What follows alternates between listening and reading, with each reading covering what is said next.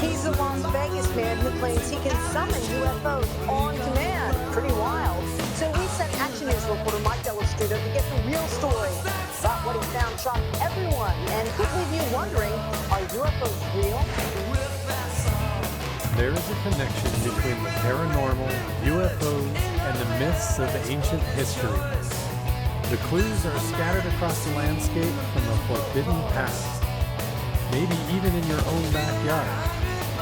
There is a connection between the true nature of our reality, consciousness, and the unexplained. I'm Carl the Crusher.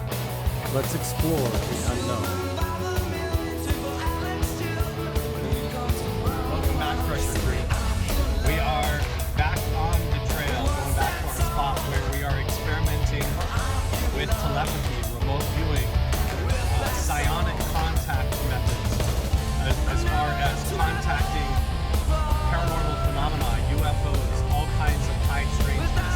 You guys know I've been up to Skinwalker Ranch several times, Blind Frog Ranch. I've been part of Project Testimony over in Khafre, and been doing this for several years now. And it's time that we go out to our own location, our own specific spot that we have with no light pollution.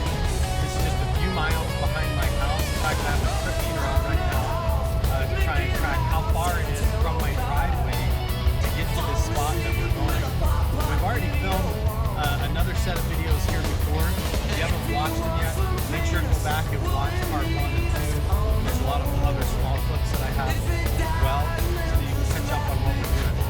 But basically, we have these UFO whistleblowers that are coming out of these special forces, special operations groups that are Green Beret, Delta Force operators, and the Air Force and all kinds of stuff, like Jacob Barber and these guys, nuclear commanders. And they're talking about how they use telepathy or remote viewing. They call it psionics, or psionic assets, where you do remote viewing to contact UFOs, and these things will come out of the ground or out of the mesa or right out of the mountain. And the idea is that you can use telepathy or remote viewing methods, and you can actually summon these objects and this phenomena. And so the idea is it shouldn't matter daytime or nighttime. We should be able to do this and be able to witness and film UAP. In fact, earlier in this series, we may have already done that, but we did it at night, and this phenomenon just appeared down at the bottom of the mesa over here, and it just like appeared in the shape of a glowing egg, like a big egg on the ground, and then it vanished. And then we tried to film it with the night vision. We couldn't get any more evidence of that, and so it just like disappeared. So we're going to try to drive back out there and see, is there like a campground over there? Could it have been something else?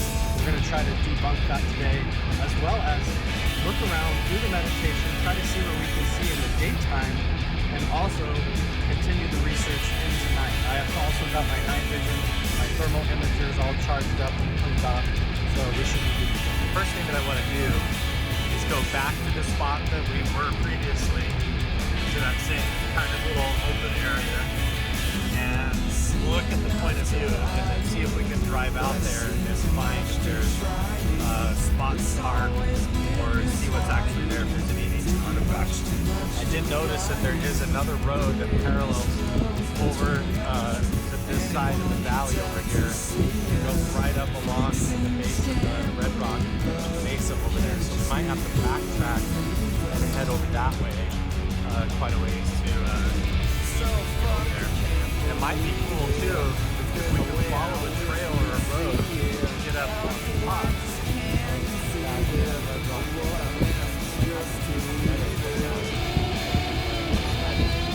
First time we came here, I sort of just picked like the first spot that looked good, and we were down in the bottom of the valley. And I wonder if we got a better spot, sort of halfway up on the mesa, or further back in the canyon, immerse ourselves back in there, we'd have a better point of view and a better lookout. We could see down in, and then we would be able to identify if there actually was any campers or RVs or vehicles or things like that. Whereas if it's just like a rise in the valley and then somebody's like parked on the other side of the hill, their light could shine up over the hill and cause all kinds of like different mirages and illusions and stuff like that. So we want to try to avoid all that, pick a really good spot where we have a great lookout, and we'll see what we can find. I had to really slow down on it too, because, like, first of all, up on top of one of these ridges would be a really amazing spot to park, but down the valley there's all these little lower rock outcroppings, and I wonder if there is any artifacts or if there's any petroglyphs around any of these lower bluffs, because it could be a clue. I need to look on Google Earth and come hike around all of these to see, because if there's any medicine wheels or ritual artifacts, then that would be a good sign that we're in the right place. We already know from previous episodes that there is tons of artifacts as far as petroglyphs and all kinds of ruins, pictographs, and even dinosaur footprints and things up in this valley. So it is really worth it to go hike around and look in these different spots. We could find anything. The potential is really high. Well, this is the spot that we parked last time. Now there's a whole camper and a truck parked there, so that answers that question. We're gonna have to keep going up the road and find our own spot. They've got a great view. That was my choice number one, but they've got the campground picked out there, so we're gonna have to find another spot. So here we go, further up the road. Now where we saw the weird light down in the valley, you see right here, the ground goes up and rises, and we were looking up over there, so there could have been somebody parked over there or a flashlight or whatever. I don't think so, but it's possible. So let's drive up here and see if we can follow the road and get over there. Over here to the west of me is also a giant mesa that runs all the way up this valley. And then, like I said, back over there, clear back up in those canyons, there's loads of ancient petroglyphs. So we're on the other end of the valley now. Not cross. It did rain 2 days ago, like violently out here, so I haven't seen any mud or any rain left over like in puddles or anything. But yeah, down in these little gullies it can get totally washed out and wet. So that's one potential, is coming out here and getting stuck. But so far we've picked pretty good weather. Now this is the way that I think. It looks like there is a trail that goes here, and then it looks like there's another trail that comes up over here, but this is more like a roller coaster. So let's go up this. It looks like side by sides go up here. It is definitely run out. We might have to go backtrack up and around and follow that other road.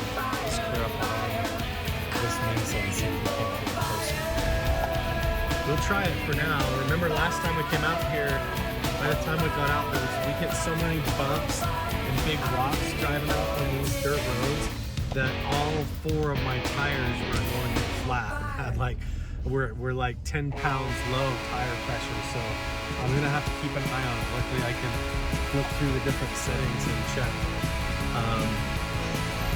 This is super weird though, because where I saw the light was coming out of the ground right over here, and unless it was, this is actually making less and less sense that it's a camper. It could have been a motorcycle or a 4-wheeler, because there is a trail. We are going on a trail. This is a big road. But from where we saw the light, it's making less sense than that it would be people. This is totally run out. Like, this is not meant for a pickup truck that I'm driving right now. This is UTVs and 4-wheelers and stuff. Motorcycles. Yeah, see, I'm scraping bottom. I'm gonna back up. We're gonna go a different way. Let's try to go back up and around. It could have been, I guess, somebody on a motorcycle up here. But the angle of where I think it was farther over that way on the other side. Let's see if we can get it. Actually, we found a different little trail coming around here. It's still very run out and rough, so I'm gonna go really slow and see how far I can make it up this trail I can get on the top of this, I might at least have a point of view to see the depth. This is smart. I was able to make it all the way up here. This is where I'm going with the trail. Yeah, I'm clear out here in the desert. Airplane flying overhead there. This is as far as I can go. I'm really not going to try to drive up this. I could probably make it to there, but then that shelf out of the bottom of the screen. But it does look like there is a four-wheeler trail that kind of goes up over here. But here's the thing, where we saw the light is clear over there against the bottom of the mesa, and we only made it halfway, and the trail ends. The dirt road that we were on keeps going clear back over there to the west. So in order to try and get to where we saw that light on the ground, it was either somewhere out here, like in the foreground of the desert, or it was up and over, clear back over there against the foothills of the mesa. So I think what we need to do is go back, clear up this road that we came up, and try to find a different trail and get on the other side of this. It looks like there could be another trail that goes over there, get around there, and see if we can figure out the light. I know that there is a real difficulty when it comes to seeing night vision footage on camera compared to what I saw being here in person. And so it's totally fair to watch the footage and be like, it just looks like it could be a flashlight or somebody parked over there on the ground. I get it. If you're not here in person, it's hard to explain. It could have totally just been a satellite in the sky and some light down on the ground. When you're here in person, it totally looks like this weird light in the sky that's moving and changing angles in different directions, and then you feel like something's watching you. You look down, and then what I saw looked like a big glowing egg out here in the valley, or like right here at the bottom of the mesa. So I really want to try and find the spot and see where it could have been. Definitely wasn't here. The angle from where the parking spot is. If somebody was parked right here, I definitely vehicle, like in the daytime from the campground. It's a clear shot. If somebody parked right here, I would have been able to see a car. I would have been able to see a TV. I can look right here.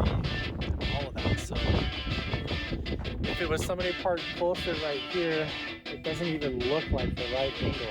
It was more clear over there. We need to try again. I'm confident that where this road ends is not where I saw the egg. It was way over there, way closer to the side of the mesa, and we didn't even make it halfway there. So we're gonna have to backtrack, try and find another way around, and see if we can explain it, because we might have to go back to where we were parked and really look at the line of sight, because I'm pretty convinced there's no way that this was to drive back out this crazy trail, try not to get high-centered.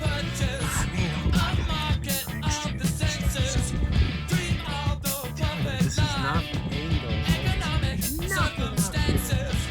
Nothing in the middle of nowhere. It's so crazy.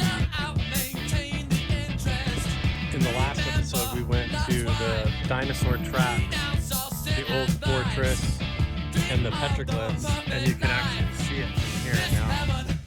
Clear over there. That is the canyon with all of the petroglyphs and the fortress right there. And then the dinosaur tracks are right, right over there. So right there and right there. We're right in the middle of all of it. Over my shoulder here behind me, this goes clear to the south. That is nothing but open desert and badlands into Arizona for miles and miles and miles. All the way, that's just nothing but Arizona. You go that way and it goes into Nevada. It's just like, there's nothing. There's no cities, there's no town.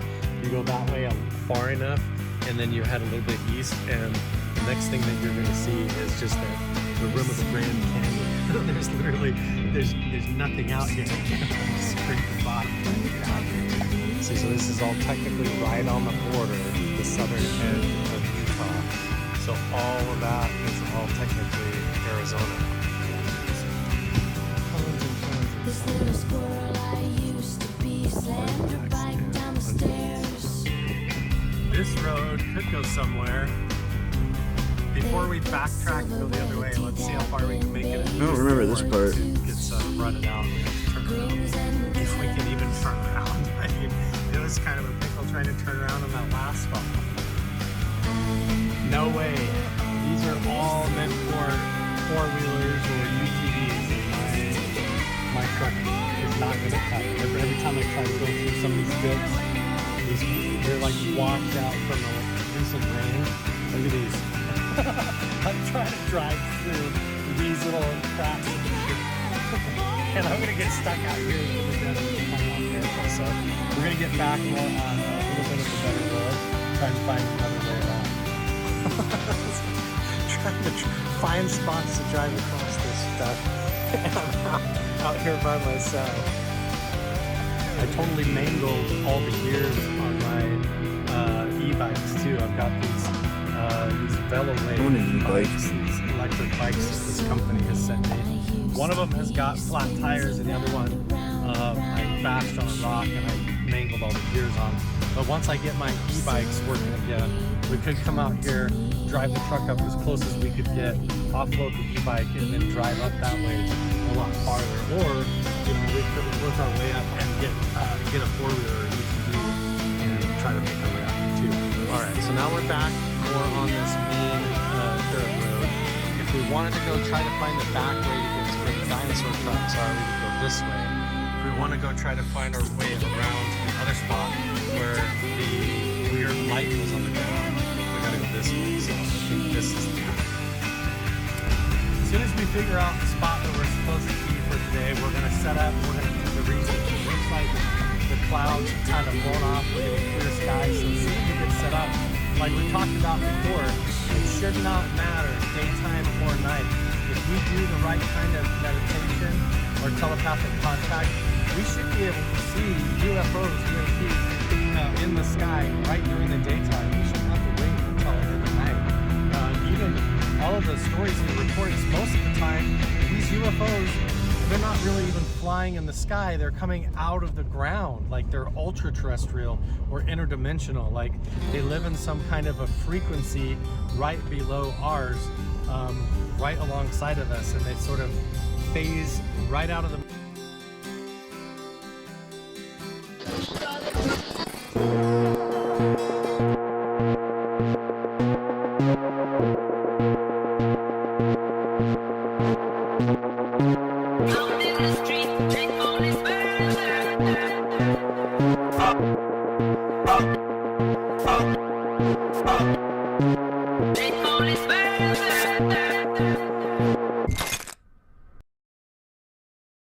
Here.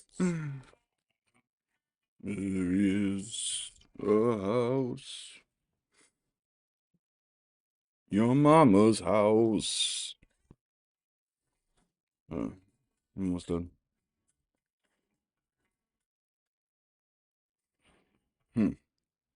Shadow monster. What's everyone up to? How's your day? I took it easy. You know, easy. Just watched fucking Stargate and played FIFA all day. Played with the kids. Kids start spring break tomorrow, so they're all fucking, oh, I'm staying up till fucking 1 in the morning. Ooh. It's cute. I'm doing an all-nighter. They're all asleep.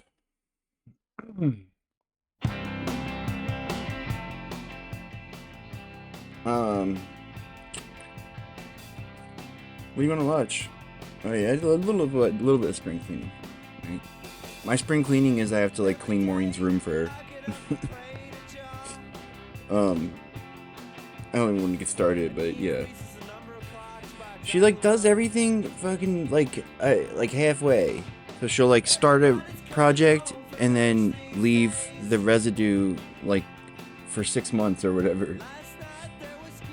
So I just have to periodically go around and like do the last fucking 30% of every task she starts. Alright, so Billy's on that new pyramid shit, which, you know, you want to hear from an expert or no? Because that's the expert. Debunkers are gonna be so mad when they redo the history books and put fucking Billy Carson there and take away all their, you know, Mark Lerner. The late 20th and early 21st century was a tumultuous time and full of great dishonesty. Revolutionary thinkers like Billy Carson were marginalized in favor of corporate mouthpieces for the status quo. Something like that. That's how I would summarize it. These were courageous individuals who withstood great attacks during their lives. Yo, does Fez Shakir have a show on Vice now? Did you see this?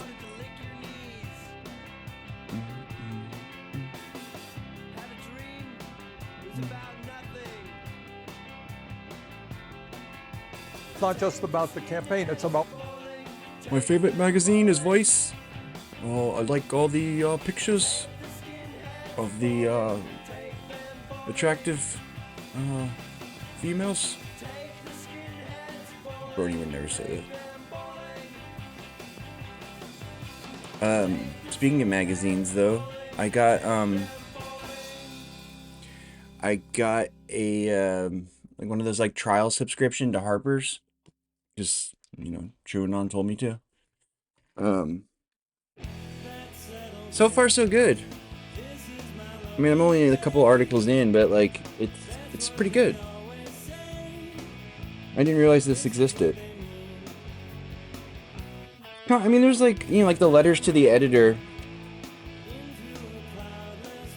There's one guy talking about DSA and shit.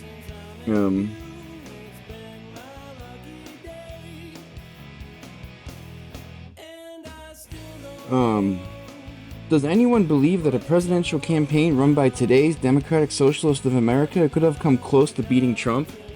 Yes. Yeah, 100%. Like, that's the point. Nobody likes the fucking the centrist politics. Nobody is going to fucking, like, come out for it. It's just people who you've guilt-tripped into, like, being scared of Trump. Right? There's not anybody who's, like, looking forward to voting for a neoliberal. Right?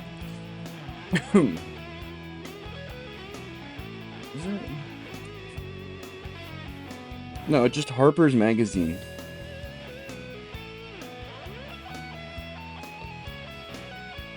The first article is by Matt Karp.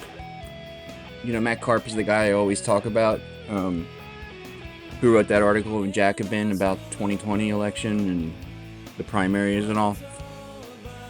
He's the guy, like, he's the only one I trust to actually look over the demographics and stuff. Like, he's the one who, like, debunks all the DNC talking points about, like, oh, fucking black people voted for Trump or shit like that, you know? He's the one that I've also seen when people try to claim that, like, oh, the Republicans are the working man's party now. Like, he's the one who always fucking shreds those takes. You know. What else did he write? He's like a historian. He, wrote some stuff about the, you know, third parties or whatever, historically. He's pretty good. Bit of a trot, but, you know. Is that still around? I mean, I'm...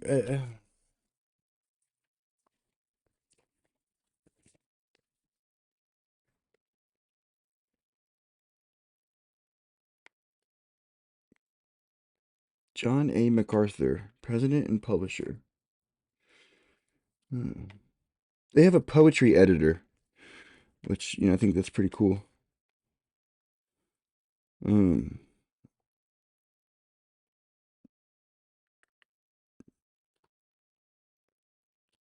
was just looking to see if it was Condé Nast. It doesn't look like it. Founded in 1850, volume 350, number 2099.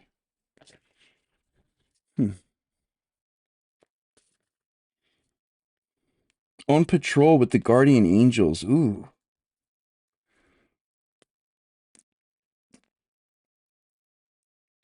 But like you've probably you've probably like heard podcasts with a lot of these authors.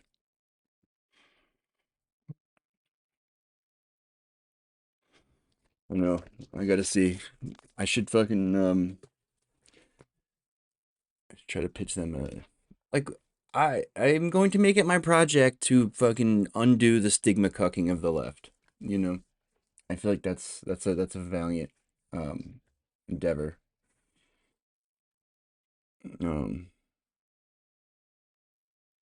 Just need to buckle down, get working.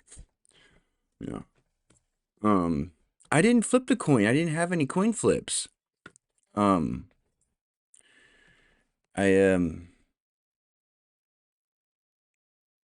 Yeah. No, those fucking those fucking Steyer voters, man. If I had gotten those Steyer voters, it would have all been different. It would have changed everything. Speaking of UFOs, Husker Du song called "Books About UFOs."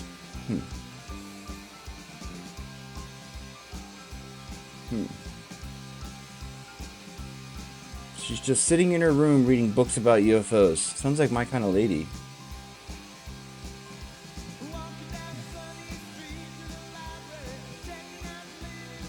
You know what I'm saying?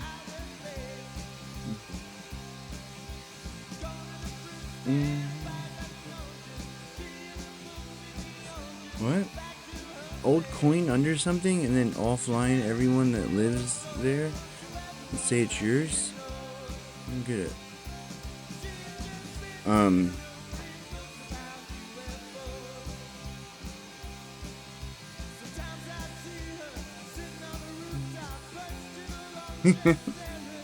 Yeah, Israel's never claimed their borders. What does the Democratic Party stand for? Do ordinary people say, yeah, that is a party that is fighting for my interest? How does the Democratic Party, Lito, and not be the party of institutional waste? An entrenched elitism. Institutional waste? This campaign I managed was a populist thing. We are going to make it very clear that I hate this fucking concept. Not what this country is about. Like, did fucking people who still preserve that fiction about, like, oh, the Republicans are efficient and they cut the government spending and it's the Democrats who are spending all the money or whatever. That's preposterous, dude. It's the opposite, right? It's the fucking right introduces these austerity takes and then the Democrats go along with it because they wanted to do it anyway. But then they just like point to the Republicans as the rationale. And then the Republicans get back in office and they fucking, increase the budget and tax breaks and shit.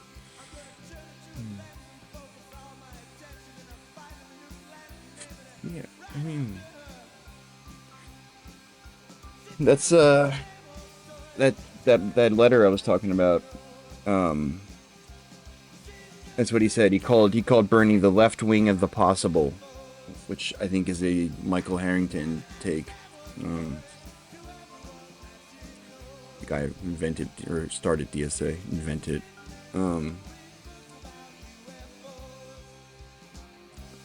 Yeah, I mean, I don't know. Like Bernie did us the favor of, like, I feel like he did about as good as you can do running that type of campaign. Like that showed us where that's gonna max out, and they're just not gonna let anybody progressive win or anybody at all who's not completely cucked, right? That's what I think that like happened with Trump is like he surprised them the first time, and then afterwards, they knew like they weren't gonna let any outsider win the primaries, and then I think they got Trump like Capital made their peace with Trump in between the two Trump terms,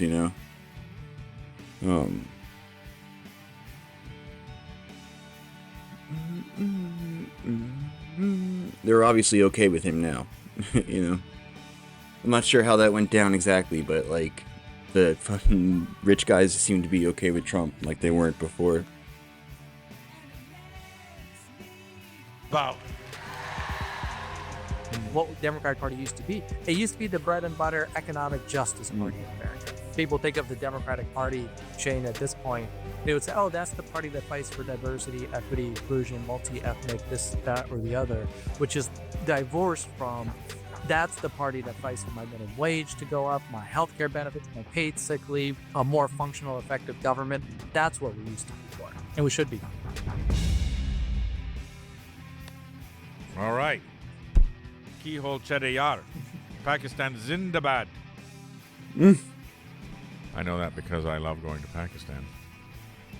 Now, correct me if I'm wrong on any of this stuff, but you were the first Muslim and first Pakistani American campaign manager for a major party in the U.S. presidential campaign. I think so. I think That's why we started with Pakistan Zindabad.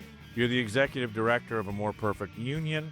You famously were Bernie Sanders' national political director for his 2020 presidential campaign. Campaign man.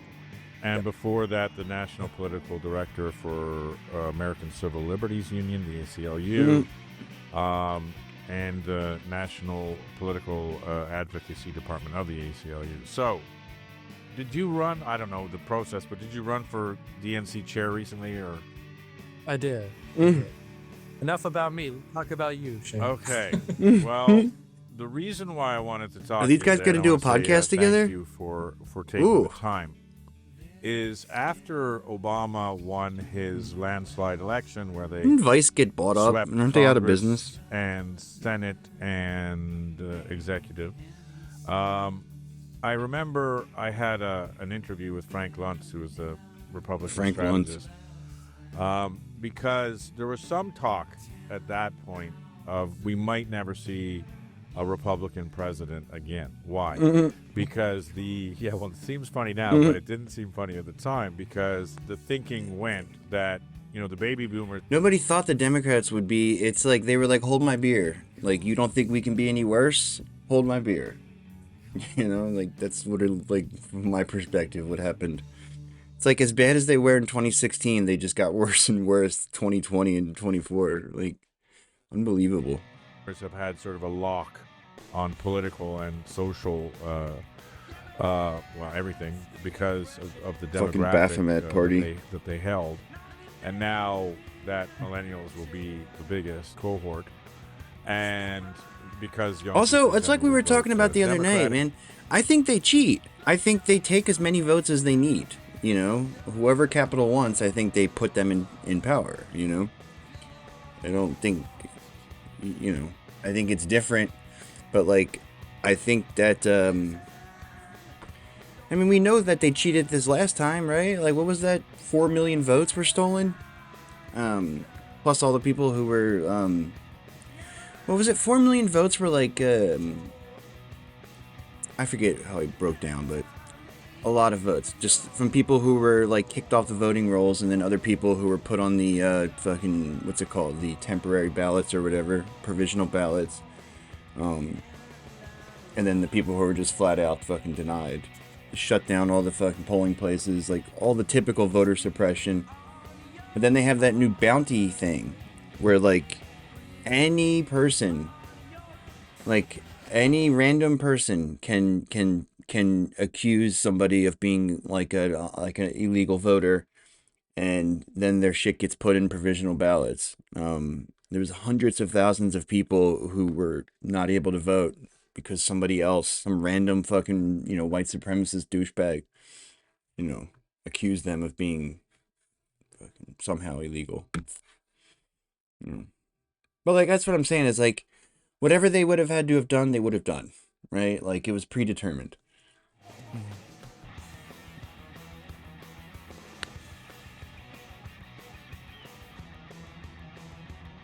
Poor Fez, man. Get the fuck out of there, dude. Come on. That Obama was the sort of signifier of a change that would not swing back to the Republican Party. And Frank Luntz tells this story. I interviewed him about this story, where he sort of got the last sort of remnants of the Republican Party together for a dinner. It was all about a lost movement trying to figure out how to get back up on his feet. So it wasn't to sort of go attack the president from day one, and if Obama's for it, we're against it. It was more, Never. What's the new strategy? Yeah, right. Is there a new, not even Oh what's my the new God, strategy? you're right, dude. Is there a new strategy, or are we done?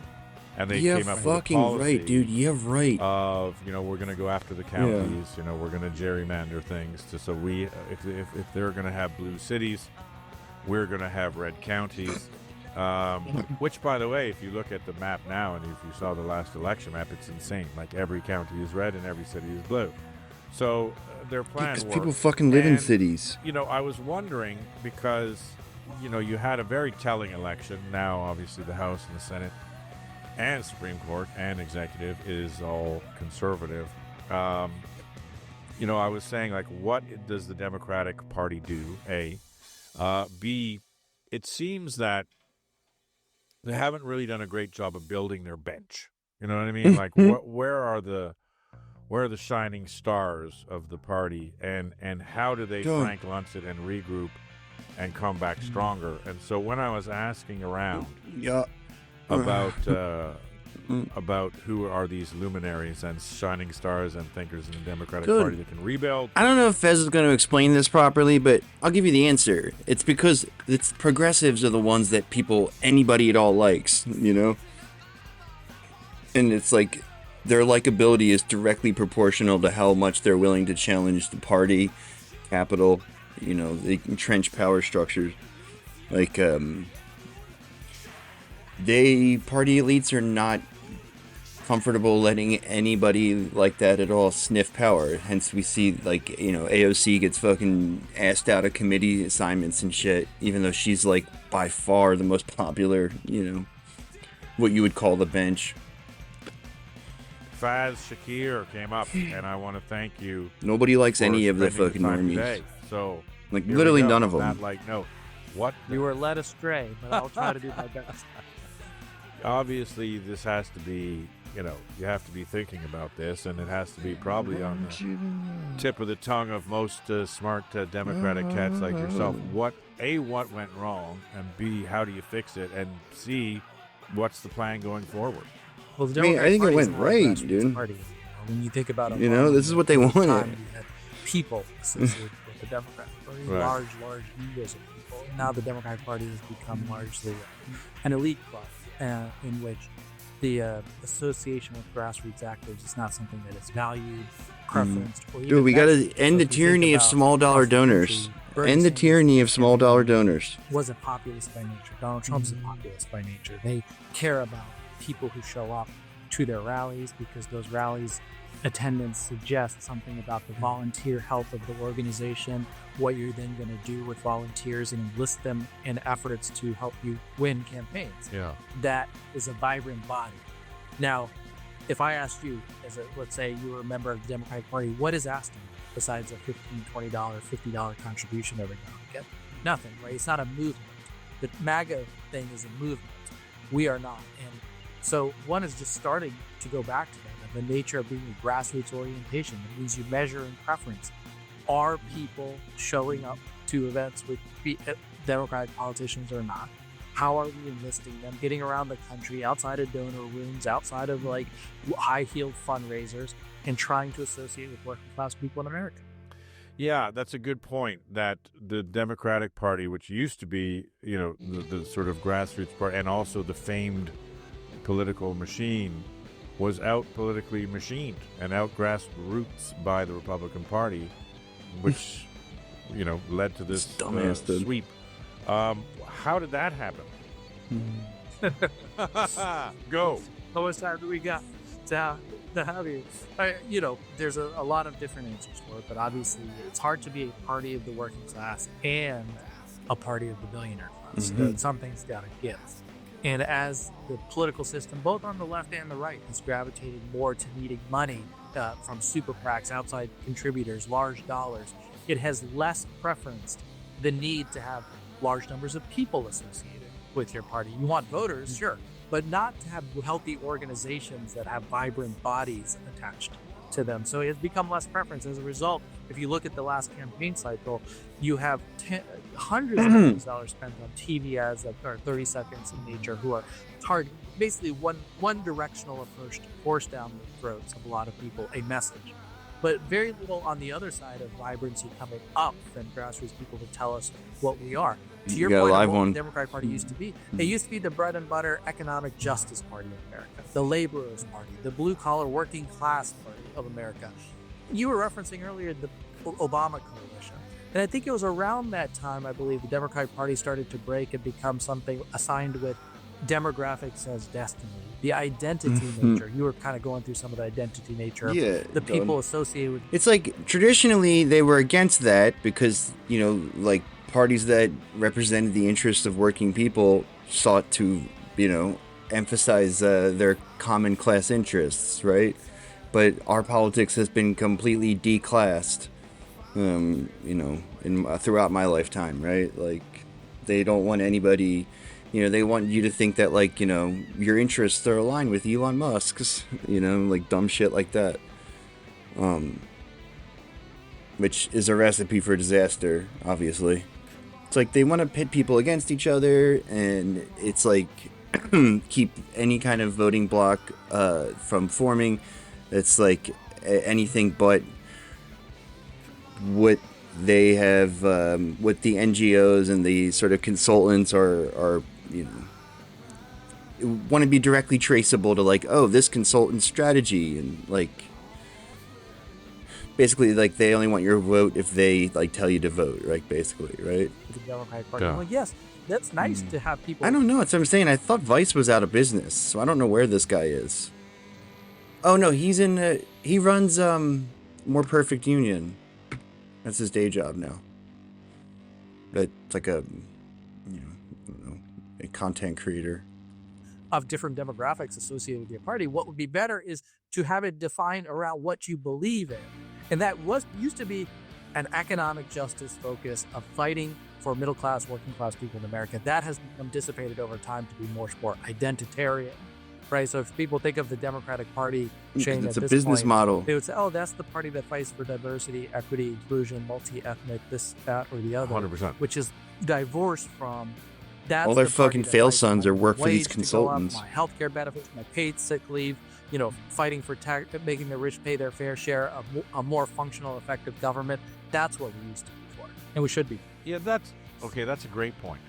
So it went from a sort of economic focus for a larger group of people, middle class, working class, etc., the majority of the people, let's say, right, to identity politics and a theoretical more than a let's move the economy this way. Like, that seems to be a large ideological shift. Yes. Was that a conscious thing? How did that happen? Is that the result of the right moving? I assure you, your interests are not aligned with Lockheed Martin's. Well, let me start with left of center politics here. What happens around us in society during this period of time, Shane? Right. Well, let's take the last 2-3 decades. The growing wealth and income inequality just becomes huge. You know, the word billionaire probably in Obama's first term was rare, right? Yeah. It was not a term commonly used now. Billionaires, sure, there's 1,000 of them, and there's going to be much more. There might be a trillion. Number of billionaires So is not a good sign of a healthy economy. Such a Yeah. great point. That's not a good that metric. Is what's going on around us. So then you have wealth funding campaigns, and then candidates having to choose: are you an economic justice crusader? Yeah. Are you focused on wealth and income inequality, or as a result of wealthy people giving you money, What song are should you I use? finding a distracted other way to campaign? And that is where the majoritarian sentiment of the elites of the Democratic Party had moved. Okay, instead of We call it the old reverse economic Robin Hood justice warrior in a strategy. time of massive wealth and income inequality, I'm going to take the escape hatch. The escape hatch is, you know, I think we should have, you know, preferential hiring, transgender policies, you know, choice issue fights, places in which we feel like the diversity of our communities is well represented, but not, in some sense, become a kind of departure from the economic justice issues that would have alienated, in my view, some of those high-end billionaire donors whom we have come to rely on more to fund the party. And so you were part of the team that was an incredible political success story, i.e. Bernie. Great grassroots and social media. It seems like the Democrats lost the social media war against the Republicans in this last election. Where was Bernie to save us? What happened? Well, we used to win it, right? You remember. Yeah. I mean, in his first... It was hard to motivate volunteers while you were doing a genocide in front of everybody. 2016 run, and then also 2020. Like, if you looked at 2020, we had more small dollar donors in social justice activity or social media activity. Inflation is than all caused those by things high combined. military In the budgets 2020 and plan, tax we cuts. had more grassroots-ism within Bernie. And of course, simultaneously, you remember we were castigated by some in the Democratic Party as these are Bernie bros. Yeah. These people from anger and hatred and venomous, comments Right. out there from people who like Bernie. And my point of view on that has long been and still is that this is democracy. Democracy is messy. These are not people who are couth and have worked in politics for 4 decades, know how to interact. They're driven by passion and justice, and so they say things maybe that polite people with JDs and MBAs wouldn't say. That's such a fucking... And unfortunately, too many of the Democratic Party castigate. You cannot give any credence to that talking point. Like, oh, Bernie bros or whatever. The fucking liberals are significantly more fucking vile, and any kind of indication of impropriety, it's like you will find significantly more of that coming from the fucking blue MAGA types. From Fez. Called them Bernie bros. Said, Right. You're being mean. Joe Rogan was probably famously one of them. Yeah. He was a Bernie bro. I think he was a Bernie voter. Yes, he's indicated. In fact, I remember getting criticized because we posted a video of him saying he would vote for Bernie Sanders. And so when we posted it, the Human Rights Campaign at the time issued a condemnatory statement that we were, transgressing against our communities that needed, our support and championship. Also, not only the Human Rights Campaign, Move On issued a statement condemning us for having accepted the endorsement. I'm like, well, politics is the art of persuasion. You need people to join you. You don't want to be pushing people away. That's not good politics. Yeah. And yeah, we were kind of derided, sadly, wrongly, because I think people just didn't want Bernie to be their nominee. Well, also, I mean, Joe has more viewers than MSNBC, CBC, the CNN, ABC all put together. B, one of the reasons why Trump won the election is he went on Rogan and Harris did it. But more fundamentally, Shane, talk to people with whom you may have disagreement. Yeah. The whole point is okay, fine, he might have a viewpoint that you don't like. Guess what? Welcome to the world. Everyone's got a viewpoint that They just did that because they didn't want to give Bernie the win, right? They would have been ecstatic if their candidate had gotten that endorsement. you don't like. The question is, do you want to engage them and bring them into your universe? That's what I still get upset about. So many Democrats are like, it's a purity test. The whole point is to persuade them, engage them, talk to them, and help them understand why you feel a certain way, why they should maybe think about it differently. The Democrats were trying to tell everybody that the economy was great, and you were actually just a dum-dum for not fucking seeing how great it was. That was basically the party's official fucking, talking point. Like I said, I don't, and then, Liz Cheney is, such a bizarre thing that, I am completely open to the idea that they fucking threw the election, right? It's a different form of persuasion, right? Yes. We've become polarized, between the Republicans and the Democrats. And, speaking of Obama, I remember I did a documentary in the last 6 months of his presidency, and I was talking to Speaker Boehner, and, Speaker Boehner got ousted from his position by the Tea Party for even going to meet Obama, which is his job. And you're like, okay, we can't, and the whole Republicans won't give one vote to the Democrats won't work with the Republicans. It's become crazy, and I want to get into that a little bit more, but let's get into media Yeah, I'm reminded of that shit with Obama. One of the first agitators was Donald Trump, who said that essentially he doesn't have a birth certificate. You can remember well. It was a sense of like he's not one of us. He's not American. We can't even have him as our president. I was telling somebody I wanted to do a podcast series. I mean, his mom was in the let's CIA. go back and basically all of the things that they said Obama was going to do, take the guns and he's a communist and there's, he's going to make it socialist and all this stuff. And then, like, even in the Trump stuff, it's like, gay people are going to go to concentration camps and this is going to happen. I mean, it's incredible what goes out in rhetoric on the campaign trail. I'm sure there was lots about Bernie, we're all going to be commies and all this stuff. Oh.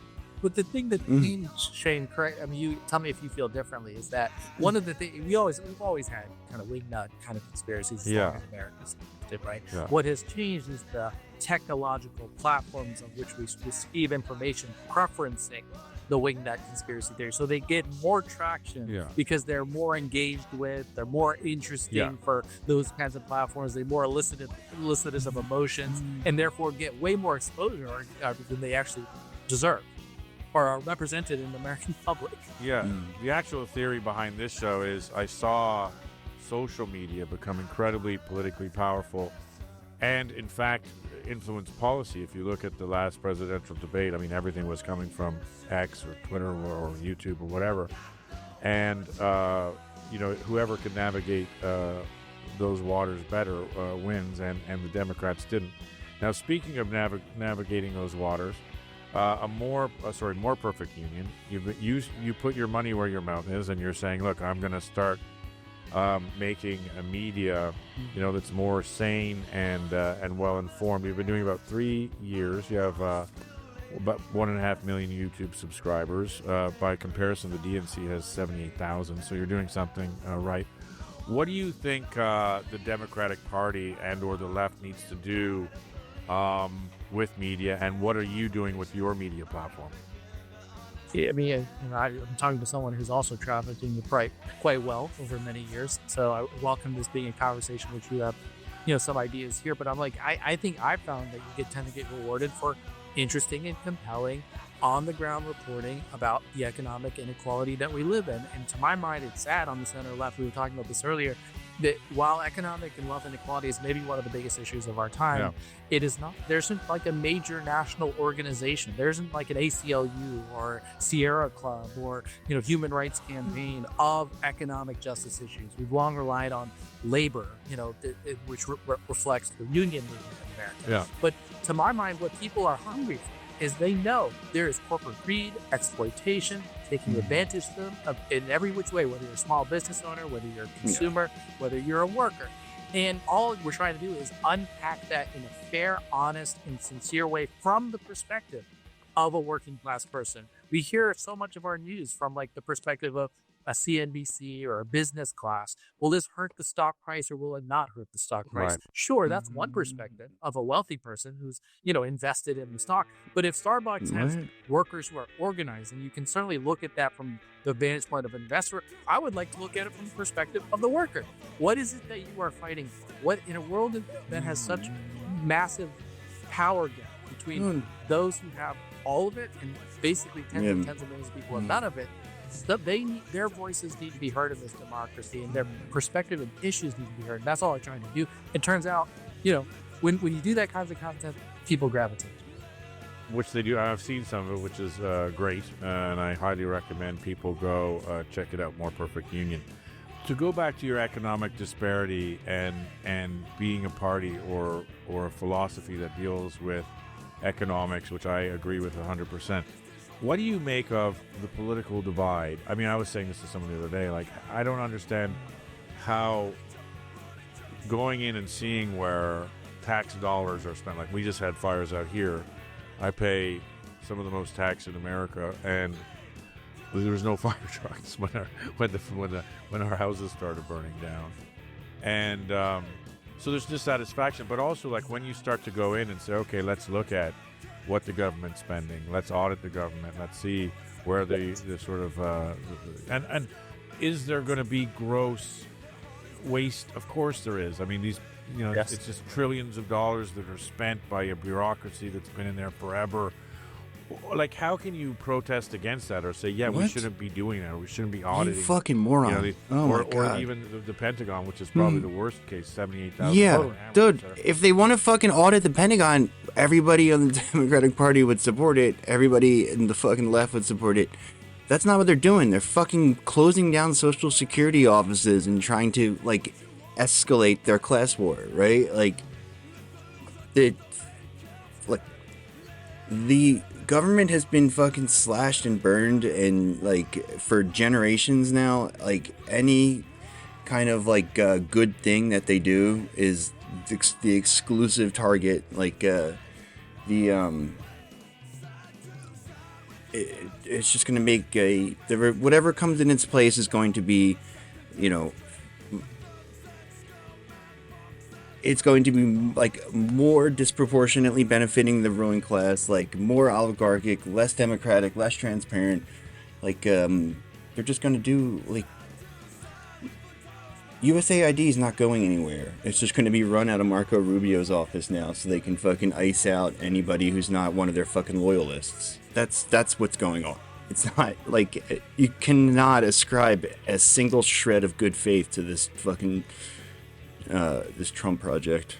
Like, they're like, yeah, we can't do an audit. This is where a failure of the Democratic Party has been as a governing party, right? Like, when you're governing, we are supposed to be the party of government who believes in government. And when you believe in government, you want to hold it accountable, make I don't know what that is. it work.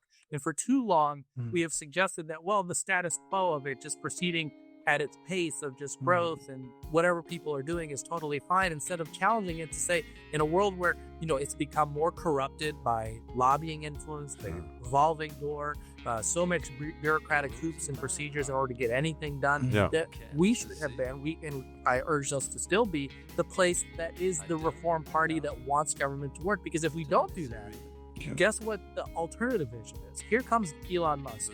Yeah, I'm going to just wreck it. I'm going to set it on fire. All 2 million federal workers are going to be my targets. And that, of course, is not a solution orientation. That's I see this as a problem, and therefore I'm just going to blow it up, because the cynicism towards government has grown to such great lengths that people are not even sure. A lot of working class people are not sure, can it ever work? Yeah. And of course it can. I mean, we remember Social Security, Medicare, Medicaid, these have been built by Democrats, and these are successful programs to this day, to your point of efficiency. It's not designed to work. Like, that's the Reaganomics thing. That's what they've been doing, is they cut the budget, and then when the shit doesn't operate like people expect it to, it's, oh, look how shitty the government is. We got to privatize this. And inevitably, in every single instance, it makes fucking the services more expensive, less available, and, like, just, you know, escalates every, you know, shitty trajectory we're on. Efficient. If you think about retirement security, Social Security is one of the most efficient ways that we address tens of millions of people's security and retirement security in America. The goal for us is to improve upon it, make it more effective. And I mean, that's what I mean. Yeah, we have too far. Party just of not challenging. There's no accountability. Like, they know that. Like, there's nobody who's gonna rein them in. Right, they can do whatever they want, and the Democrats at best can just fucking whine about it. Isn't it us that we're auditing the Pentagon to find reduction? 100%. You know? Yeah, well, why?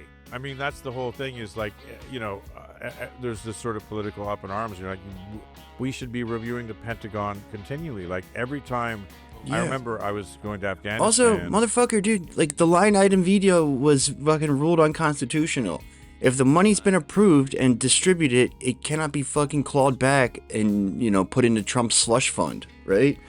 It's like, if you don't want to fund these things, you have to go through the fucking budgetary process like everyone else does. You can't just fucking decide, oh, I don't like this, whatever. Like, you know, we solved the stories, what they were doing, right? They would search, like, fucking diversity and then cut every program that had diversity in its name, right? Or they would search, like, transition, and then they would cut everything that had the word transition in it, right? I saw there's people, like, getting their papers pulled down because they were about, like, transitional state of atoms or whatever, you know? And, you know, there was a power plant that didn't work, that was never activated, and then the Taliban were collecting the electricity fees from people. It was just a complete disaster. Yeah, again, everything you're describing, every example people are going to have about fraud is the Pentagon, the military-industrial complex.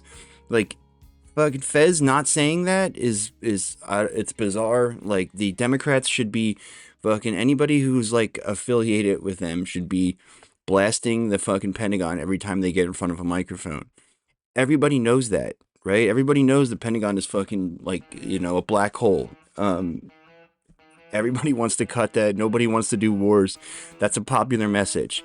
But we know why the fucking neocon-led Democratic Party does not, you know, is not interested in doing that. Fucking the most lethal military in the world, fucking Dick Cheney. Like, that's not a popular brand of politics. People who are into that shit vote for the Republicans. There's not a lane there. If you want to win elections, you can't do that. And they know that. That's what I mean. They only want to win if they can win like that. And that's going to be fucking fleetingly rare. Wasted, etc. And they were like, Shane, where are you getting your scoops? Oh my God, this is so great. And I'm like, yeah, Sigger, the special investigator general, who's appointed by the government.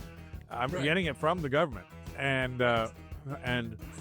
so if you look at, you were speaking about revolving door. I mean, you have a lot in, you know, you have career bureaucrats going to, you know, literally fucking Blinken's job. Boeing and, you know, and then, you know, getting the contracts and coming. But these are, you know, hundreds of billions of dollars, you know, going through a year. And they're being overturned for a lot of those things, like a Stinger missile or whatever.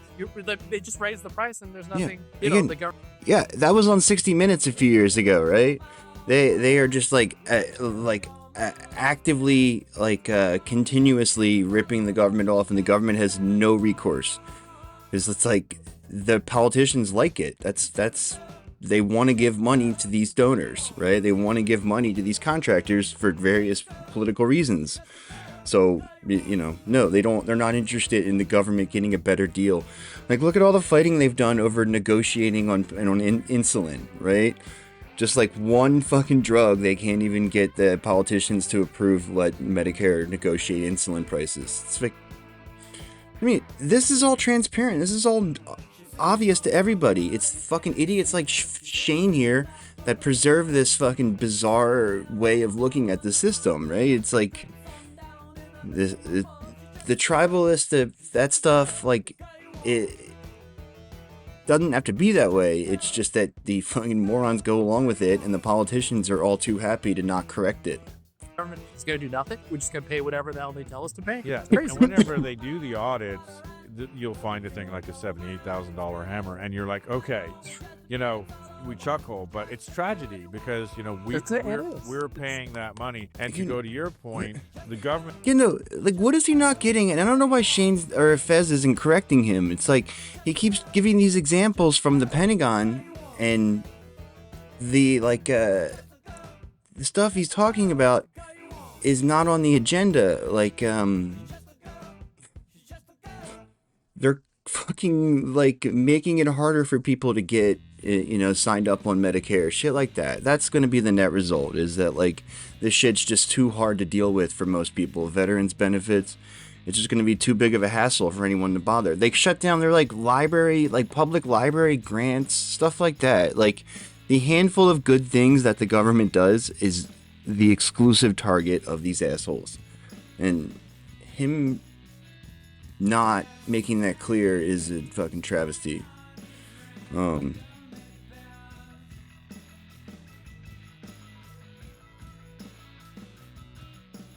Government's gotten so far away that people say, well, I mean, it's great. It's just, is it ever going to work? And you're exactly right that the Democratic Party. I mean, we should fucking shut down the Pentagon. Is what we should do. Why didn't we do that? Why didn't, you know, Biden was a political mechanic, you know? Yes. And you know, a consensus politician in his day, right. And he knew how the system worked.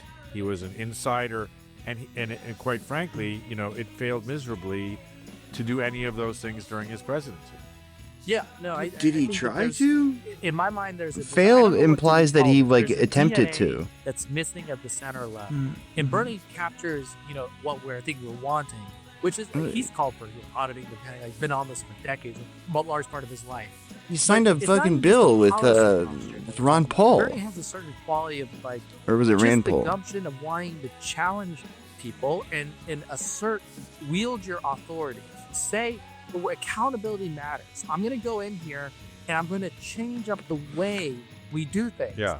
That has been missing on the center left. You don't see, you take any institution, Yeah.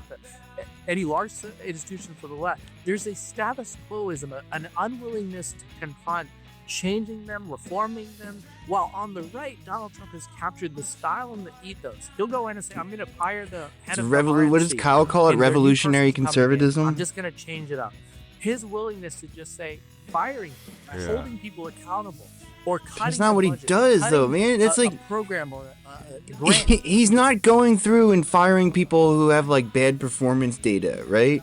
They're firing liberals and replacing them with fucking fascist sickos. Like, I don't know. There's really no other way to describe it. Like, Given to somebody, it has been almost become exclusively the domain of the center right. Right. That is the only people who do that, and it's just sad. I don't know what his. I would support that, by the way. Just be a good manager. Care, like when you're governing, care about outcomes. Give a damn and roll up your sleeves and figure out what are you spending money on. And I do tend to think if we did those things, people want to. I don't think Yeah. this stuff really exists your outside of the Pentagon. background, I mean, your- that's what you're fighting for is the right. like I would be happy to have them look, right, if that's what they were actually doing, but I'm willing to fucking bet on it that like the government's already been trimmed to the bone. Every area that's not just a giveaway to donors has been trimmed down to the cut to the quick, right? Like the waste and fraud is all under the fucking military contractors and the just the sprawling. It's just like the Pentagon does like $1 trillion budget every year, basically, and so much of it is just fucking completely like not even that like it's opaque, like it's like complicated. No, it's opaque, like only a handful of people have access to it. Right, of course, but when you don't do your job, I'm penalizing you. I'm going with the other guy. Yeah. It seems like And they can't vote no on it. It's like a must-pass bill every year. Musk and Trump on this regard. Yeah, they haven't really is they found take those anything jobs seriously. exactly. They're working probably 18 to 20 hours a day. I disagree with a lot of the things they're doing, but then I want some version of that on the left. Yeah. Who wakes up every day like fighting like Fez, this Dickens is to an awful figure out take. the things that are functional and non-functional It's in just our that, government like, and want to the people who are professionally involved with Democratic Party politics are like put there because they're not going to do anything. You know, like you say what you like because they like what you say. Like if you know, it's like we see these people on Twitter, man. Like we know what they're not going to do a fucking thing. Like the parliamentarians. be in charge of them and run them with efficiency and purpose. Yeah. Exactly. And so Well, no, the 150-year-old thing or whatever it is, right? Is like, that's it's like that shows up when like the age didn't transfer right. Like there was a number was like off in the age, or there was missing a digit or something, right? It just defaults to that, and like that's shit that like people have known about forever, and like them pretending to not understand that is like the media has a responsibility with stuff like that, you know, like. which brings me back to the original point of, okay, how does the Democratic Party rebuild? And you brought it up too, like how do they become a grassroots party again? How do they rebuild and not be the party of institutional waste? And then also... Entrenched elitism. Entrenched elitism is what it is. And then also, where are the stars? I mean, politics, as you well know, a lot of it is name recognition. And if you look at the Democratic Party now, you got AOC, you got Bernie, and I mean, a few others, Bernie on periphery. Who else is there? I mean, like, how do you build your bench in such a way that, you know, young people and the silent majority and regular people and like there's not, you know, they're working not class like and middle class Americans resonate with the party again. I haven't seen a single example I've of been Bernie's like chief I haven't voice seen for a life single example of anything that's been cut that was like, you know, waste, fraud, or abuse, right? Like, because again, they're not looking at the Pentagon. right? Like, it's all just like programs that sound woke to them, right? Is basically all it is. Like, do you see the Jackie Robinson thing? It's like, it's psychotic. Also, the ICE people who talked about how they were detailed to fucking read pro-Palestine social media posts. They were pulled off the border where they were tracking cartel violence and put on fucking mean tweets. It's... And like, I don't expect this guy to do a whole lot, but like, you could this whole fucking framing he's putting out there is awful, and that sucks that he's like, you know, co-signing it basically. I mean,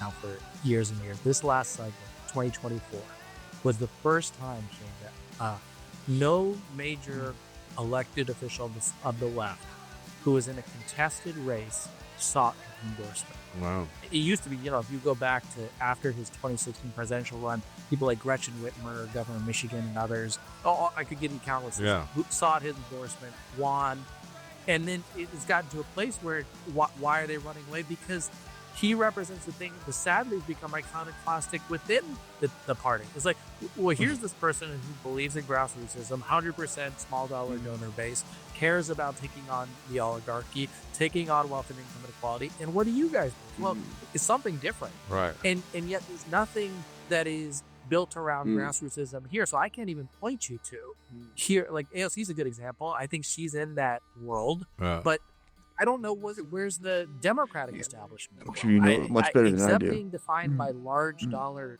interests and donors, I don't know where is the next leaders who feel like I am associated with people, want to be a leader of people, and take that. Who did he say Bernie didn't get it? They didn't ask for his endorsement? Wow. Yeah. Who do you think would... There's some governors possibly. I mean, I'm not going to discount none of those assholes, superstars that could rise up. That's superstars and stars, potential superstars. Let's just start with the fact there's some people who hold public office right now, like the governor of Pennsylvania is Josh Shapiro. Oh my God! The governor of Maryland is Wes Moore. The governor of California is Gavin Newsom. The governor of Michigan is Gretchen Whitmer. Are there young governors who could potentially be potential candidates? Sure. Yeah. Now, I think that there's also a moment, Shane, where maybe the next leaders are going to come from outside of politics too. I mean, one of Donald Trump's strengths was that he was a businessman who ran. And so I'm like looking at labor leaders, whether you're Sean Payton from United Auto Workers or Sean O'Brien who runs the Teamsters, or, you know, faith leaders, or just businessmen who want, businesswomen who want to join and say, I want to be outside the traditional system and I want to challenge it. I think there's an opening, to be honest. That makes sense. Do you think that the mismanagement of the California wildfires screws up Newsom's chance going forward? You're closer to that. I suspect this guy's such a lib, dude. The reality is people are really still struggling to get insurance claims filled, to have it's a disaster. Fair and rebuilding process. That's fucking capital, there dude. There should be accountability, right? Like you put elected enough people in office. Why would you blame that on government, though? It's like the insurance companies don't want to pay out. Oh, that's the government's fault. In some ways, that's where you think the Biden and Harris record starts to hurt us. That people, if tens of millions of people on the bottom, 50-60% of America find that their lives were worse off, you know, 4 years ago, then there should be some accountability. In my view, we're not even reconciling how to do politics right, to go and tell people, here's what I am doing. So most of the time they're getting information, and when there are failures, they'll get the information from Fox News or conservative actors. And I'm like, I'm not even sure what the compelling case is for a lot of these people who want to make the argument.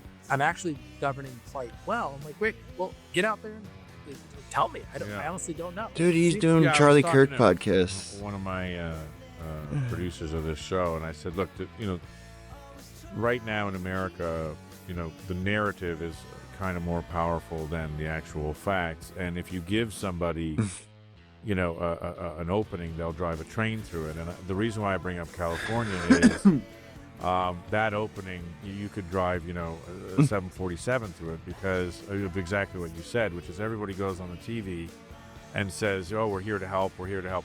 And everybody I know is like, "Well, I can't get the insurance paid. I can't do Yeah, FEMA's again, done why are nothing." you blaming that on It the doesn't matter government, if dog? people are helping or not. It seems the perception is that they're not, and there's a This is gross what I mean. It's ineptitude. like, And there's the reason why I say does it hurt his chance, because if I was his political opposition, I would just point to it and say, okay, A, why did it happen? And there's all kinds of failures. it's just like the awful things that are done in the name of capitalism that capitalists do to us on a daily basis are just so pervasive and so awful, and they're the root of so many problems. It's very hard to like come across as somebody who's like seriously concerned about your problems if you're not, but you know, I mean, pointing the finger in the right direction, right? Like, again, this guy is framing this whole thing around like the failure of the government that the insurance companies refuse to pay their clients. Like, this is something that like anybody could get behind. Like, yeah, the insurance companies are fucking over their policyholders. Who's going to be against that? Like, who's going to be on the insurance, the insurance policy holder, the insurance company side, right? Instead, you're like, oh, it's the government's fault that, you know, capitalism is fucking, you know, evil. Yeah. Right? Exactly. That's what I'm saying. It's not a system designed to be effective, though. That's the point. It's a system designed to make profit for the fucking richest people in the world. Right? Like, that's the difference. Like, if you design a system that's, like, good, you know, it's like... it's not going to be like that. Right?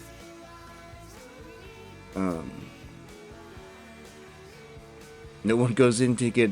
No one goes to the doctor until they're, like, fucking dying, you know?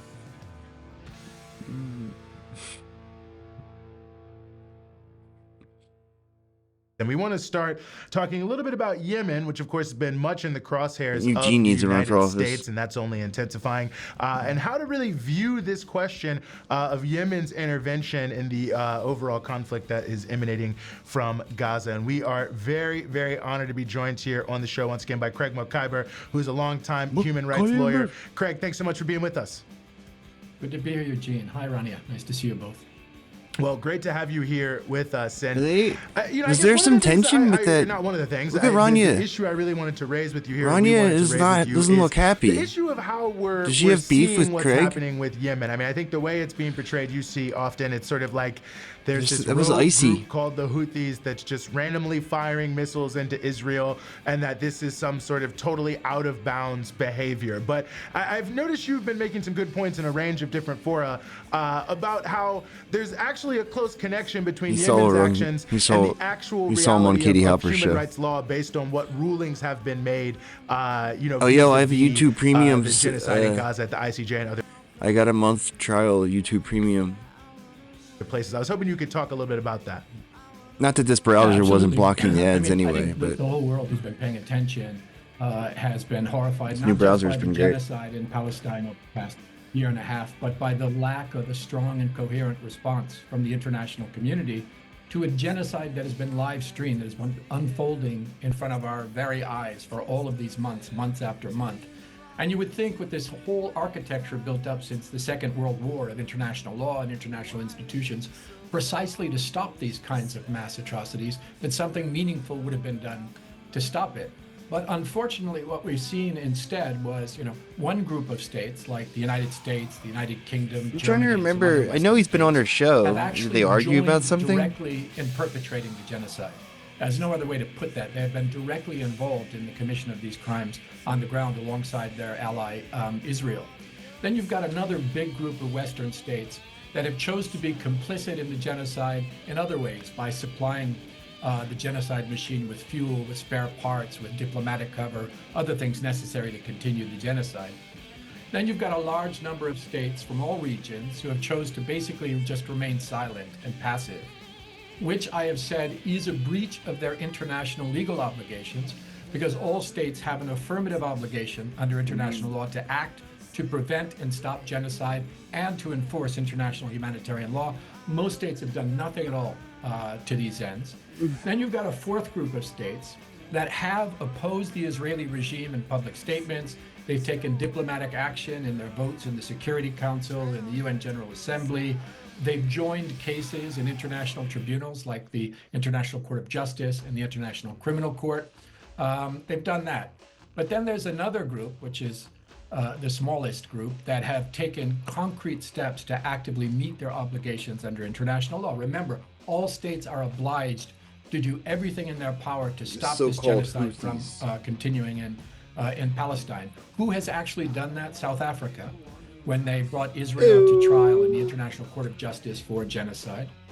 I've said arguably Hezbollah, not a state, but it is a significant actor in that state because it has engaged Israeli forces militarily, initially in territory illegally occupied by Israeli forces, the Shabab farms in South Lebanon, to draw Israeli assets away from the genocide. And the third one that you mentioned very significantly, Yemen, under Houthi control. Because, I think your viewers are more sophisticated than those watching corporate media, and they probably know that, the Houthis, Ansar Allah, they announced in response to Israel's genocide in Palestine that it would block shipping into the Red Sea that was headed to resupply they should make some the fan Israeli cams with regime that. as long as it continues the siege and the genocide in Gaza. And it's been using this choke point at the head of the Red Sea called Bab al-Mandeb, which means the Gate of Tears, in this narrow strait between Yemen and Djibouti at the opening of the Red Sea. And they started this targeted partial blockade in November of 2023 when the genocide started. I want to get one of those chicken coops. And then they sustained the blockade until the announcement of the most recent so-called ceasefire. In my view, it was never a ceasefire, but the announcement of the ceasefire in Gaza.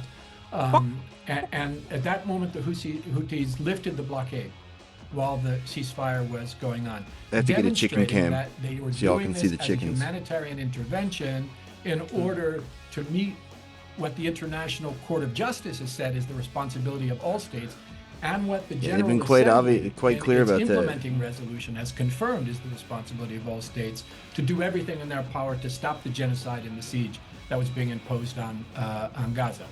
Some ships avoided the blockade by sailing around Africa, but most of them couldn't. So the major shipping companies stopped sailing to the Red Sea, and the port of Eilat in Israel went bankrupt, which means that this blockade was working. It was denying the Israeli regime many of the goods that it needed to continue the siege and to continue the genocide in Palestine. By the way, the International Court of Justice has also said that all states have international obligations to stop any supplies or trade or economy flowing to the Israeli regime that it can use in the illegal occupation of the West Bank and Gaza Strip, including East Jerusalem. So again, these are acts that are consistent with requirements of international law that have been defined by the International Court of Justice and affirmed by the UN General Assembly,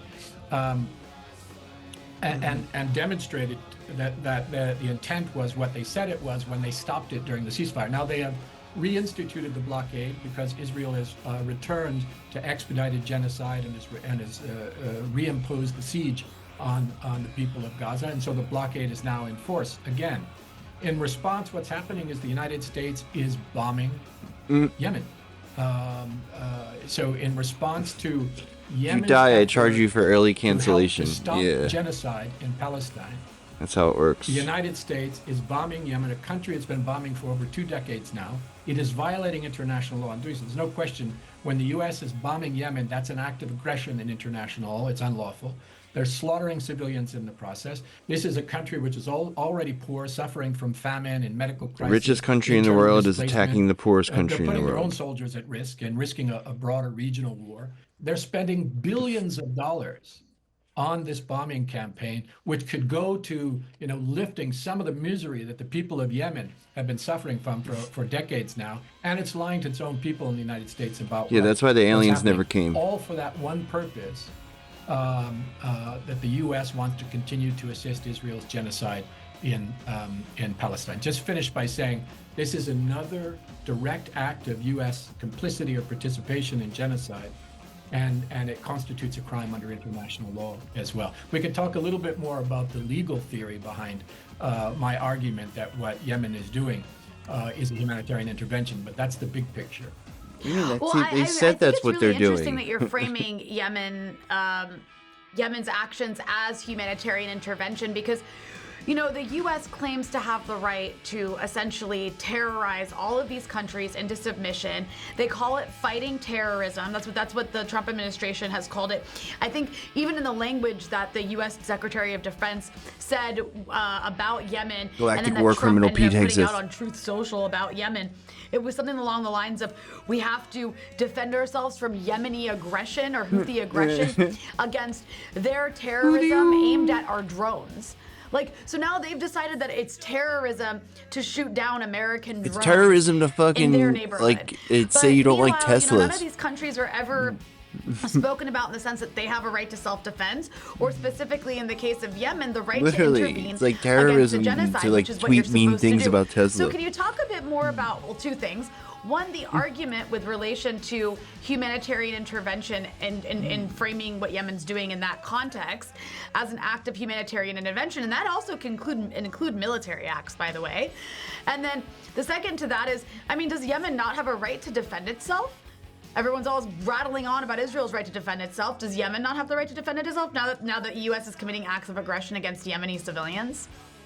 Well, Yemen absolutely has a right to defend itself. And remember, it's been under bombardment by the U.S. and the U.K. and the Saudis and others going back for a very long time now. This is not something that is new, and they have a right to defend themselves from that, which, as I said, that's an act of aggression on the part of those forces that are bombing Yemen. No question about it. They do not fall within the narrow requirements of self-defense under the UN Charter. They haven't been authorized under the Charter. And they're only claiming that these actions are, of course, they use the language of terrorism, but they justify it as essential to protect commerce. Well, protecting commerce is not in the hierarchy Yeah, you have to present of your ID. international law, something that is equivalent to stopping genocide. You have to hold a license up in the air. Both the International Court of Justice and the UN General Assembly have found that all countries are legally obliged to cease any support for the Israeli occupation regime, and, by the way, for the Israeli genocide. They're supposed to ban products. They're supposed to cut off military, diplomatic, economic, commercial, financial investment, trade with the Israeli occupation. They're supposed to respect the provisional orders of the International Court of Justice in the genocide case. They're supposed to respect their third state obligations under the Genocide Convention to stop it. And none of them are doing that. And to the contrary, what the U.S. action is doing, it is seeking to punish Yemen for trying to do what it can to stop the genocide that's happening in Palestine. And this norm, I don't know why he says Houthis like that. the That's weird. prohibition of genocide, also the right to self-determination. These in international law are called jus cogens norms, which just means they're the highest level peremptory norm from which there is no derogation. They apply to all states and all situations all the time, right? This is the highest level, stopping genocide. He seems to know what he's talking about, And though. they are also, in legal terms, erga omnes, which means they impose obligations on all countries, right? Like, he seems to know how to win a case at the UN. Resolution adopted under Uniting for Peace, which gives it an enhanced power, has said that all states are obliged to do these things. Now you have Yemen, which sees a grave breach of international law happening in its territorial waters and adjacent to its territorial waters. That is, the supplying of a regime that is perpetrating genocide, war crimes, crimes against humanity, gross and systematic violations of human rights. It sees that these ships are heading up the Gulf in order to provide the supplies necessary for Israel's crimes. And it moved to stop those violations. So in that sense, Israel is respecting those international obligations, and the U.S. is actively violating. Yemen is respecting those obligations, and the U.S. is actively violating them. And Yemen is being bombed for trying to respect them. Now, people will say, well, yeah, but Yemen doesn't. First of all, Yemen is a divided country. It basically has two governments, three. The other one's just a scam to get fucking. They control the part of the country which is adjacent to the Gulf. IMF money. They control the capital of Sana'a. They just take out IMF money in Yemen's name and try to fuck over the future generations. Intervene, and so they've chosen to use that capacity. The second argument is, well, they didn't get Security Council authorization. And this one is important because you're supposed to have Security Council authorization. Vichyssoise is supposed to be code. But first, the Security Council has been entirely disabled by the United States throughout the genocide. The U.S., as a co-perpetrator of the genocide, has blocked action by the UN Security Council. And as a result, it's entirely inoperative for the purposes of the genocide in Palestine. It's just one more example of how the U.S. is destroying the international legal system on behalf of this one oppressive foreign regime. Secondly, Yemen could argue that it's carrying out maritime law enforcement in its territorial waters, which doesn't require Security Council authorization. But even if it were said that the force that they're using doesn't fall within that law enforcement function, or someone challenged their status because of the divided government in the country. Dude, I want to go do cop with these guys. Under the rules of the law of sea. By the way, the law of the sea treaty has been ratified by Yemen, but the U.S. Yeah, you should go volunteer for the Yemenis. The treaty on the sea. It refuses to ratify many treaties because it acts as a rogue when it comes That's like to right up the street, law. right? The Yemenis are claiming they're acting under the authority of international laws pronounced by the ICJ, reinforced by the General Assembly. And because the Security Council gets its mandate... Can you drive there, you think? Is there enough roads? The Security Council gets its mandate from the UN Charter. That charter is a treaty that is a part of international law. And that means the Security Council is subject to international law. It's not above it. Since both the prohibition of genocide and the right to self-determination are jus cogens rules, that means that the Security Council cannot supersede those rules in any of its actions, even if it were to take action. And if action by the Security Council can't supersede these norms, then inaction or omissions by the Council can't be said to supersede them, unless what you're saying is, unless the Security Council acts, no state is required to meet its obligations under international law to do everything in its power to stop a genocide and to enforce international humanitarian law. Now, let's say that somebody disagrees with what I'm saying, my legal assessment. The remedy for that in international law is not to bomb the Yemenis. The remedy for that is either to bring a case before the International Court of Justice, a contentious case for a dispute, and have War's the court basically decide, never or get the justified General or Assembly to request appropriate. an advisory opinion on the question. But it has no right to wage war on Yemen in this regard. So you have a conflict here in which one side is saying there's a genocide going on. All countries are supposed to do what they can to stop it. We're doing what's in our power because we are adjacent to this vital sea crossing. And we're being bombed by a country that is one of the perpetrators of the genocide.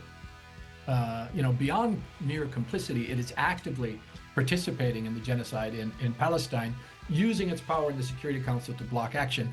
That can't be the intent of the international legal system as set up after the Second World War. Wow. Well, that's, I have to say, a fascinating analysis. And I think, I wish it was more widely known and a very important context in terms of how people are talking about Yemen. So we really appreciate you, as always, coming to help us sort all this out. Craig McIver, longtime human rights lawyer, thank you so much for some of your time here on the Freedom Side. Here on the Freedom Side. Thank you both. Thanks for what you do.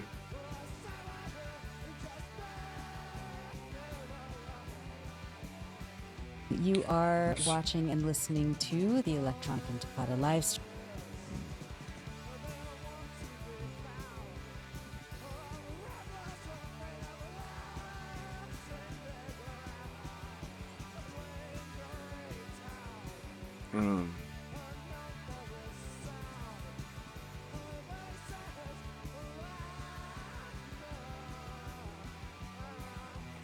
You probably have to take a ferry across here.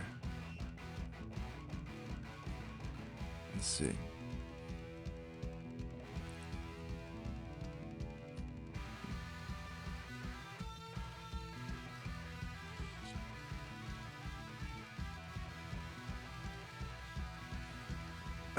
Come on.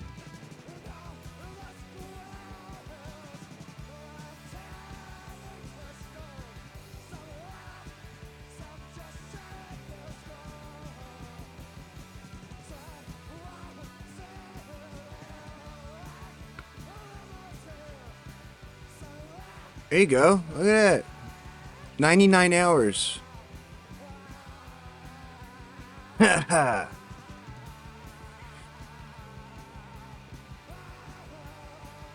You should do it. Stop in Nairobi. Check out some shows. Oh man, that looks tight.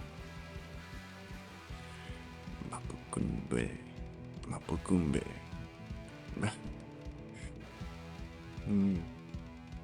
You probably fucking, I don't know, man. There's probably some Rwandan bandits on the route.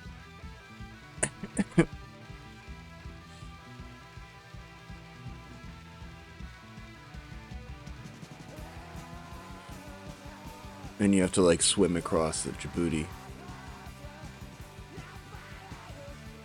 You go to the Chinese embassy in Djibouti and ask for asylum. Actually, you don't have to. Your country's is you know, following human rights laws.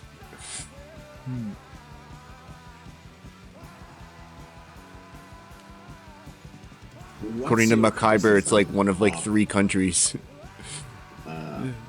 The tradition of the left. And I'm asking this given I'm very curious. What is Hedges? Given. Is that his house or Hedges' house? I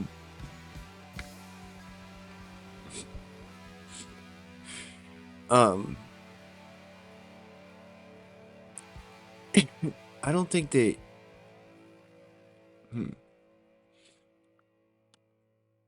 I mean, I wonder if you could though. If you could just like show up, be like, "Don't worry, I'm not in the CIA." Do you think this is Hedges' house or this guy's house?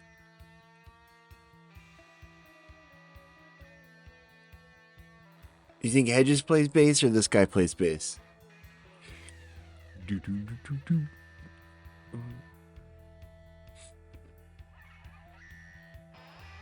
I mean, if I was a young man, I would consider doing something like that.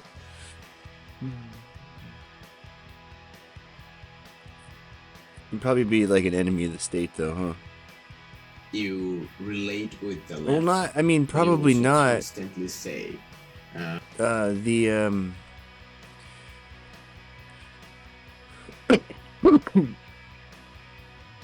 Since Congress never declares war, you know, there's never any like official enemy countries. It's just like foreign terror organizations or whatever. That we have to think independently. We can't do hand-waving stuff. There are times you would say communism is a religion, and I understand what you mean. I feel sometimes that can be flattening, given the tradition of communism in the global south in particular. Hedges looks so uncomfortable. I guess that's the other guy's house. Is cannot be reduced if you compare what happened in the Soviet Union with comparable stages of developing countries. They did far better in terms of providing education. Immediately raised the living standards of every country where communism was ever tried. Out of right? Extreme destitution. That whole bullshit about in China today. How communism doesn't work. That all fucking canard is like, it's based on them. No, they their profits went down. That's why they're mad about it, right? It works for working people. I was in Beijing for 3 months and I walked the streets relentlessly and I couldn't find a single person who was begging. And I'm not exaggerating. I went to like 12 to 13 different cities.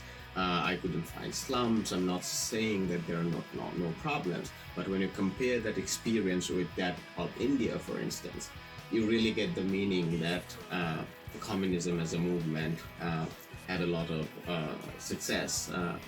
Who is China communist anymore? Okay, that's that's an open question. I'm not sure. Yeah, sure. I mean, I think it's more corporate totalitarianism. Corporate totalitarianism.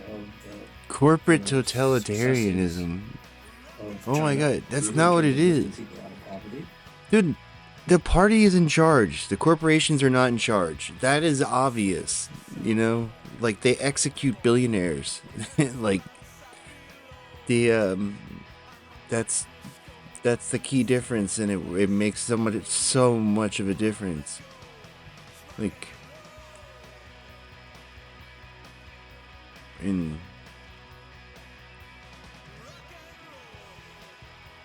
it's like if you start off, like pretty authoritarian communist, and then you kind of like, ease up, and you make it clear that like they are, these corporations are functioning at,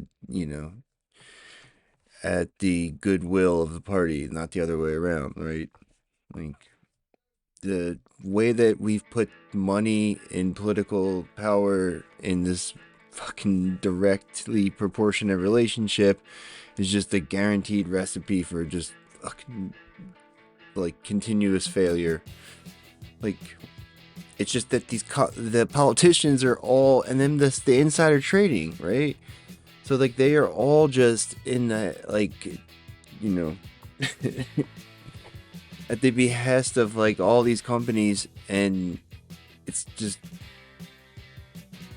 guaranteed failure. Like, it's guaranteed to produce worse and worse results. And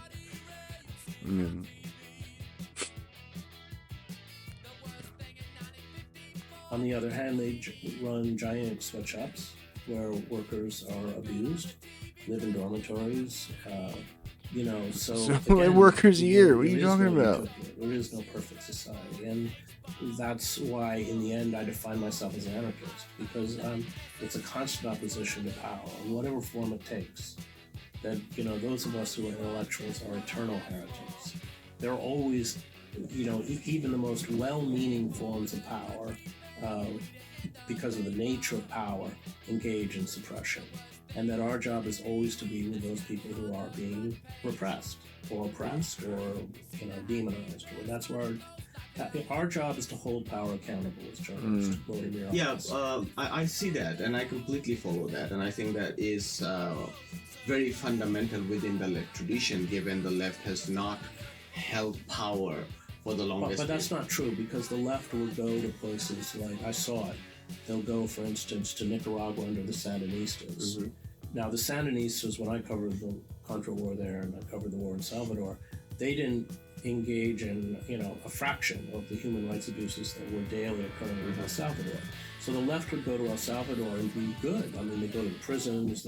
What they wrote of was true. I mean, the death squads, when I got to Salvador, they were killing 700 people a month. Then they go to Nicaragua and just fall on their knees, and George Orwell writes about this. And now, the Sandinistas, they were not good toward the Mosquito Indians. It doesn't compare. I'm not comparing it.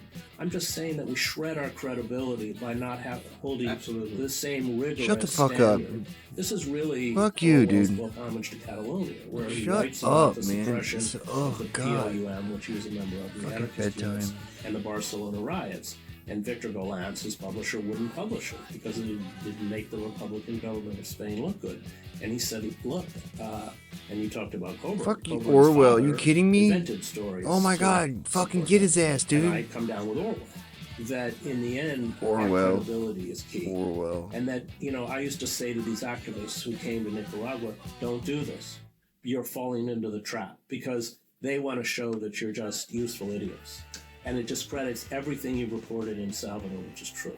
So the left is not always. The left is seduced. I mean, they would go to Cuba. They would go to the old China. They used to take tours under Mao, and they kind of lost all discernment and lost all critical faculties. What's wrong with Mao? What are you talking about? And I you, man. still think that happens. I see it with people who even go, worship Ortega. I knew Ortega. He was a gangster then. He's a gangster now.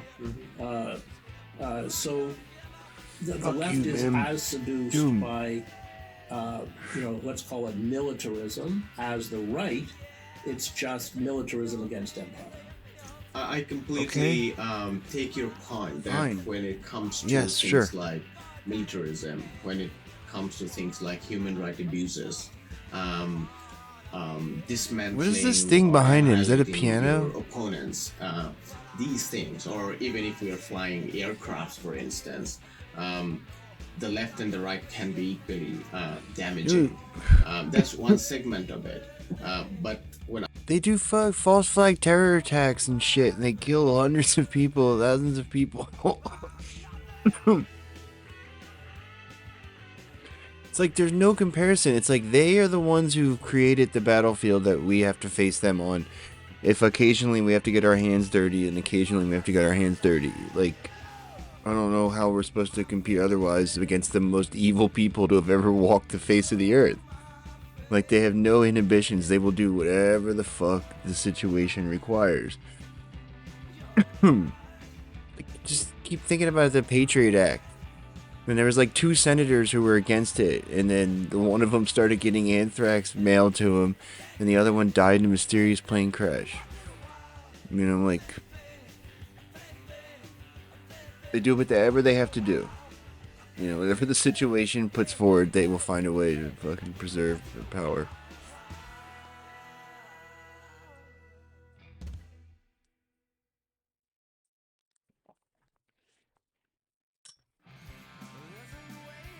Fascist.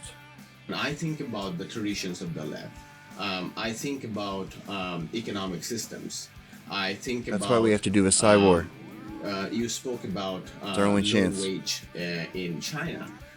That's a very flat picture, because if you look at historical... we have to dominate the information space. It has sharply risen since the reform and opening. In the Psi space, when you compare the psionic space, the psionic battleground.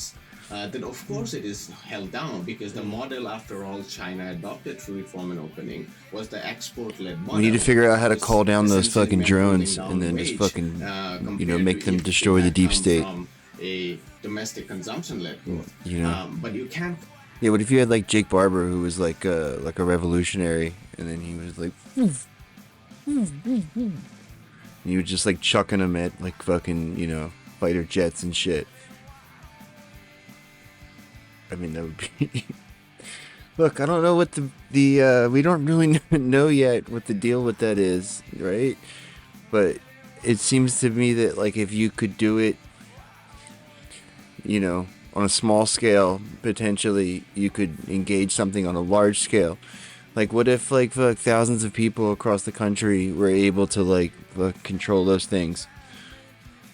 And they were able to, like, you know, stick them on, you know, whoever.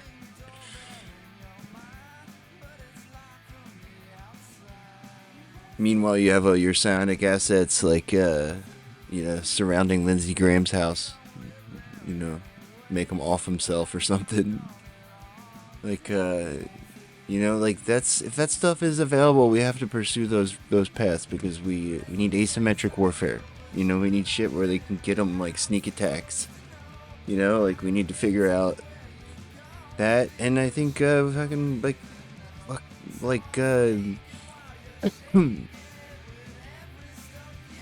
you know, like, a, anonymous who wasn't CIA, you know? Like, like a good anonymous. Like, maybe like that Russian group. Compare China to a utopia. You have to compare Chinese wage with Indian wage, and Chinese wage compared to Indian wage, for instance, is far higher than even their nominal comparison of the GDP. So if Chinese GDP is on PPP terms like 5 times that of India, wages of Chinese workers are much more than 5 times that of India. You have to think about the universalization of healthcare. I did 19 checkups in China, including the echocardiography and stuff like that. Blood test, SIV. It cost me 3,300 Indian rupees, which is like 330 yuan. Even by nominal terms, in India it cost you 4 times higher. One of my first exposure when I landed in the United States was I met this nice couple in a neighborhood in Chicago who recently got diagnosed with diabetes. And we talk about their lives, and they said this biggest misery in our life is that we can't buy insulin. Insulin is not even a problem in actually even not even in India, because we didn't hold the intellectual property rights of those generic drug makers.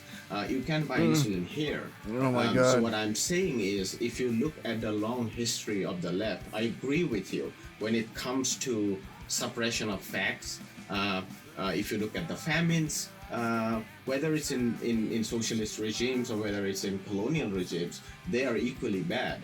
But what I feel, and that makes me a committed leftist, is that when you look at the sum total, the balance sheet, there is something within both the empirical result, track record of the left, and the vision of the left that makes it stand apart from the right.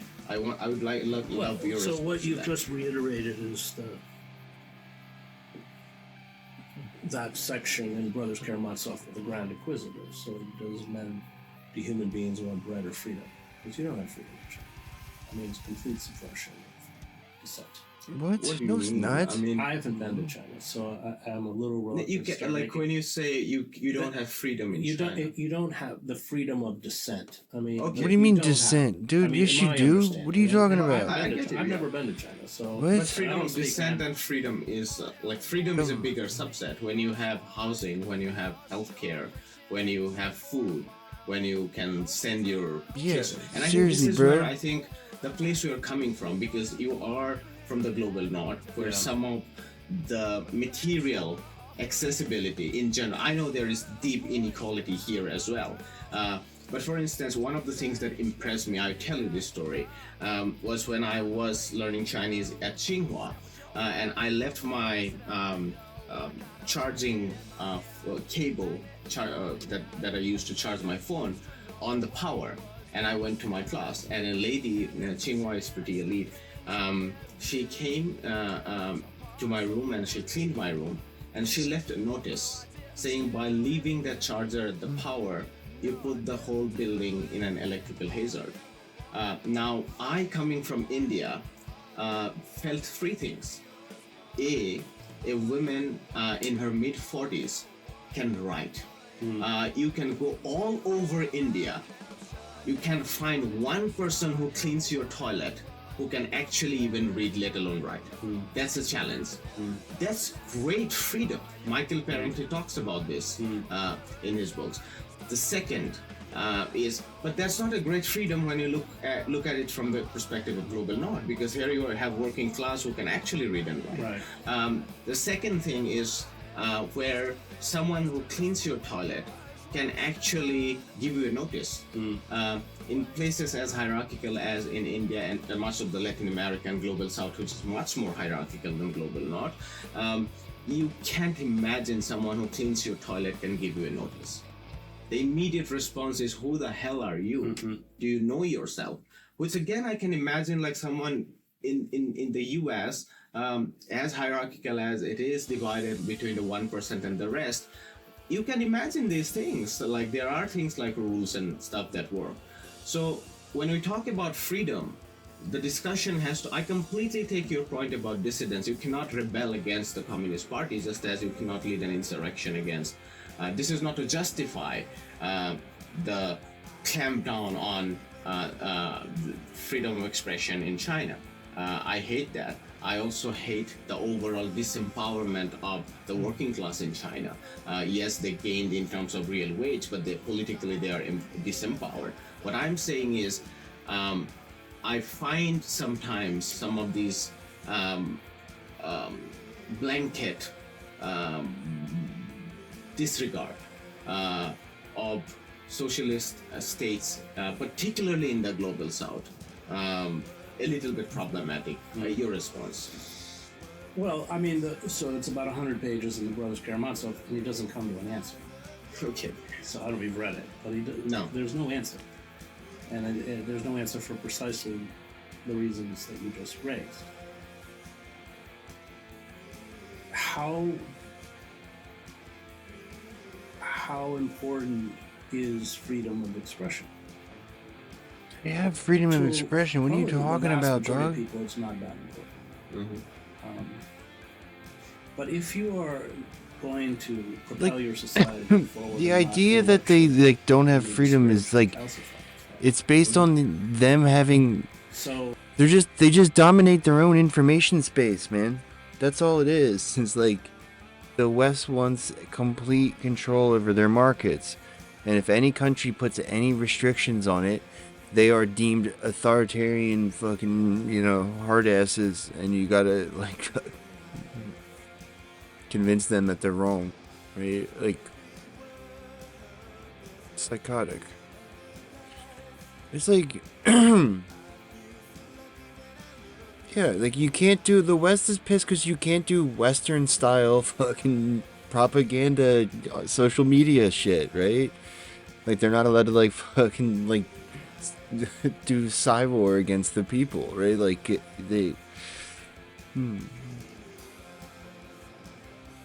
and they still do. I mean, them, like,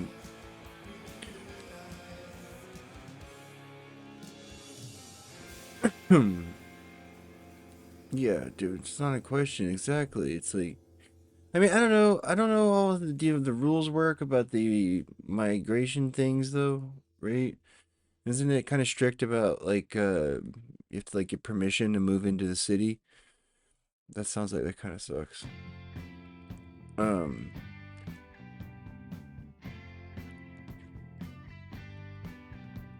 But like it's something, it's what I'm saying is like I don't actually care about the freedom at all.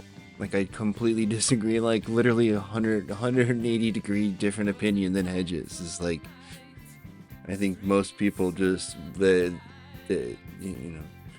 want to put competent people in charge who are not going to sell them out, right? That's all you want. It's just like a government that's not going to take advantage of you for their own gain. Like this idea that there's like different ideas, like there's like different ways of like doing good governments or whatever. It's like, no, you're really not. It's like there's a certain amount of like like excess that is divvied up among the stakeholders, and like you have to ensure that the largest share of that goes to working people. Simple as that, right? Duh. Seems pretty obvious. Anything else is just like I don't know, preference. I would not, as bad as it is here, if I was Chinese, I would have no voice at all. What do you mean, dude? What are you talking about? Right. What? So, I'm speaking from a very personal perspective. This is what I've What do done you my think? whole life. You think? It's all I've ever wanted to do. It would not be achievable. Again, you're not allowed to shill for fucking color revolution. I think like. But it does get to that age-old. There's plenty of fucking libs in China, like. Which Dostoevsky asked. I once was with Susan Sontag and we decided to, which was just a silly parlor game, but we were about to go into Sarajevo and we was being hit with a lot of shells and we were scared. And it was the night before we went in. We decided to decide what was the greatest novel ever written, which was silly. But it was the Brothers Karamazov for that reason. But it asked that question that you just raised, which is the most vital question for human existence. And I would hazard a guess that for the majority of people, the ability to read, write, is more important than, let's call it, freedom of expression. But not for me. I've almost died for, I don't want to be overly dramatic. You're so dramatic, man. You're so dramatic all the time. El Salvador was very dangerous. And I went there. What you said? Many of my colleagues did die. Because I wanted to give a voice to people. So I don't want to take away any of the points that you made, all of which are important. But from my personal perspective, that form of society would crush my being. And I do think freedom of expression and freedom for dissent is important. However, if you are living on a street and you don't have housing and you don't have adequate income or food or medical care, those are fundamental necessities that have to be met first. I agree. Yeah. I agree with you that different elements of freedom cannot be made negotiable. Like, one can't say that we offered you economic freedom and we take away your freedom of expression. But I don't know if it's freedom. I think it's more. I mean, I look at healthcare or housing as a human right. Okay. I don't think it's freedom. I think that in an equitable and fair society, it's a right. And this is the tragedy. We've abrogated those rights here in the United States, whereas a country like China respects them. It wasn't just China. I mean, even if you went to the old Soviet Union, Eastern Europe, I mean, It's just like semantics. The Berlin Wall and the collapse of communism, those corporations could not raid Eastern and Central Europe fast enough because they had a highly educated population. And they all went to university for free, by the way. So, and then, of course, in the name of neoliberalism, they stripped away everything that was good about communism. Destroyed the educational system, destroyed the healthcare system. Who did this? Exactly. So there were, in socialist societies, these, this respect for what I would call essential human rights, which it's just like redefining different. It's like never respect. And I think that given a choice, of course, and I think you're right to compare to India. Given a choice, people will say, "Yeah, I'll." Right. But not me.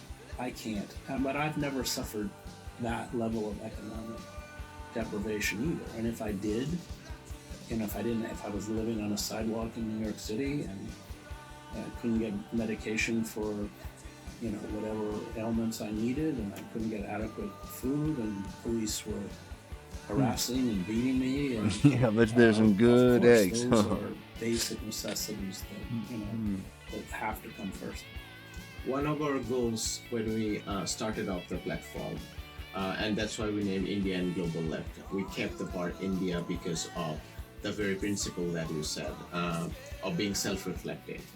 We kept it to not hide our place, that all the grotesque things that are happening in our society, we are part of that, and we should be accountable to that. And at the same time, we kept global because we felt genuinely that there are a lot of good ideas, at least in the global north, that doesn't necessarily get through in the global south, because it's the earlier it used to be Force and the World Bank. Now it's the Zuckerbergs and Tim Cooks that have made the biggest inroads and contacts with the global south. And good ideas in the global north often doesn't reach the global south. And at the same time, we also felt that some of the good ideas in the global north has to be critiqued in a comradely manner from the global south, because some of them are inadequate when looked at from the perspective of global majority. Just for an example, is that within many of the American left, you find so satisfying fascination with the post-war kind of Keynesian capitalism as the golden age of capitalism. Fuck you, Hedges. Which is true. I mean, you can look at it and compare with the neoliberal period, and you get it in terms of noise the employment, piss in out terms of of me. wage. But in the global south, you don't have an equivalence of that. You don't have that golden phase of capitalism, of industrial capitalism, because colonialism impoverished it, the global south. And those who industrialized largely, rapidly at least, largely moved away from capitalism, and they industrialized much more rapidly. So the point I'm getting at is even that kind of abundance that has been built in the Americas there are books about American abundance, the very high growth from 1850s onwards. It was unstoppable. Like if you look at the causes of the Depression, a lot of that was overproduction. Prices were depressed so much that there has to be regulations to keep the prices up. You look at the global south, it's the exact opposite. The factors of production are so underdeveloped that there is scarcity all the time. And that's where I think I want to end by asking this final question when you said I'm an anarchist. We feel that it is very unreasonable to think about some degree of centralization. I'm not talking about eliminating dissidents. I'm not talking about those things. I'm thinking in lines of when there is power shortage, when you are not just sitting at the surplus oil reserve or all this whatever through fracking technology and stuff, and you want to industrialize, then you need to place limits or coordinate between a steel industry and the coal industry. And who does that? One way of doing that is the market mechanism, which should exist, and it works, but it doesn't work perfectly. So you need something to balance that. You can look at the stock market as well. The Chinese stock markets are constantly intervened by the party, sometimes by buying massive amount of stocks by state financial institutes, because Alibaba is getting too big to have undue influence, and they don't like it. But the Chinese state said that we are going to buy stocks forcibly to keep power out of this money game. Sometimes banks are instructed to give credits to keep the stock markets floated, because if that's so, what I'm saying is, in a scarcity condition, it's difficult to think about a world which is perfectly anarchistic.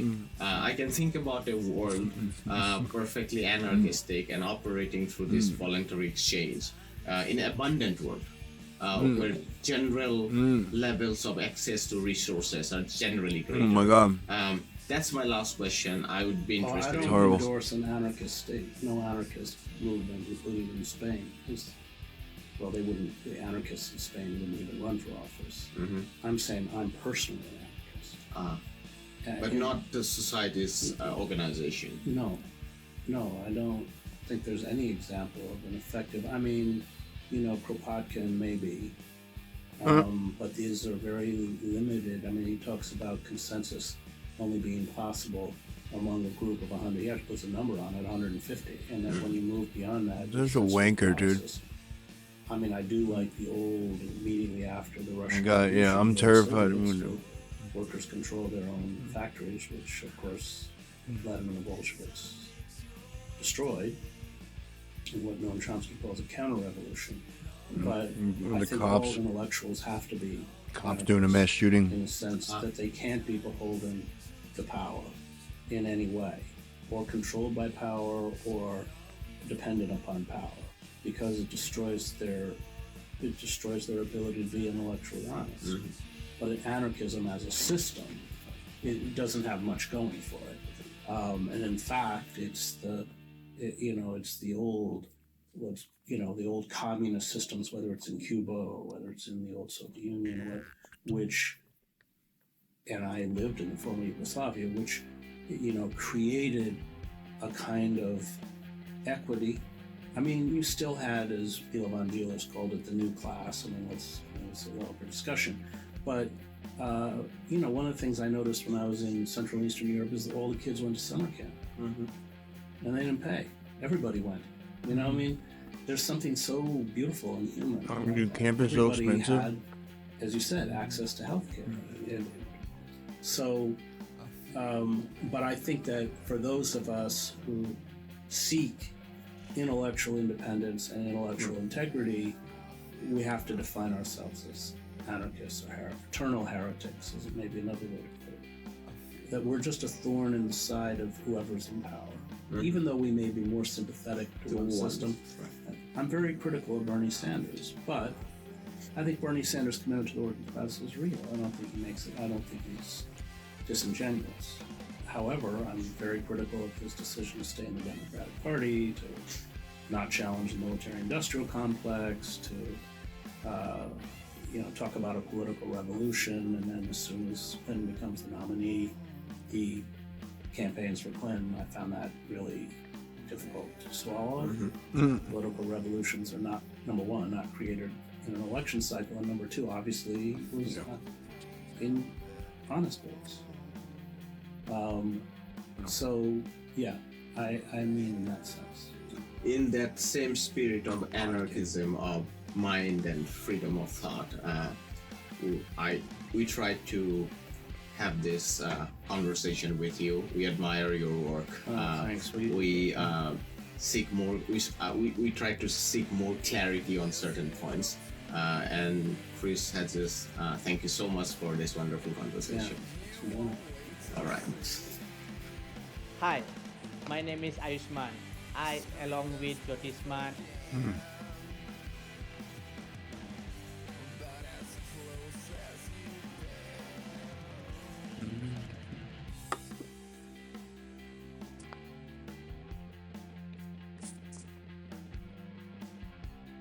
Columbia University is a prison?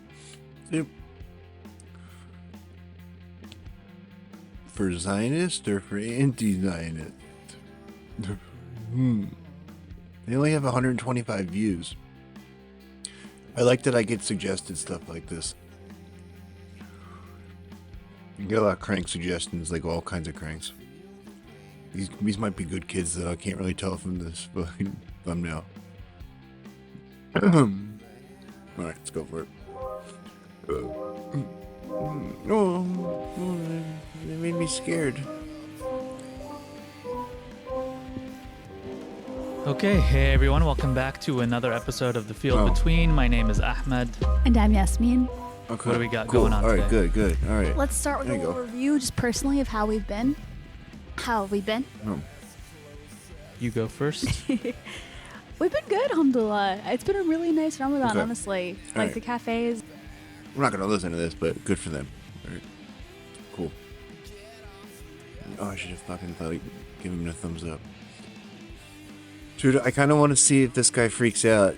He's probably going to be so mad. He's a fucking, establishment shill. Let's see what this guy says. So just when you think things can't get crazier, they do. On March 15th, a team of researchers, including Filippo Biondi, came across what appears to be a massive structure underneath the Giza pyramid. That's fucking dope. And this structure would extend 2 kilometers deep underneath the pyramid, and this is wild. This is one of the most life-changing and mind-blowing discoveries ever, if true. Aquí están los pilotes. And right now, everyone on social media is talking about this. You are literally not going to believe what they've just found underneath the Khafre, the middle pyramid in Giza. We're not going to believe what they found, not only inside the Great Pyramids, but underneath the Great Pyramids. This discovery is going to change everything that we know about, well, everything. What has just been announced in relation to the pyramids at the Giza Plateau and the plateau itself is so incredible and narrative shattering that I have been sitting here for the last hour trying to wrap my head around the implications of what we were just told. The implications of this, if real, are huge. There's a bunch of crazy theories that the pyramids were not built by humans, that there's advanced and ancient technology that was used to build not only the pyramids, but a bunch of ancient structures. And described first by Christopher Dunn as a Crookes tube, perhaps an electrical bulb. And again, snake throughout every culture, from Asia through Africa, represents electricity, kundalini energy. Here, it looks like it's what somebody said, a condenser, because it's working with electricity. And again, we're not talking wireless electricity, because it is plugged in. We have a creature here. We don't know what this creature is, but the important thing is what the texts say. This is a warning that this is a knowledge, a power that can be abused. So we say. And if this structure, this massive structure under the pyramids are real, then this could change the entire history as we know it. So I decided to dig deeper into this, and I came across information that may suggest that this is all fake to push a narrative. Who told you that? To discredit researchers, and I came across videos, articles, and information that suggests that this could be real, that there's maybe something, or more than just something, underneath the Giza plateau. But what is it? Now there's a couple of strange things that I also came across. I found out that the entire topic is already being censored all over Reddit, where every post about the recent structures found beneath the pyramid are being deleted. I also found out that the community notes on Jay Anderson's post on Twitter, which has 10 million views, it has been removed.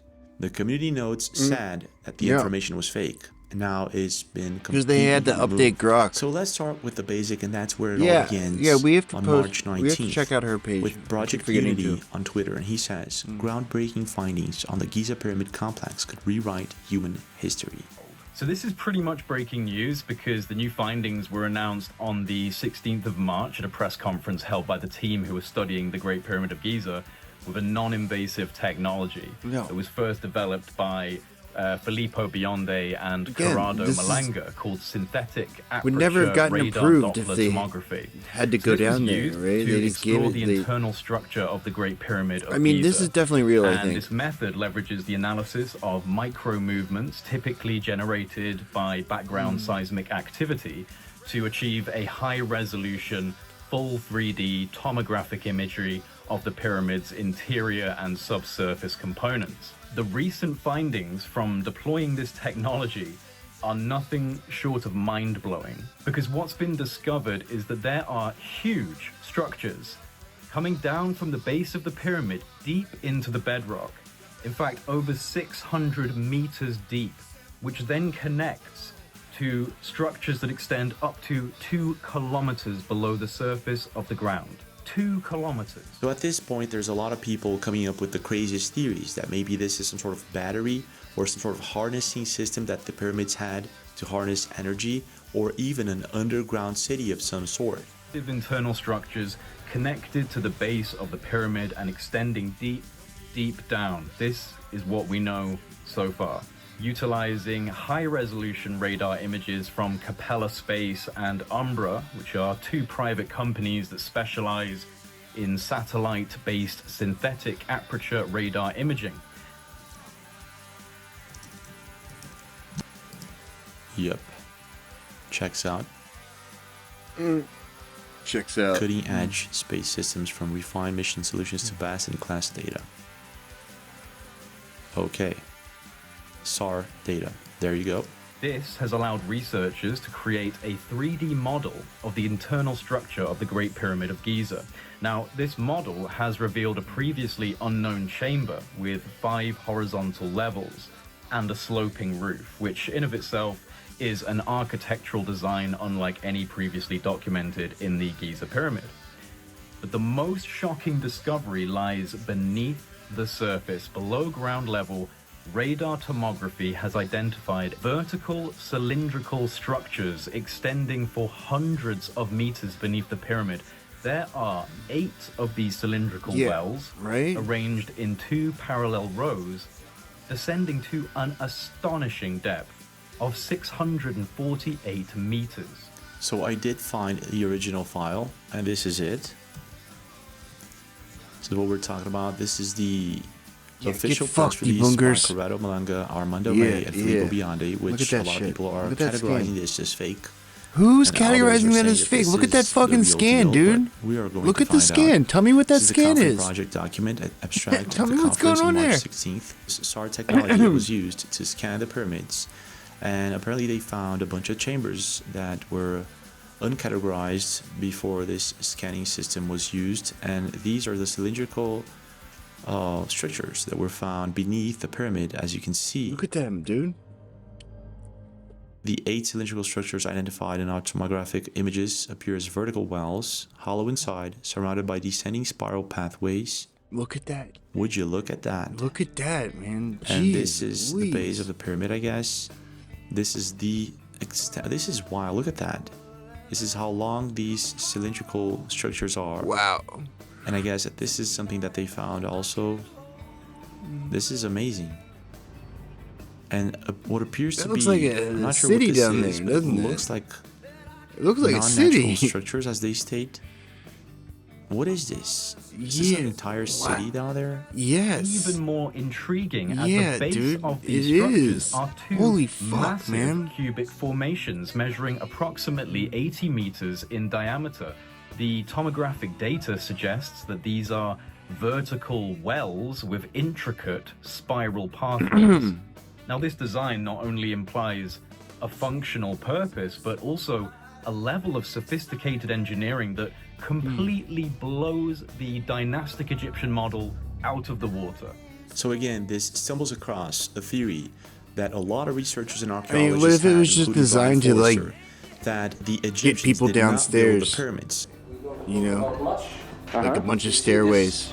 The tunnel itself is all carved in the bedrock.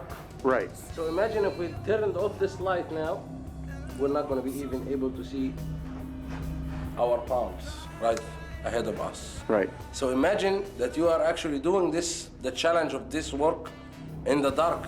What you're going to be using? A flame? There is no even markings of anything dark. And there are no openings in the ceiling. In this specific video uploaded by Brian Forrester 10 years ago, he goes over to Saqqara, Egypt, and in there he goes to the Serapeum. Actually, he goes underground, the Serapeum. Now, the Serapeum in Egypt is an ancient underground burial complex near Saqqara, and it's supposedly dedicated to the sacred Api bulls. The lid of the tombs weigh approximately 100 tons, and they are located 12 meters underground inside the Serapeum.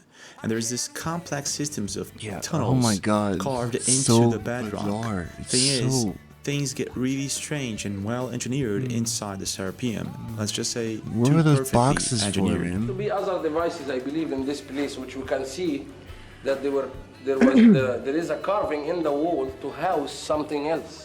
I believe it could be a false door, or what we know as the false door, which is another device that can possibly regulate frequency and sound.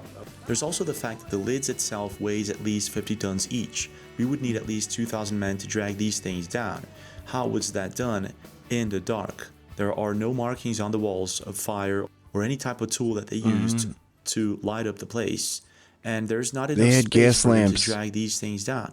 So how was it done?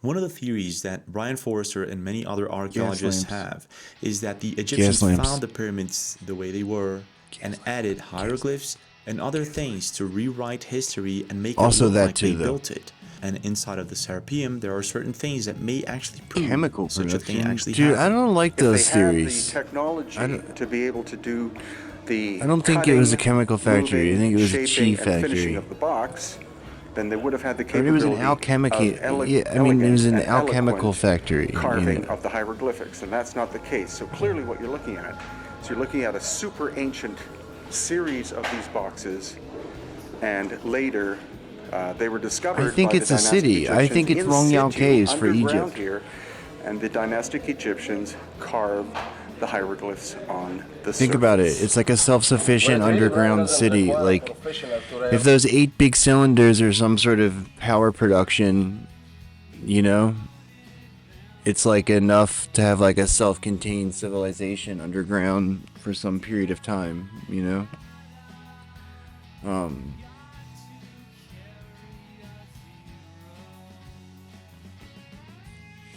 I wonder if there's anything like that at Long Yao Caves. Isn't there like a bunch of caves that haven't even been opened yet? They're still flooded?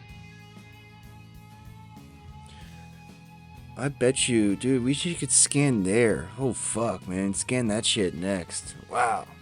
Dude, what if there's like a fucking, yeah, same thing. In Turkey too. Turkey's probably easy to scan, right? The ground. Oof. Dude, think about it. This is a game changer. Like, you know, those ground penetrating radar scans or whatever are nice and all, but they're pain in the ass. You gotta like fly over with a drone and shit. You have to fly over this too, obviously, but like, I wonder how many passes you need to. Also, they don't really penetrate too deep either, right? They mostly just get like right underneath the surface. They don't map underground structures. It's just like shit covered by tree cover or whatever. You know? Realize the difference between how sharp the cuts are and the surface is, and how crude the writings are. Because in cases like what we see over here, for example, this is a marking of a primitive tool that could not even create a straight line on the surface. Right. That's so clear. It doesn't require even a professional in machining to see the difference in these surfaces. There's also the Sphinx in Egypt, where there's this crazy theory that there's an underground city of some sort underneath it, and it was supposedly accessed by certain people and archaeologists in the past through Shaft D.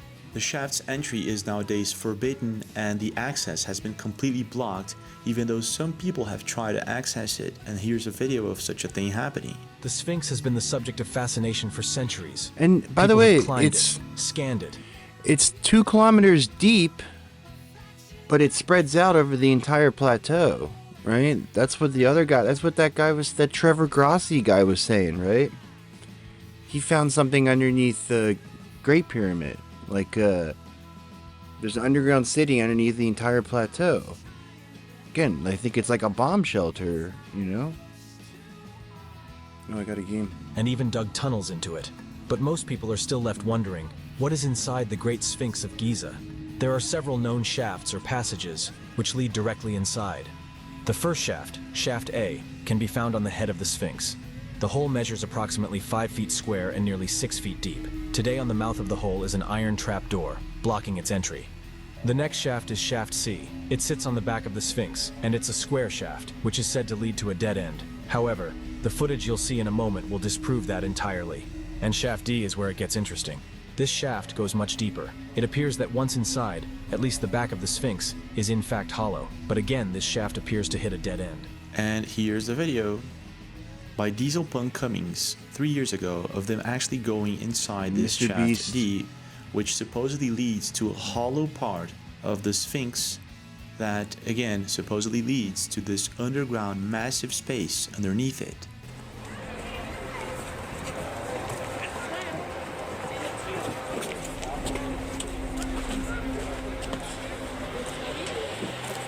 Alright, found some more iron staining here on the ground. So there was definitely water in this enclosure at one point. Yeah.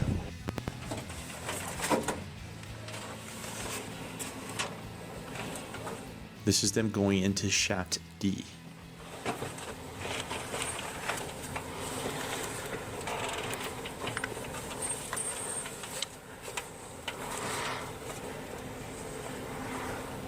What do you see, Adrian? I see that. Need to go over there. Please, please. No, no. What do you see, Adrian? I see that. Need to go over there. Yeah, it's been blocked. Look at that. Okay, so that's a dead end. Here we are under the Sphinx. The forbidden holes. How'd they get in there?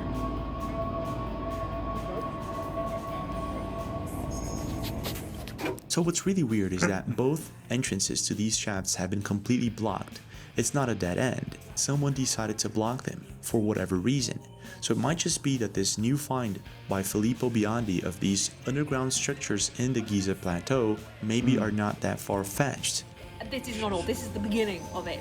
Not only that, at the very base of the pyramid, like ground zero of the pyramid in the Yeah, this is center, definitely they real. have found 5 of these kind of stacked chambers, which are identical, look like they're kind of identical in size and form as the king's chamber of the Khafre pyramid, yeah. the one next door. 5 of these chambers just chilling in the middle of the pyramid. That's some sort of fucking power thing. 8 And they're like bricked cylindrical, over, massive right? They're not even underground exposed. You can't even get to them. down.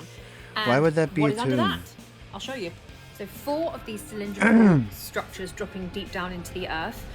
they go into two square sort of chambers. So because of the shape of this thing, which seems to be coiled and cylindrical, there's a lot of people saying that this could be some sort of energy, battery, or harnessing machine or something like that. There's also others saying that this could be an underground city of some sort that was covered by sand at some point in time. There's a very interesting video by the Y-Files where he explains neatly how it is very possible that the Egyptian pyramids, the Giza pyramids, are actually a free energy device. Nikola Tesla believed that he could harness the energy from inside the Earth and transmit that power wirelessly around the world. His early experiments were successful, but his research mysteriously vanished after his death. There is no evidence left of Tesla's wireless power technology. Or is there? For years, we were taught that the Great Pyramid of Giza was a tomb for a king. It wasn't. If this is the case, it will make a lot of sense to why there are many chambers that are blocked. The access to a lot of tunnels is completely forbidden. It would also make sense to why there's a lot of people trying to control this narrative and say that this new find from Filippo Bionda is fake. Now we're going to get to that in just a few moments. And we're going to take a look into if this is really fake or not. But as people dig deeper into this, there are more things that they're finding. In 2024, this account posted this very interesting picture on Twitter. 190 miles east of Catalina Island on the ocean floor and 13 miles long. Look at that. That does not look like it's a natural shaped object, does it? Now what you're looking at is the ocean floor seen from satellite imagery. This is coming in from Google Earth. And as you can see, it seems like we have this very bizarre shaped structure.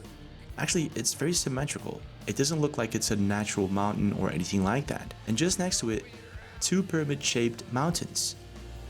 Very perfectly shaped, actually. So whatever this thing is, it doesn't look like it's a natural formation.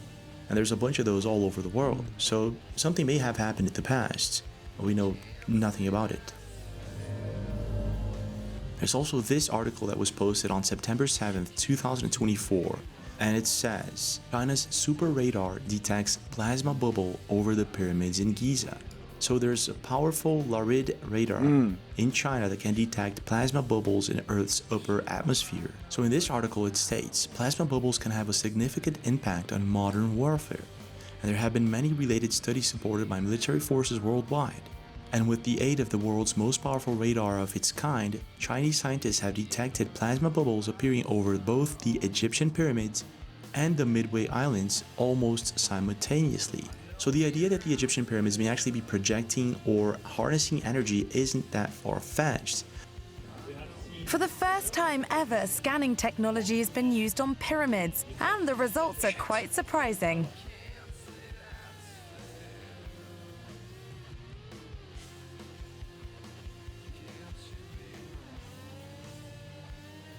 The preliminary results of the Scan Pyramids project indicate an anomaly in the 4,500-year-old Great Pyramid of Khufu. Whatever's going on here, it was also detected by Chinese radar. And once again, the Y-Files neatly explains how he believes that these Egyptian pyramids, the Giza pyramids, may actually be some sort of power source. Small chambers, narrow shafts, no markings at all. The way the pyramid was built and the materials used to build it suggest it had a different purpose. The king and queen's chambers were built with granite that is 85% quartz.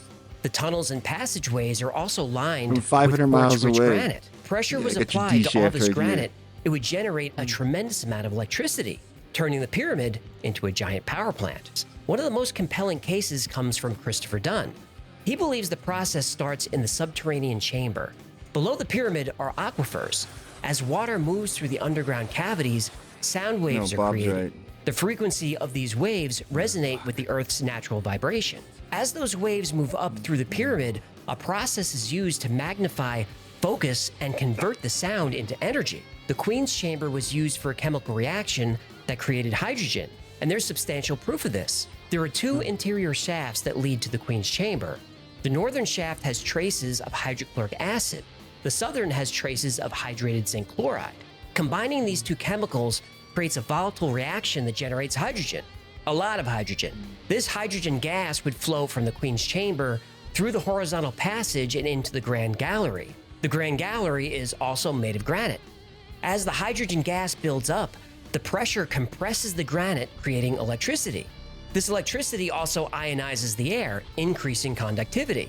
Within the Grand Gallery were 27 or 28 pairs of resonators that would vibrate and emit sound. The hydrogen atoms would organize themselves into waves in sympathy with the sound waves of the gallery. These sound waves further excite the stone, creating even more electricity. Unimaginable power. Unimaginable okay, so I found this power. over here, and in 1998, Christopher Dunn wrote a book called The Giza Power Plant. Unimaginable However, in a power. chemical diagnosis, they found sulfuric acid, not unimaginable hydrochloric acid. But still, chemistry suggests that hydrogen gas could be created from chemicals found in shafts both down there. the southern and the northern Unimaginable shafts. power. But it could also be produced from each shaft alone. So this theory isn't produce that a lot. The far-fetched. next piece of evidence is the pyramid's ability to focus EM energy. In 2018, scientists used radio waves at different frequencies to see if the Great Pyramid would interact with electromagnetic waves of a resonant length. Their experiments proved that in a resonant state, the pyramid can concentrate electromagnetic energy in the internal chambers as well as under its base. Resonance in the pyramid can be induced by radio waves with the lengths ranging from 200 to 600 meters. Wait. Okay, so there you go. This is in 2018. Unimaginable Chambers in Egypt's Great Pyramid concentrates radio waves. No shit. The closer to 200 meters, the more dramatic the effect. A year after that, in 2019, Eric Wilson published a paper called A Large-Scale Thermal Acoustic Generator. The paper describes how, when granite and other rocks are vibrated, electrons will migrate through the rock and up to the surface. By combining science and music, the builders of the pyramid created a power-generating machine tuned to the natural harmonic of the Earth's vibration that primarily comes from the tidal energy created by the moon's gravity. This technology, created thousands of years ago, could generate unlimited clean energy. But how did they get the energy out? That brings us back to Tesla. His Wardenclyffe Tower was built on top of an aquifer, with copper and iron rods extending down into the water. When electricity was sent into the tower, it was to be transmitted around the world through the atmosphere. The pyramid is also built on an aquifer, and copper pipes and iron rods have recently been discovered there. If the caps... Well, not only copper pipes and Yeah, iron rods, like a but supposedly reincarnation these factory. huge structures that go like 2 kilometers deep. Yeah, what if reincarnation is dependent on like having the system in operation, and we've just been fucking killing people since the pyramid's been shut down? That would be horrific.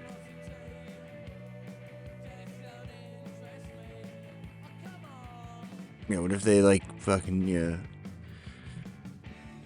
they hacked it and put that white light thing in there, and then it just diverts us to the fucking cattle, the slaughterhouse. The bedrock. Now, if this is real, and for now it is not 100%, but if it is, this would change absolutely everything we know about the Egyptians, the pyramids, and free energy. This has been described first by Christopher Dunn as a Crookes tube, perhaps an electrical bulb. And again, snake throughout every culture, from Asia through Africa, represents electricity, kundalini energy. Kundalini energy. Somebody said a condenser, because it's working with electricity. And again, we're not talking wireless electricity, because it is plugged in. We have a creature here. We don't know what this creature is, but the important thing is what the texts say. This is a warning that this is a knowledge, a power that can be abused. So apparently there could be a chance, a great chance actually, that these builders, the builders of the pyramids, knew something that we don't. And I guess it's the fact that this Chinese satellite using radar technology found plasma bubbles on top of the Giza pyramids may actually prove that yes, there's something going on there in terms of energy. Now there's a couple of reasons why people think this might be fake. One of them is it is not peer reviewed, so it is not official yet. And there's another reason to why people think this might be fake. I know they're talking about the fusion of techniques, but everything I have read suggests that the SAR technology that they use to scan it can resolve to about 40 to 50 meters deep. Yeah. So 2 kilometers down seems like a that, huge it's advancement. different, dude. And unless they're using some sort of advanced SAR technology, They it would are. make It's sense literally the that, first no, fucking they paragraph weren't in the able to thing. scan that deep. However, there Dumbass, are a bunch dude. of people who think this might be real, and for several reasons. One of them is, Turkey has several large underground cities. I see zero reason why Egypt can't be full of them too. Ethan says, honestly, this stumbled me upon something vastly more interesting, the shaft of Osiris. It's somehow under 100 meters of bedrock. Talk to anybody who works at construction, bedrock is something we can't even barely get through today. So apparently it's not that impossible that there's some sort of massive structure underneath the Giza pyramid. Not only that, this document hasn't been officially peer-reviewed like this one has. This, for instance, is the original document released in 2022 by Filippo Biondi, and in it they do not mention these underground structures. However, they do mention the existence of several chambers within the pyramid. But if this It's a document proof of gets concept, peer-reviewed, man. and if it is proven that it exists, that this structure exists, definitely real. and it's possibly some sort of free energy device, it could mean a lot of things. One of them is it possible that this could explain how the original builders I mean, of the you pyramid saw the actually scans. built What the fuck these else is that? massive structures? Is this technology that they had the reason why they went missing, why they disappeared? Is it possible that if this is indeed a free energy device, is it possible that this is the reason this knowledge is being suppressed in today's world? And would it change history as we know it and our future? What do you think? Leave a comment, subscribe to the channel with notifications on, smash that like button, and I'll see you guys tomorrow.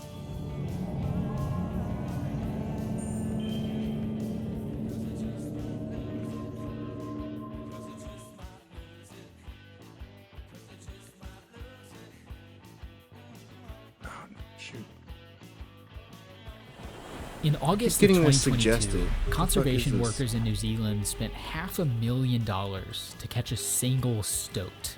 The hunt took 8 months and involved setting up traps and trail cameras, stoat-sniffing dogs, using boats and helicopters to reach remote areas.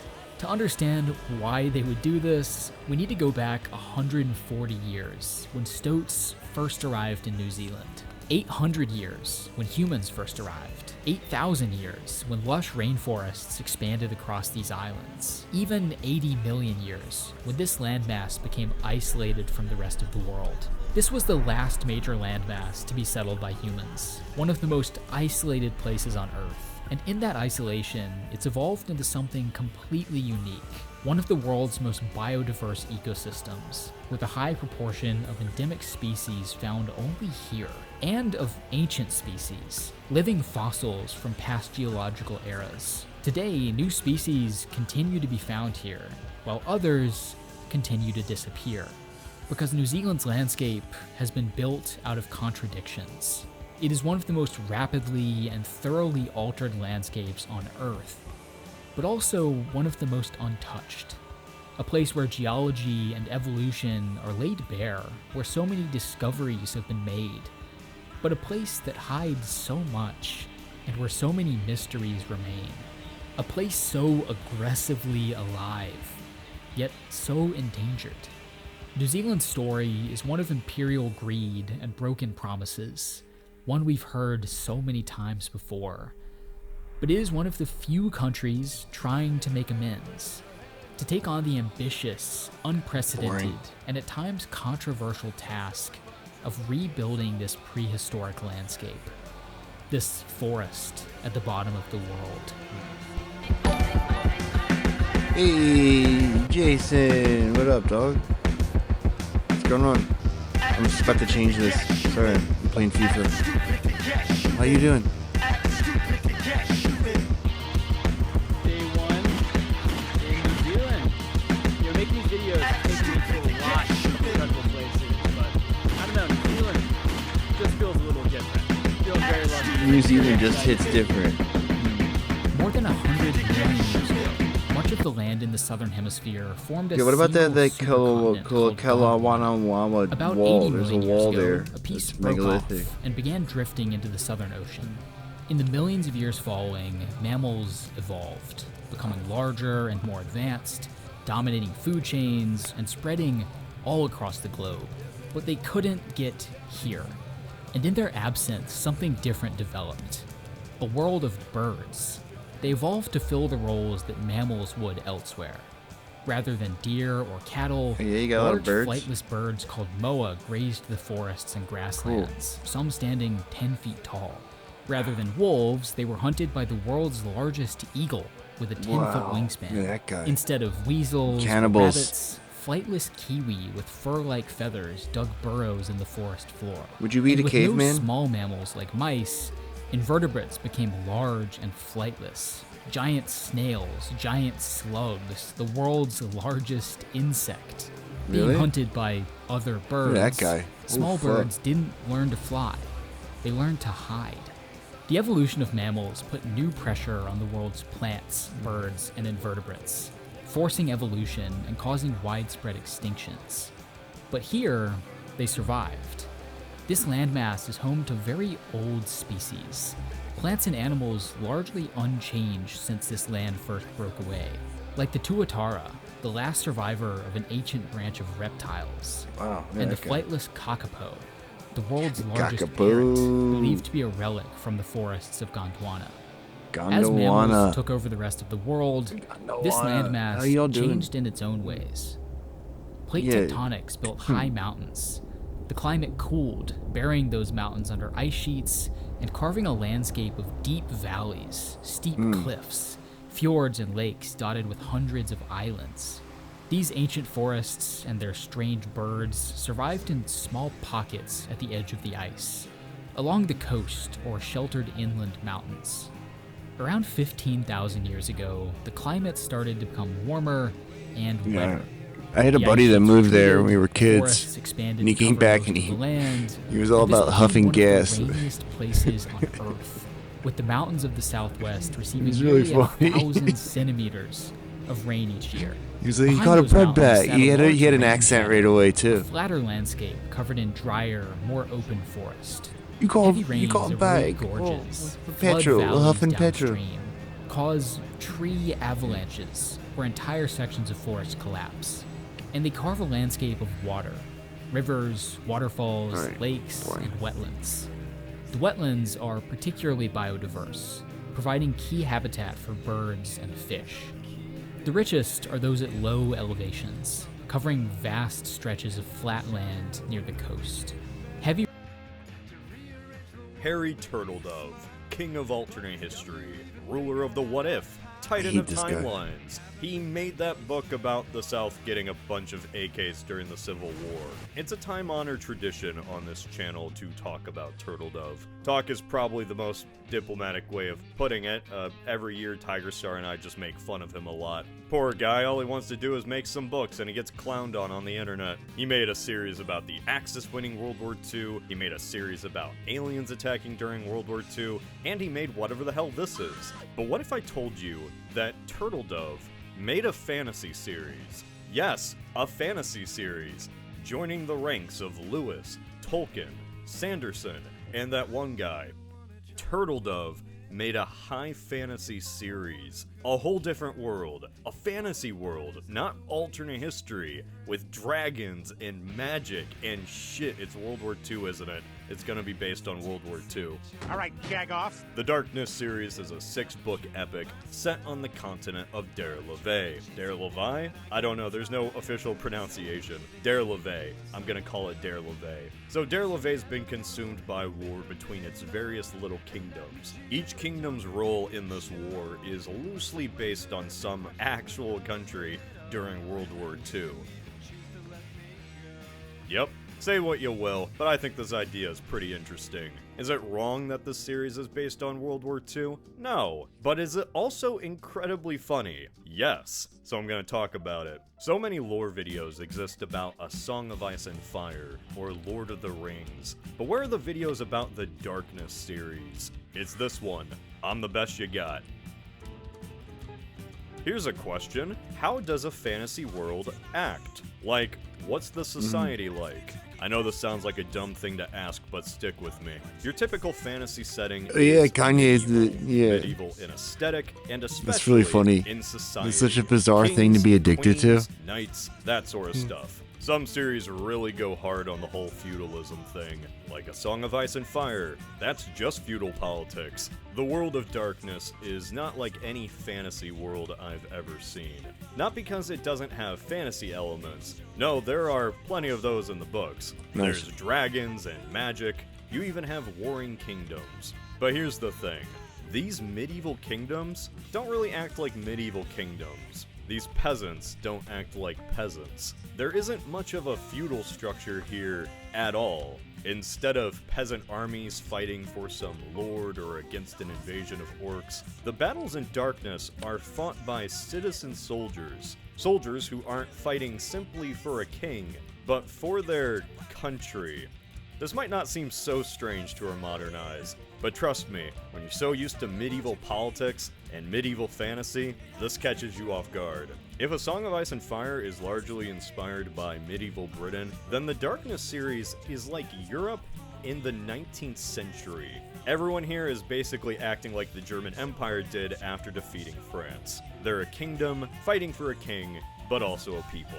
One funny thing is these soldiers don't even fight with swords or bows. Oh no, everyone fights with sticks, like Nice. mages' sticks. They shoot projectiles at the enemy, Nice. and they have to reload their magic. Nice. Their guns, their magical That rules. guns, That they rules. shoot beams like bullets. Everything cool. magical here has some equivalent to our world. Like, dragons are aircraft, eggs are bombs. I guess the dragons lay napalm? But then we get to wackier things. Leviathans are submarines. They have these rhino things as tanks. So I know I say this a lot, but I'm This a bit rules. of a Turtle Dove critic. The real character of Turtle Dove novels is the scenario itself. That's where Turtle Dove strives. Problem is, you gotta deal with all his actual characters. Oftentimes, storylines just blend together as everyone acts the exact same. At least with those alternate history stories, you knew what a Germany or Soviet Union was. Now, imagine a Turtle Dove book where every language, culture, and nation was entirely made up. Imagine it. So typically, I would just go through this series book by book, explaining the story, summarizing how it went. But you know what? There's no point in doing that here, because you can probably guess from just the concept how this is going to end. Maybe you want to find that out by yourself. Maybe you don't even know how the real World War II ended. Well, in that case, this series is for you. Before reading, though, think of this video as your helpful guide to figuring out who the hell anyone is, since the reading experience for the first book is kind of like drinking out of a fire hose. But even though I think we all know how this is going to end, spoiler warning anyway, spoilers for World War II, one major rule in writing when it comes to exposition Spoilers is to for not World War overload II. the audience with information. Concepts, places, or people should be introduced and taught naturally in dialogue. It's difficult to do, which is why so many writers are bad at doing it. Exposition is even more crucial in fantasy since this is a fake world that has an entirely different history and rules. This is why most fantasy stories begin small. Get a reader accustomed to a protagonist or anchor character to latch onto, and then the world develops naturally around that. The Darkness series does not do that. You are dumped with lore and exposition right off the bat. Kingdoms like Forthweg, Kusamo, Lagoas, Kusamo. Sabiu, Algarve, and my personal favorite, Giangos. Each of these kingdoms, like I said before, is based off an actual nation's role in Which World one's War communist? II. But here's the kicker. These kingdoms don't have the culture of the nation they're based off of. The Germany of this world, Algarve, isn't just a carbon copy of Germany. Oh no, they have the culture of the Italians. Italy winning a war. Really? Now that's true fantasy. The Soviets of this world are Unkerland, which, if you couldn't tell by that name, it's extremely German. Most of the cultural swaps in this series are pretty ironic. They're the biggest nation by far, except you see, Turtle Dove flipped the war. Like, the Americans and Brits invade where the Soviets did, and the Soviets invade where the Americans did. You get the point. Poor Forthweg. Stuck smack dab in the middle. They also have another group that lives in these lands. Okay, so moving on. Valmiria is France. Really everything you need to know just from that. They lost some land to Algarve during some past war, and they got it back in a more recent one. The whole Alsace-Lorraine equivalent here is the Marquisate of Rivaroli. Rivaroli. Are they fighting over Chef Boyardee? Really, the most unique country I would say here is Cusimo. They play the role of America, but they're natives to their own island. There was no fantasy Pearl Harbor here, so Turtle Dove had This is restraint. just like revisionist, That's positive, like, I guess. you know, Since this is of what the America, Hogs this wish is was the true. one country in the world that doesn't have a kingdom, because, you know, it's America. Instead, it's ruled by 7 princes, also known as an oligarchy. Oligarchy. Okay, so this world has one main continent called Derleve.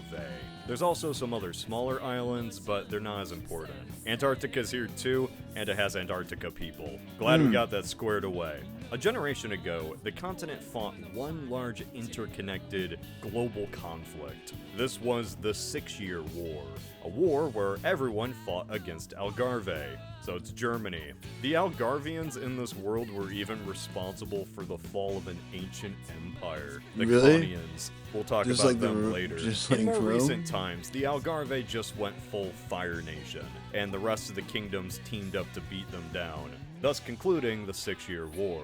The kingdoms of Jelgava, Sibiu, Lagoas, Valmira, and who could forget Unkerland, were victorious. They high-fived while Algarve was punished with the Treaty of Tortuche. Then Unkerland collapsed into civil war.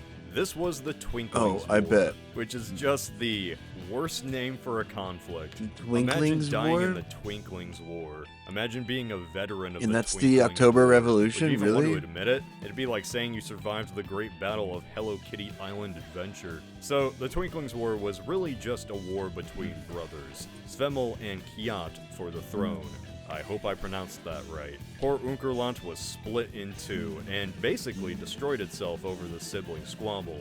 Despite having a good advantage at the start, Svemel lost and Kiat won, leading to Kiat purging all the Svemel supporters. So, a country after a great war fought a brutal civil war, and then the losers were purged. I see. Unkerland really is the Russia of this world. They even fought a border skirmish with Giangos, a country that just recently saw an industrial revolution. Oh wait, I'm sorry, a magical revolution.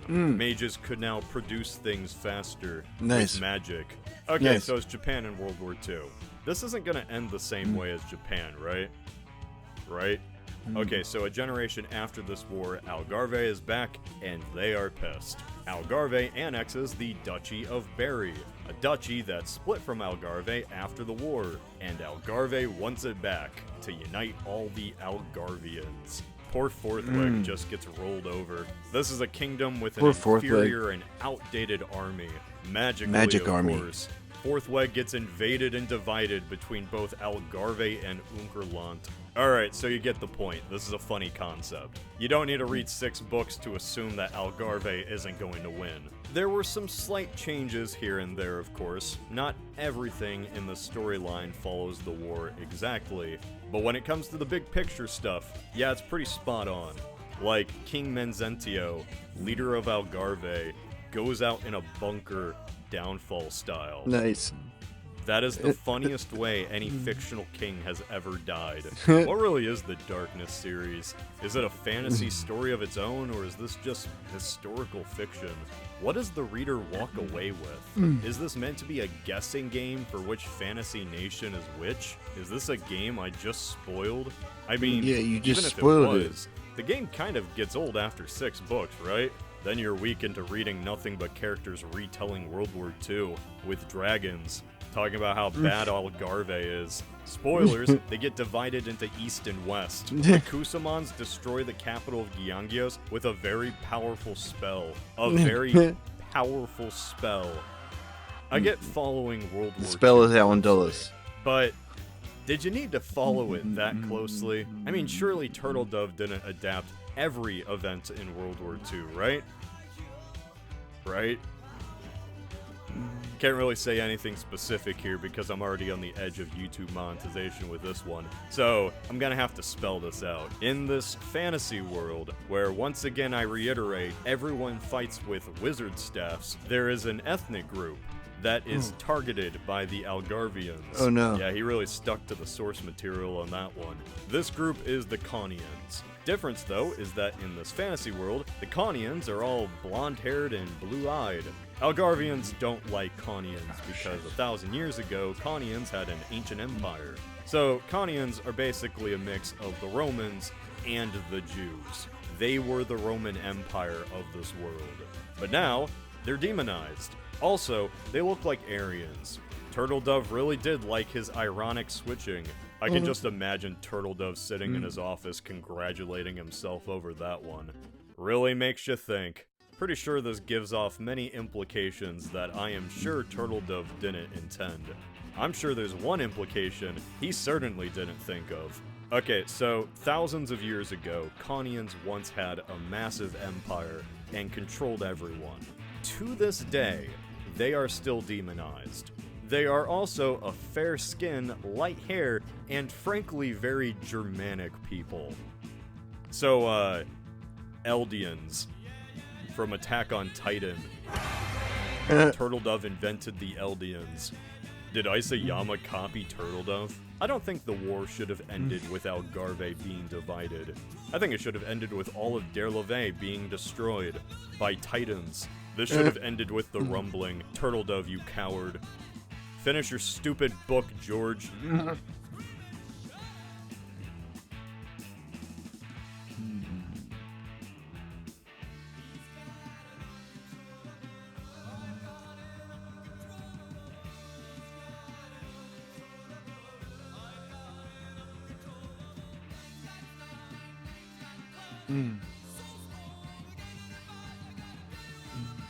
not watching this.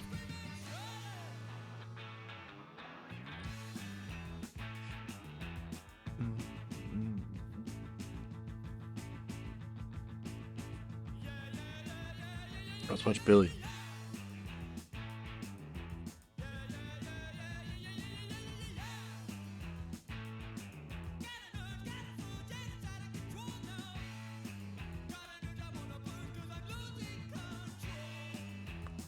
What's wrong here?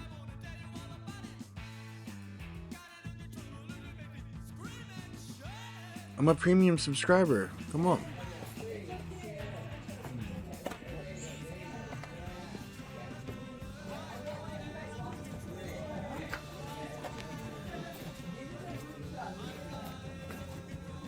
Wash your head. Yep, moved up. Dude, I wish I could go on Billy's tour. Once I hit it rich.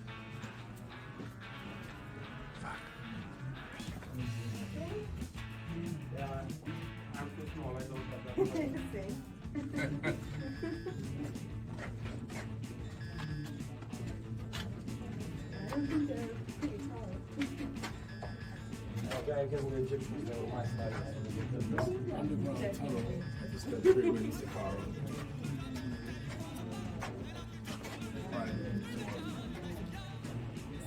Joining the live chat today. Appreciate you so much. Thank you. And everyone that's joining us right now, we got close to 1,000 people in the live chat. All right.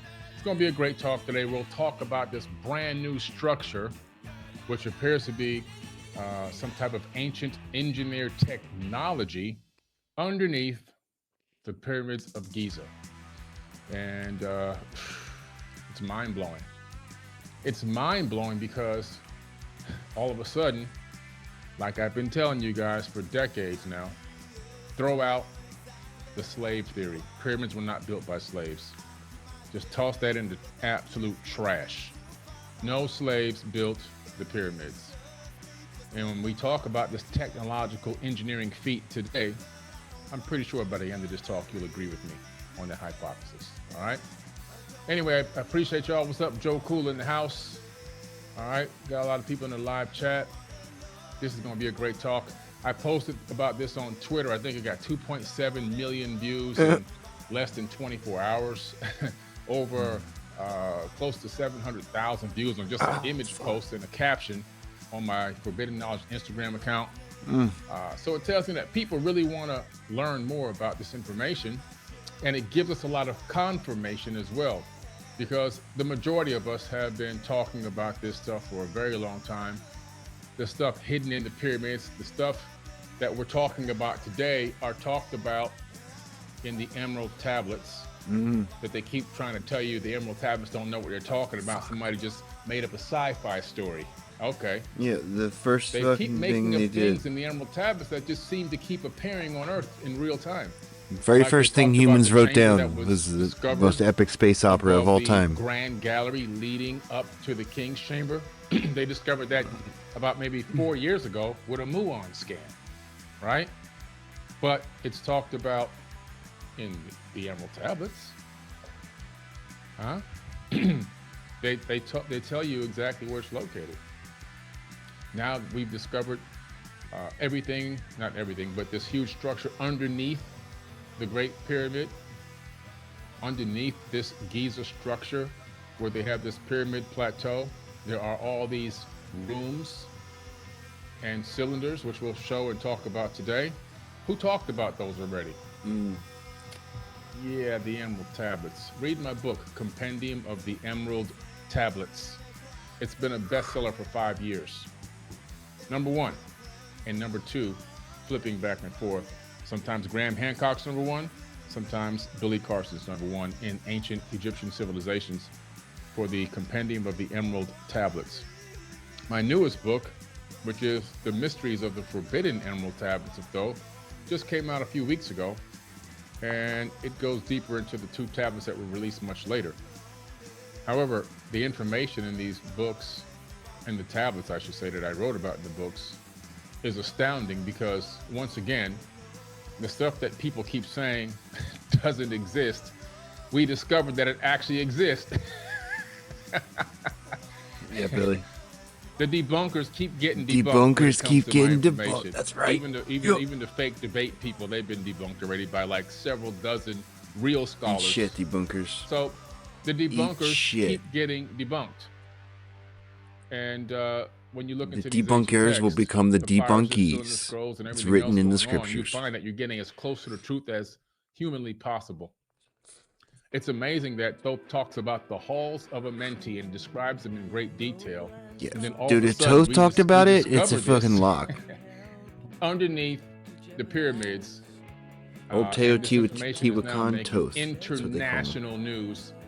It's like ripping the airways. It's on everything, everywhere you look. This information's out there.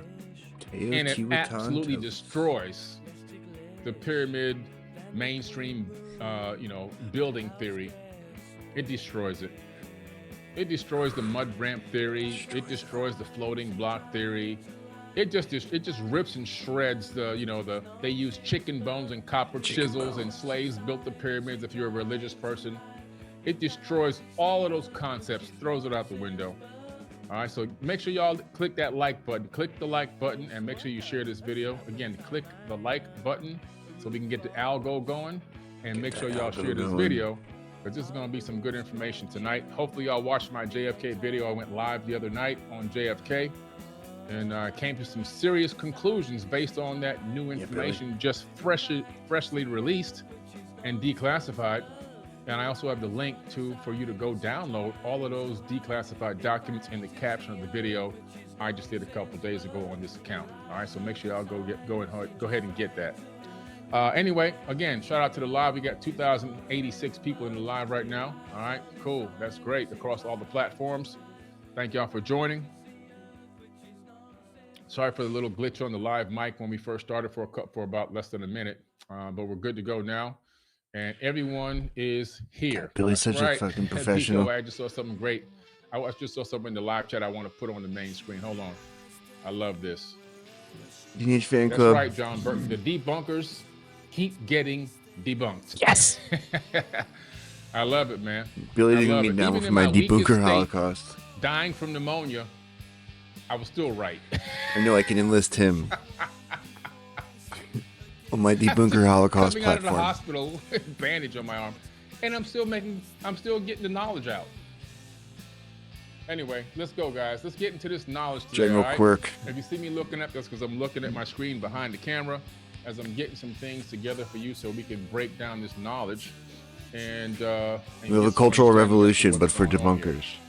So let me get some information out. We'll have struggle sessions where they talk about why they felt the need to I didn't debunk. jump out instantly with a video. A lot of people jumped out with videos right away because they want to catch the That algorithm. fucking Professor Simon is going to get fucking was because I ignominy. like to do research on the information That and get fucking some more loser, dude. base knowledge and some more understanding, and also see how He's I gonna might have to be able delete that link shit. this information to anything that I already knew or seen or read or saw or heard about, so I can get a bigger picture other than just a stupid surface fucking guy. level of knowledge. A lot of people have talked about this, but it's just extremely surface. Whatever they saw in the press release, Dude. Or some of the articles. From The New proof York of Post or concept is whatever, from and they just 2022. kinda simply They did that regurgitating it, and technique that's that they okay, that's proved fine, 'cause we're getting the previously information on a out. new But target. I like to do some of the regurgitation, but I also like to add some of my own inflections and some of my own ideas, theories, concepts, and some of the links and ties that I've made to other things. Okay. Now, this Just like Greer, structure Billy was will be found vindicated. deep beneath the pyramids. Okay, located at Giza. Where is Giza? Giza is a plateau located in Egypt. Now, where is Egypt? That is a country located in Africa. Okay, so let's get that clear first of all. Where the exact location? We're talking about the Giza Plateau, located in the country of Egypt, which is located on the continent of Africa. All right. And this place, as you guys know, I've been to many, many times. When this video clip opened up today, this live video opened, you saw me, well, you saw it from my eye perspective, recording myself walking down underneath. Billy's the Billy's pyramid of fucking Saqqara, Egypt going trip into is the underground baller trip. tunnels and shafts there. As you know, every year we lead people on these tours all over They the go world. to And stay our like 5-star mainstay, our hotels and biggest shit. tour that we have every year is the Forbidden Tour of Egypt. And we take you to incredible places, even into hidden shafts, the new discoveries like what we're learning about today. We take people beneath the pyramid of Giza, the Great Pyramid. We descend into the subterranean shaft. We just did that in October of last year, and we're going to do it again October of this year. And we descend beneath the pyramid 65 meters into other hidden chambers. If you want to see this kind of amazing stuff, you can only get it on the Forbidden Tour of Egypt. All right, I'll talk more about that later. And also the link to it is in the caption of this video. If you want to learn more and read the itinerary of all the places that we go and all the activities that we do on the Forbidden Tour of Egypt. All right, I just dropped a link in the live chat as well. Now, let's get into some of the information about this. Now, let's go ahead and debunk the debunkers right away. Let's debunk the debunkers immediately. Because what's happened is critics on social media, they're questioning how synthetic aperture radar can actually create the ability for us to see beneath these pyramids. Okay, so what they're saying, I'm gonna read the exact articles. Criticals on social media question synthetic aperture radar, which is SAR, scan of the Great Pyramids using satellite radar beams can detect voids 2 kilometers underground or hidden chambers, assuming radar cannot penetrate deeply. However, this skepticism misrepresents Filippo Biondi's method. Filippo Biondi is a gentleman that made this discovery with his team. Unlike ground penetrating radar, Biondi's SAR technique employs X-band microwaves at 10 gigahertz with a 3-centimeter wavelength. And that penetrates the ground less than 30 centimeters. Instead of directly scanning underground, it detects subtle surface vibrations, minute shivers. We're talking about Egypt there, Giza is always vibrating. It's like very light vibrations based on the tectonic plates. There's this vibration coming out of there with the electromagnetic field and everything else. It creates this unstable vibration, and that vibration triggered the resonance of voids deep below or even behind walls. And the vibrations are similar to seismic waves, and they generate a Doppler effect that SAR captures with high precision. Measuring variations in distance, direction, and frequency, they analyze these patterns across pixel lines which are called tonograms, and Biondi maps the void's locations, tracing their mechanical surface effects back to their underground origins. So again, we're talking about a different type of a SAR, a newly upgraded version of SAR, which is utilizing the, which is actually not utilizing, but harnessing, I should say, harnessing the vibrations there at Giza, all right? Harnessing them, measuring them, and then creating this amazing scan of what's down there. So like I said before, we've already debunked the debunkers in the beginning of the video, all right? So throw away your debunking because it's trash. If you're saying, oh, you can't scan that deep into solid stone, well, yes, you can. These people are experts and Biondi did it, all right? It's a done deal. So wipe it from your mind. Don't waste your energy trying to debunk it. So what exactly did happen? Let me give you the update from the press release so you guys can get an understanding of why this discovery is so amazing. A research team comprising Corrado Malanga, Armando May, and Filippo Biondi, and Nicole Sicolo has unveiled new findings from a synthetic aperture radar scan of the Giza Plateau, focusing on the underground structures beneath the Khafre pyramid. This initiative is part of an ongoing Khafre research project which utilizes advanced satellite technology to explore the site's concealed architecture. Key discoveries in this: subsurface structures, that means beneath the pyramid, beneath the actual bedrock. The SAR scan revealed 5 small room-like structures within the Khafre pyramid, centrally located above the chamber known as the Bolonzi chamber, which contains a sarcophagus previously misidentified as the pharaoh's tomb. In other words, it's not a tomb for a pharaoh. It's a structure that looks like a sarcophagus, but isn't a sarcophagus. It's a G collector. It's something else. And I'm going to tell you what it is tonight. It's one of the halls of Amenti's rejuvenation chambers, and I'm going to show you some live video, not live, some pre-recorded videos live on this video tonight. Okay, so hang tight, guys. Hang tight. Vertical shafts were also discovered there. The team identified 8 large vertical structures, possibly wells or shafts, extending over 6,500 feet across and reaching depths of approximately 2,000 feet beneath the pyramid. 2,000 feet. These shafts, first of all, let's talk about the size of these shafts. Can you imagine something being 6,500 feet across? Not 3 feet, not 4 feet, not 5 feet, not the size of my desk, which is about 6 feet, all right? No, 6,500 feet across. And they're laid out in 2 rows, 2,000 feet beneath the pyramid. And they found a vast underground complex. The findings suggest, they say, that the presence of a substantial subterranean network beneath the Giza Plateau. I think it's the chi potentially thing, corresponding like to Bob the legendary says. halls It's like of Amenti alchemy, described in the but ancient Egyptian mythology. I think it was like... Oh, they referenced the halls of Amenti. Yeah. From the Compendium of the Emerald Tablets. Okay. I think they like would make stuff like fertilizers and stuff, and then when they weren't, book, which I wrote 5 like, years ago, it's actually like the default position was just to manufacture excess chi. I actually talk about this discovery on page 34. All right, let me go back to the live chat.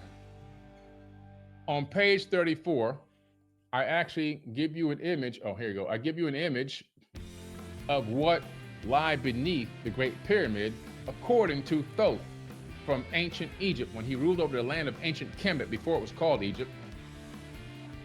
And I write in here, the Lost Labyrinth of Egypt is without a doubt one of the most incredible ancient sites that are a lost jewel to history, and the image credit is in here as well.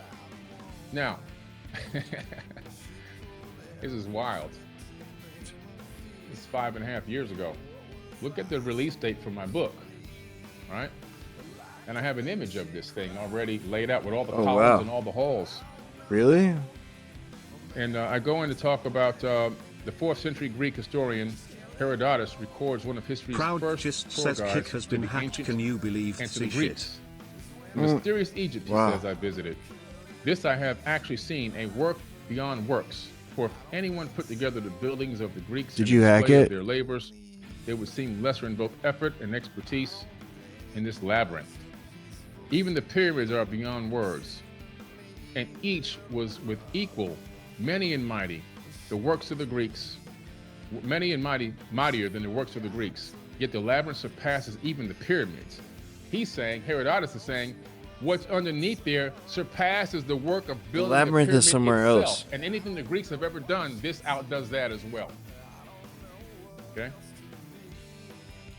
And it goes into talk about, well, I go back to the tablets again, because I mix back and forth between accounts and the tablets.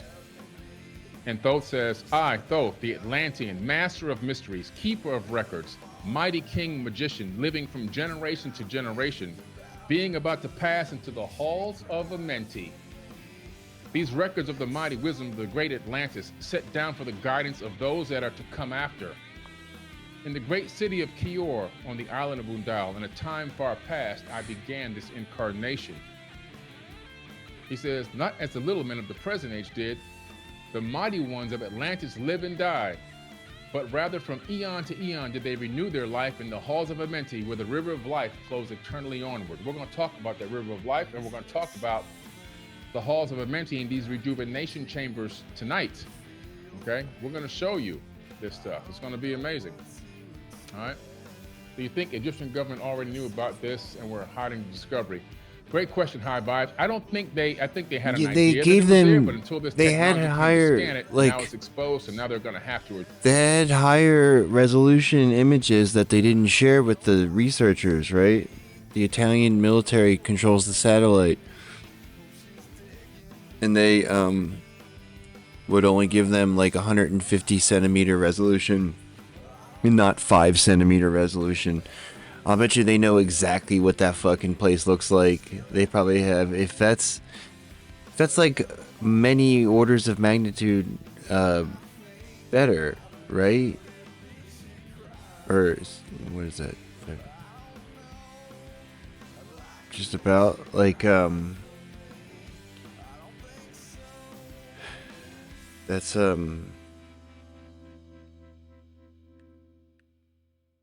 don't know. Who knows? It seems like that would give them a perfect idea what it looked like. 2 orders of magnitude better, right? Can you imagine?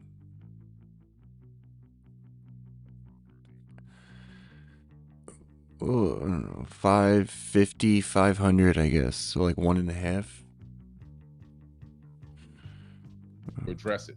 They're already trying to figure out ways they can cover it up, because my contacts over there have told me that they don't really want to say too much about it at this moment, but they're trying to find a way to those guys are obsessed with preserving the accomplishments of fucking people who lived there like fucking at least 6,000-7,000 years ago, right?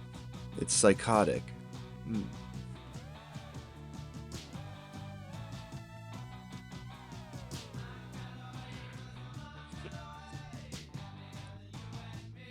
to kind of like run it underneath the carpet. But I mean, admitting that thing is down there, you Great can't. question. Thank you for the donation. All right. Bronze Age people did not build that, you know. And River of Life that they utilized, and the sarcophagi that they put their bodies in to rejuvenate them. And Thoth says they're located underneath the Great Pyramid. I'm a big Thoth guy. Then he says when he rejuvenates his body, he comes back, he says, but in a time yet unborn will I rise again, mighty and potent, requiring an accounting of those left behind me. Okay? And then he goes on to talk about his secrets and everything else, the secrets of how he rejuvenates his body and so forth and so on. But again, that's in the Compendium of the Emerald Tablets by Billy Carson. You may want to get this book and check it out. All right? It's already talked about this 5.5 years ago. And I give a complete description of what's down there. But anyway. The debunkers always lose, today, Lebowski. Right? It's 2025. And once again, another proven object, another proven room discovered, or rooms, based on the ancient text. All right? Ashley Nicole Long says, thank you, Billy Carson, I mean, for the look, invite. I'm happy you to saw be the here technology. listening to you every There's day. something I'm there, rocking my semi-truck. right? All Who right, knows now, what the fuck appreciate it you. is? Thank Just you. the size of it is Have what's safe impressive. travels. You know, like, All right, everybody's so, trying to use that argument about, like, anyway. oh, it's just an artist's interpretation. Like, it's some sort of debunk. And it's really not, right? Like, you can tell just by, like, the void and, like, the rest of the image itself, right? Just the contrast. You can tell that there's something there, right? That's different from its surrounding, matter. Wait, Kim, hang tight, Kim, if you're listening right now. Somebody said they couldn't hear me, but you're probably at the very beginning, all right? Eric Boykin says, when I hear Rejuvenation Chamber, I think Ra's Ghul from Batman. Yes, great metaphor for that, yeah, all right? That's Okay, a great now, metaphor. So we know that the ancient text talked about the Rejuvenation Chamber, it talked about the halls of Amenti. We've got descriptions that have been now laid out, which I talk about in my book, of the halls of Amenti and of these underground chambers that exist underneath the Great Pyramid that go on for miles, actually. The more you look, the more you're gonna find. There's a tunnel that runs from the Sphinx to the pyramid complex, and from there it runs all the way to from there it runs all the way to the Ziggurat of Ur in Iraq. Underground tunnel. Underground tunnels run from Giza to Iraq. Wow. Okay. And you're gonna tell me some slaves did that too with some chisels and some chicken bones? I don't think so, man. I love Billy's fake laugh. I seriously doubt it. Like, I really seriously doubt it. Let's get back into some of this knowledge again, all right? Now, so like I said, wow. I told you about the key discovery.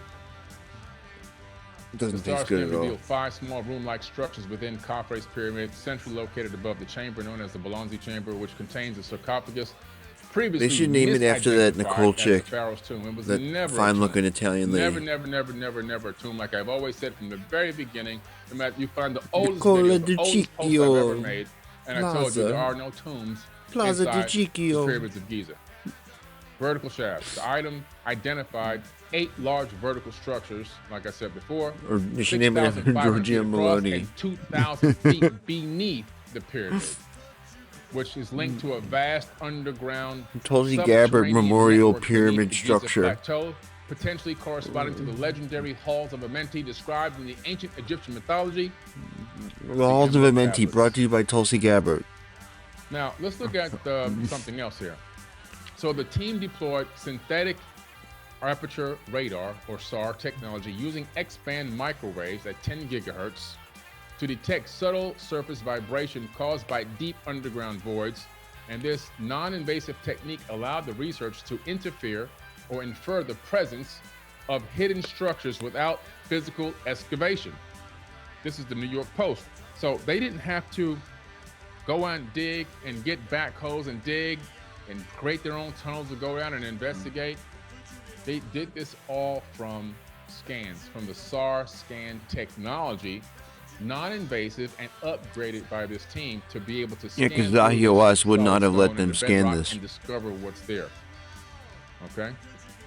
Now, a radar expert at the University of Denver questioned the technology's capability. This person questioned, Professor Lawrence Conyers questioned this instantaneously without even having any information or evidence. And then he got or fucking rocked. any idea or concept of how it worked or where it went or how they did it, without digging any deeper into the knowledge or any of the I mean, information. look at the paper. But he They did the partnered up building, with- like they did the building next door, and you know the results, and you can compare it to structures that you know people have been inside, right? Every day, people go inside the King's Chamber. That what makes you think that it works there? I guess because it's deep below underground. I don't know. It seemed to me like if you're using the vibrations, it seems like the vibrations would be better in the surface, or I mean underground, right? Like you would be like you'd get a stronger signal trying to detect stuff underground than you would above ground. Because they're effectively like measuring the fucking vibrations in that part of the earth, right? And they can use like the Doppler shift like, you know, like a bat, like echolocation or whatever.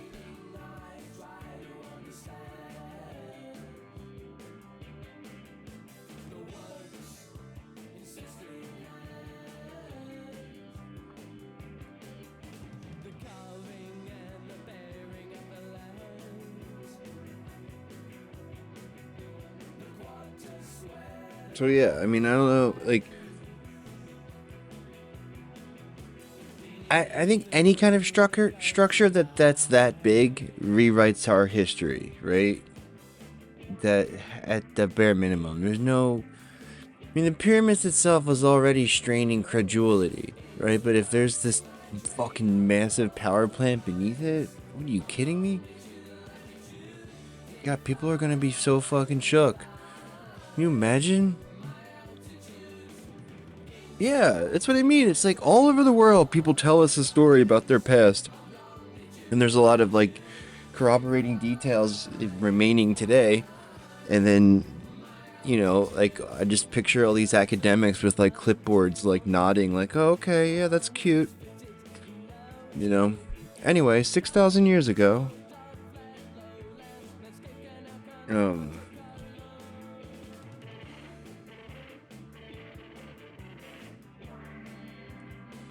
Yeah, I don't know.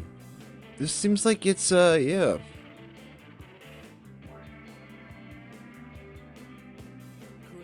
Like, why would they build an underground city? Like, same in Turkey and China.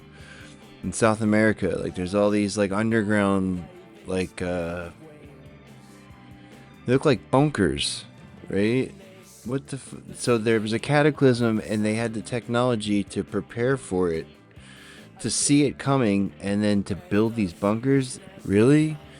Or did they get help? I mean, I think it's basically either there was like pre-flood, there was some, you know, like fucking some group of people at least had advanced to the point where they could dig these massive structures, or the Anunnaki's real. I feel like those are the two options, right?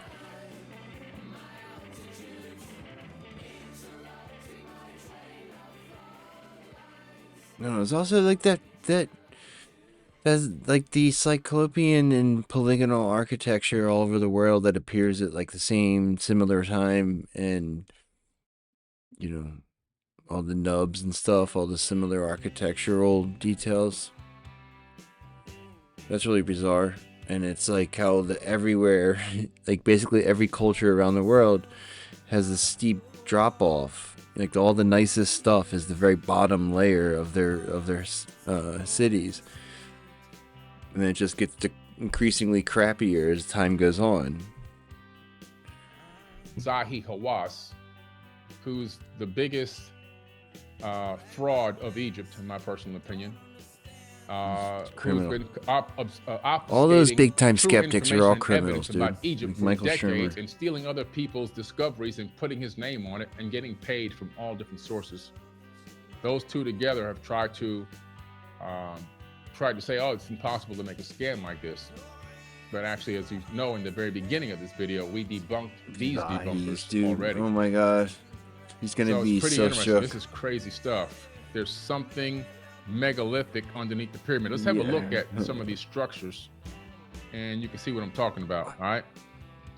So see what I mean? Go back to the first slide. There we go. So here you're starting to look at some of what the scan picked up. You see these cylindrical megalithic columns that are 6,500 feet across. And above them, there appear to be bedrock, and then some of these other antechambers, okay, that are right above. You have these circles and numbers pointing to these antechambers and these other areas, right? Here's another view. Now, I want you to ask yourself a solid question. These what the fuck is going on here, man? Underneath these megalithic, so 2,000 foot long, cylindrical, 6,500 foot wide structures, these megalithic boxes down there which perform some type of amazing function, are so large, and I have to read the exact numbers for you. I mean, you see a person for scale. That 64,000 people can fit inside of them. Okay? 12,800 square meters is 137,778 square feet. Depending on the density of the occupancy or how you stack the people in there, if you put them stacked on top of each other and side by side all the way across, or if you just have standing room only, tightly packed seating, 2 to 3 people per square meter would be 32,000 people. Office conference space type seating would be, only 1,280 people. But if you actually set it up where you just fill the entire volume with people, you'd fit 64,000 people in there. 64,000 people can fit within just those two. We're talking about a massive, massive space here. We're not talking about something, that is like, it's pretty nice and cool, but that's not that big of a deal. No, we're talking about a really, really big deal. It's a 2-kilometer underground city found beneath the Great Pyramids, okay? A 2-kilometer underground city is just bananas. And it seems to look like something technological. It does look like something technological. That literally, I'm just trying to find this one donation here and put it up on the screen. Hold on. We're talking about something literally that is so sophisticated that you have to have foreknowledge before you build it, okay? You have to have foreknowledge. You're not going to build anything. The official like narrative is that they fucked up in the King's Chamber and they had to rebuild it in the Queen's Chamber. Literally what the academics say. The overlay of the pyramid structure. Yeah, it's like a bunker. It looks like Debunkers or something. The subterranean chamber going down. And you can also see the tomographic measurements and the scan, how it sends back to the computer. I don't know any other reason to build a city underground unless you're hiding from a calamity. So that you know this is a real discovery. Okay? It's an absolute real discovery. I'm trying to click this thing here. Got it. Okay. It seems like it'd be inefficient. Daryl Nichols, what's up, Daryl? Hey, man, Daryl Nichols. My God, what a great guy, man. Appreciate you, brother. And the Halls of Amenti, is the Halls of Amenti synonymous with the labyrinth of the Hall of Records or the gates of No, the labyrinth is somewhere else. Described in the Epic Dude, what if there's demons down there? Very similar structures. They basically have very similar functions. Man, can you imagine if Cthulhu was down there? They do almost the same thing. So it's, again, to me, King more Kong? evidence that this technology, this ancient technology has been passed from civilization to civilization. It has not been found just in, or talked about just here in Egypt, but also in Mesopotamia, ancient Mesopotamia, which is what he was just talking about. Cthulhu would probably be cool with me. All right. So yeah, thank you, Daryl. I feel like I would be chill with now, this is crazy because, Lovecraftian again, horrors. This is the actual real scan of some of the area. And so you can see now that these scans are not only real, but we have the imagery, okay? Thank you, Anna, appreciate you so much. Now, let's go to this next one here. All right, look at these cylinders, and you see that they have what if it's just like waiting for you to go around them, okay? Like it's waiting for the perfect black metal band. Like once we get to the perfect black metal band, they do a show at the pyramid. Lining or and then cabling.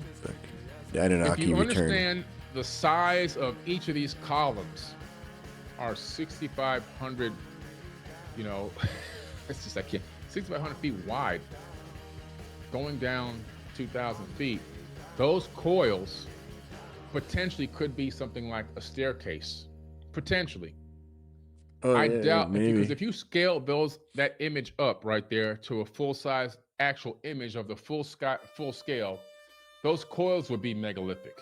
The coils themselves would make a human look like an ant. Yeah, what if we like stepped over the pipe at some point and choked them off? They may be something else. My only hypothesis that I could think of is maybe there's some type of a walkway, maybe there's some type of what if it's like a way to get people downstairs quickly? Maybe they are cabling that carries energy in some way. Maybe they're hollow on the inside. Like, what if some fucking Ascendant Masters built this in like 15 minutes? A sample of the stuff to take a look at it and see what it is. Another hypothesis could be that it channels energy around these columns, and maybe it's got mica line inside of it to hold the electrical charge. We know that the halls of Amenti are energetic. I don't know. It seems like the Great Pyramid is a chi manufacturing plant, like a right? battery system But I don't know what the fuck these this is. rejuvenation chambers, which are gigantic diorite and granite stone boxes. Like, I think Bob's right about the Great Pyramid, but I don't know what's going on here. Some way as much as a few hundred tons, depending on which one we're looking at, which I'll show you some tonight. Either way, when looking at this structure, what I see is advanced technology. This doesn't look like chemical manufacturing pyramid that's there. stacked You know? by blocks like a Lego set. This looks just like to something have different. A nice looking building on the outside. I see foreknowledge. I see planning. To do something this huge and to get these columns that far beneath the bedrock. They did it psionically, Today, Billy. if you said to an engineer, can you do this? They're going to charge you, first of all, maybe damn near close to $1 billion, number More one. than Number that. two, they're going to tell you that they need to create technology to do this, or they're going to need to tell you how much excavation is going to be needed to make Billy, this they happen. have to It do can it be with a done. pipe We build, drill. you know, They we got to build do high-rises it. that They have to these do it huge with steel fucking beams sticks and going down deep stones. into the bedrock, and especially here in Florida where I live on the ocean.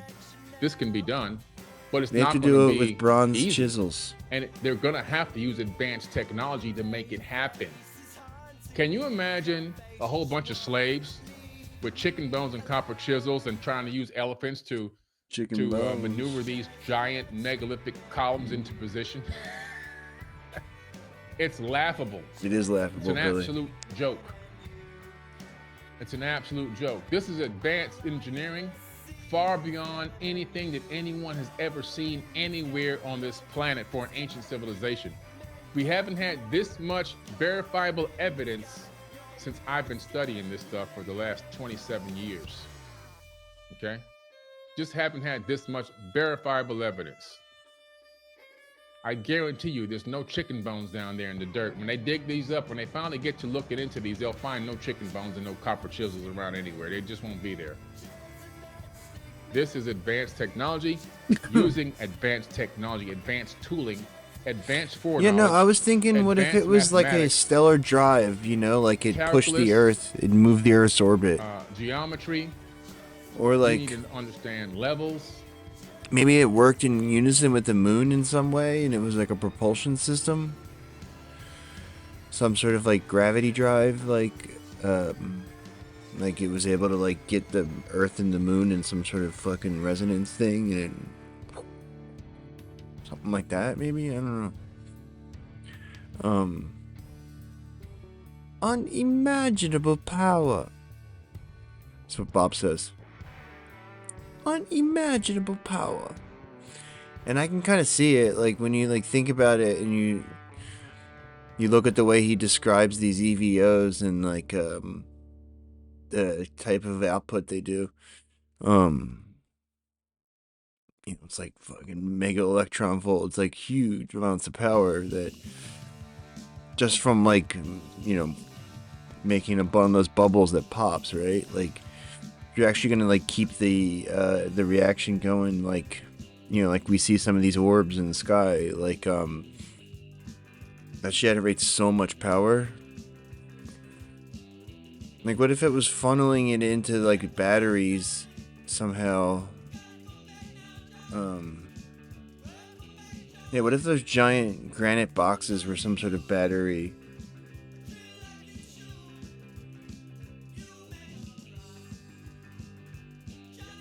To power an underground civilization? No. Because it doesn't look like they had street lights and stuff, right? That doesn't really seem like what kind of power they were generating. Unless maybe it was like some sort of, again, like if you were trying to like set something up so like a small number of humans could survive underground. You know, maybe it was some sort of like fusion thing to have like a mini sun. Something like that. Like that's the kind of thing you could have with all the power generated by the Great Pyramid. Unimaginable power.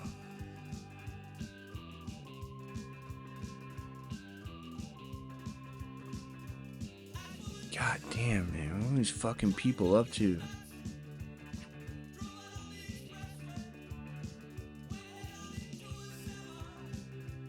God damn it. Yeah, the Earth's towhook. Or I was thinking like it's like something that you can scan from orbit. Like if you're like a galactic, you know, like a Type 3 civilization, you can like fly by and like scan the pyramid and it'll give you like readings about like the biosphere on the Earth. Like, oh, your antelope numbers are down. You know, you gotta send some greys to go like fuck the antelopes or whatever.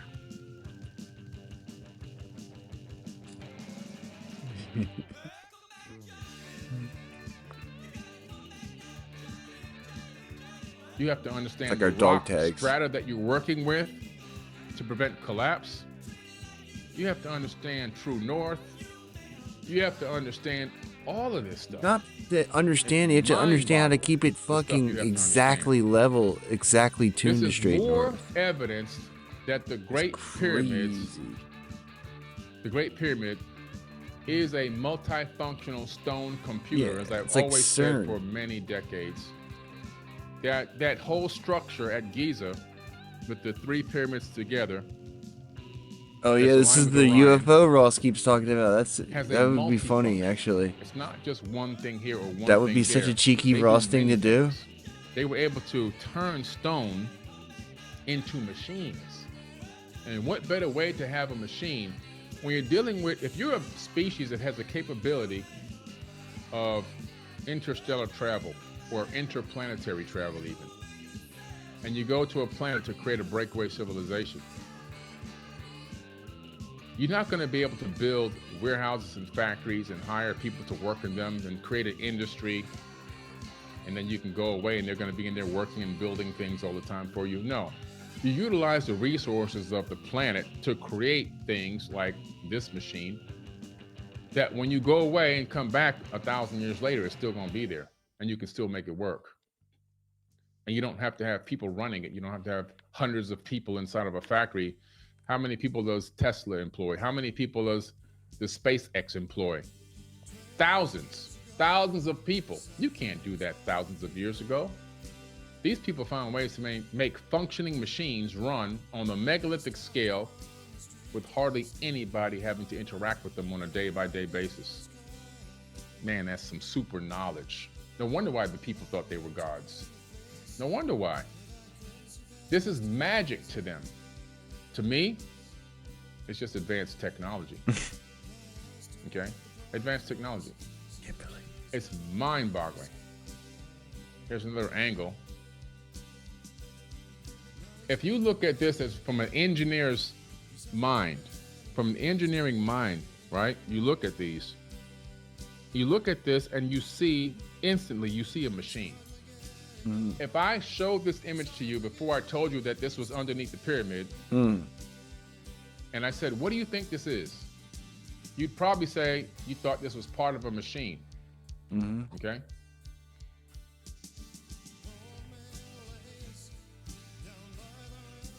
Thoth says, where did the idea of spiral-like columns come from? I read the original published paper from 2022. It mentioned columns, but no spirals.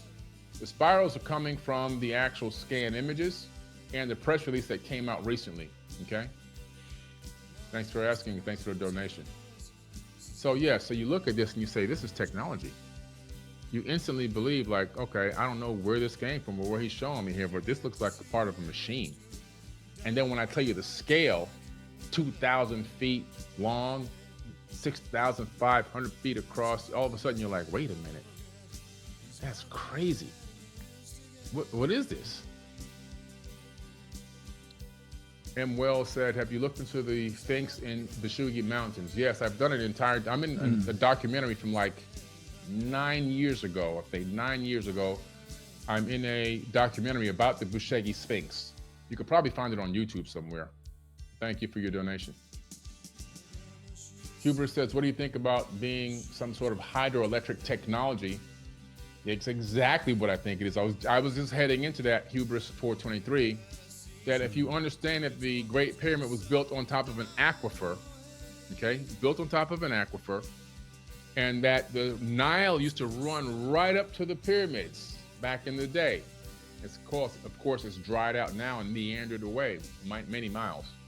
But back then, it was a very tropical area, and the Sphinx, the Nile ran right up along the Sphinx and the Great Pyramids.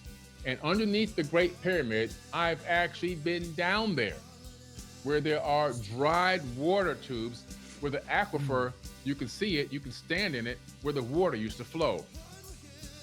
They're just dried out tubes right now. And if you have moving water through a structure like this that might be able to harness that energy, we know that moving water under crystal granite, which is the base, creates something called physiostatic electricity. Could this technology we're looking at now have harnessed that power and then in some way stepped up or amped up that energy and moved it around the complex underground for purposes unknown? One of which may be functioning, powering the halls of Amenti, powering some of these sarcophagi, these rejuvenation chambers. And also, as Thoth talks about in the Animal Tablets, he talks about that there's portal technology underneath the pyramid, and he uses that to go places. Could this be something that also helps to create they harness the energy and then create a stable wormhole for wormhole travel, for portal travel? That's what I say, multifunctional. There's so many things it possibly could have done. They were able to maximize this, not use it for one thing, but for many things, okay? For many, many things. Also, could there be another hall of records down there in one of these chambers that Thoth talks about as well, being hidden within the Great Pyramid structure? So there's a lot to this. There's a lot to this. This is like mind-blowing stuff, okay? It's one of the greatest discoveries going right now that unequivocally, in my opinion, proves that people with advanced technology, not stone tools and copper chisels and chicken bones, but people with really serious advanced tech and serious advanced engineering skills could put this thousands of feet and build beneath the pyramid and build a 2-kilometer city. High Vibes Cat says, what happened to the people who built this and how long ago? Thank you for the great question, High Vibes. I believe that the people that built this, a couple things happened to them. The first thing that I believe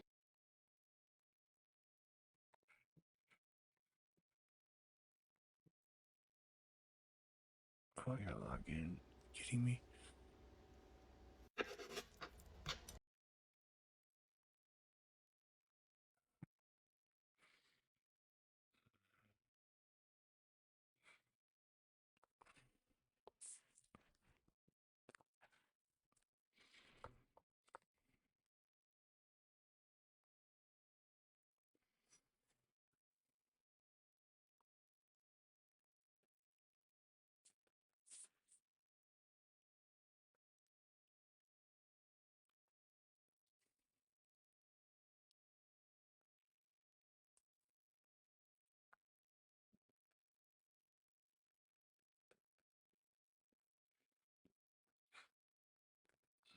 happened to them is that a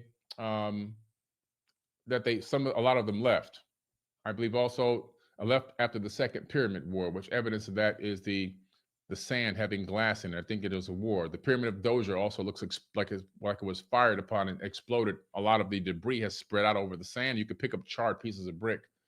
I think that there was a war. A lot of them left. But the other part is some of them made it with people. And I think that a lot of their bloodline are still walking the planet till this day, because these people are humanoids. They're not green men with antenna. They're real people, okay? Well, he didn't try to debunk it.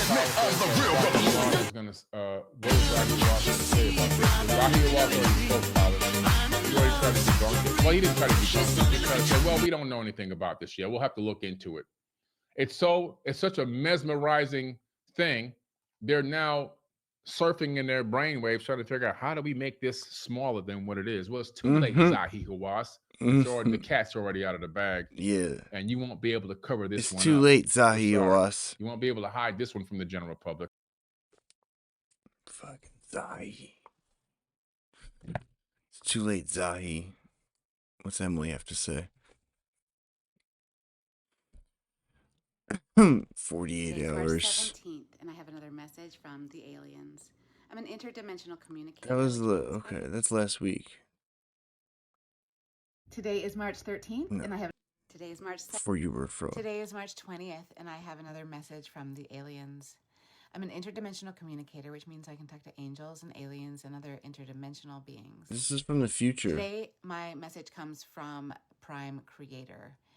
I shared it with my subscriber community earlier this morning, and now I'm sharing it with you.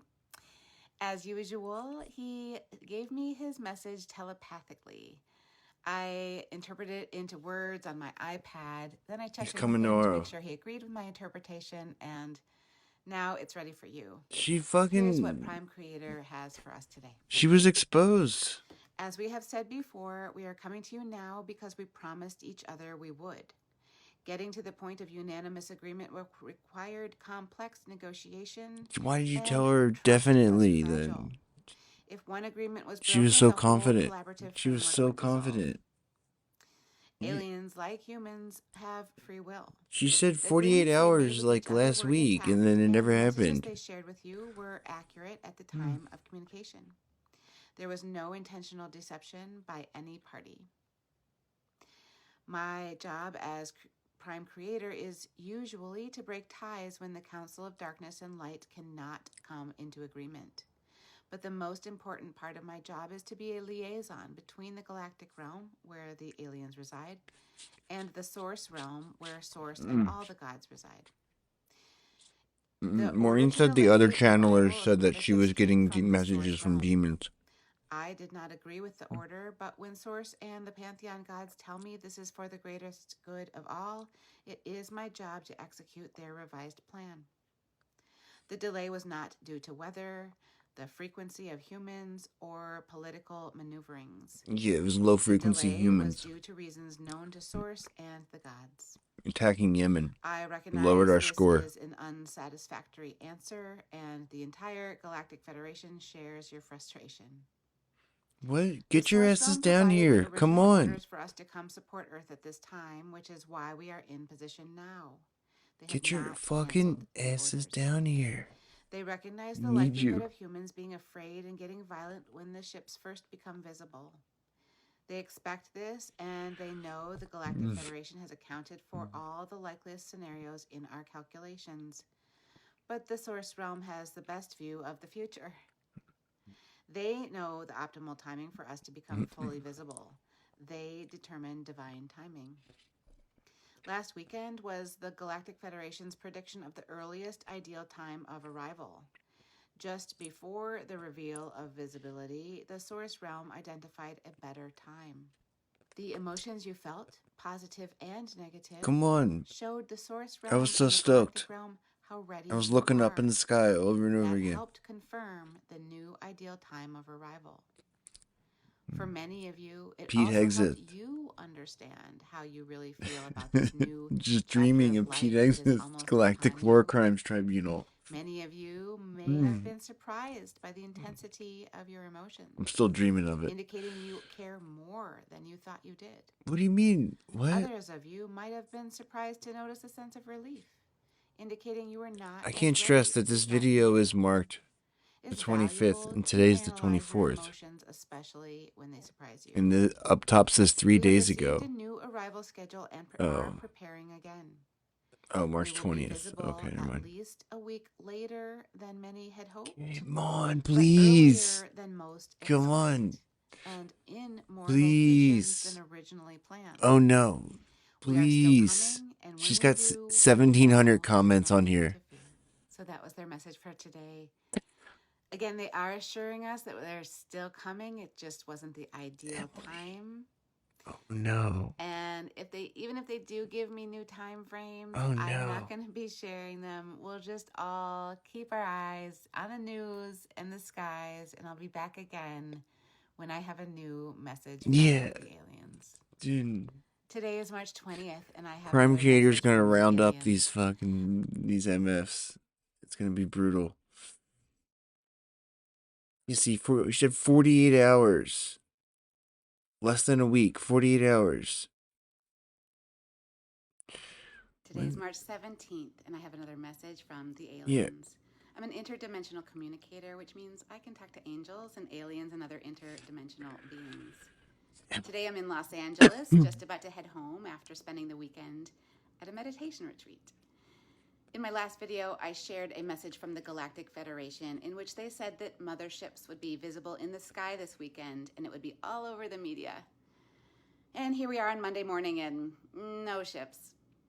So this morning I asked them why, and they gave me a new message to share. They fucking... Yeah. But before I get to today's message from the aliens, Oh I my want to God. say a few words about my last post from my perspective.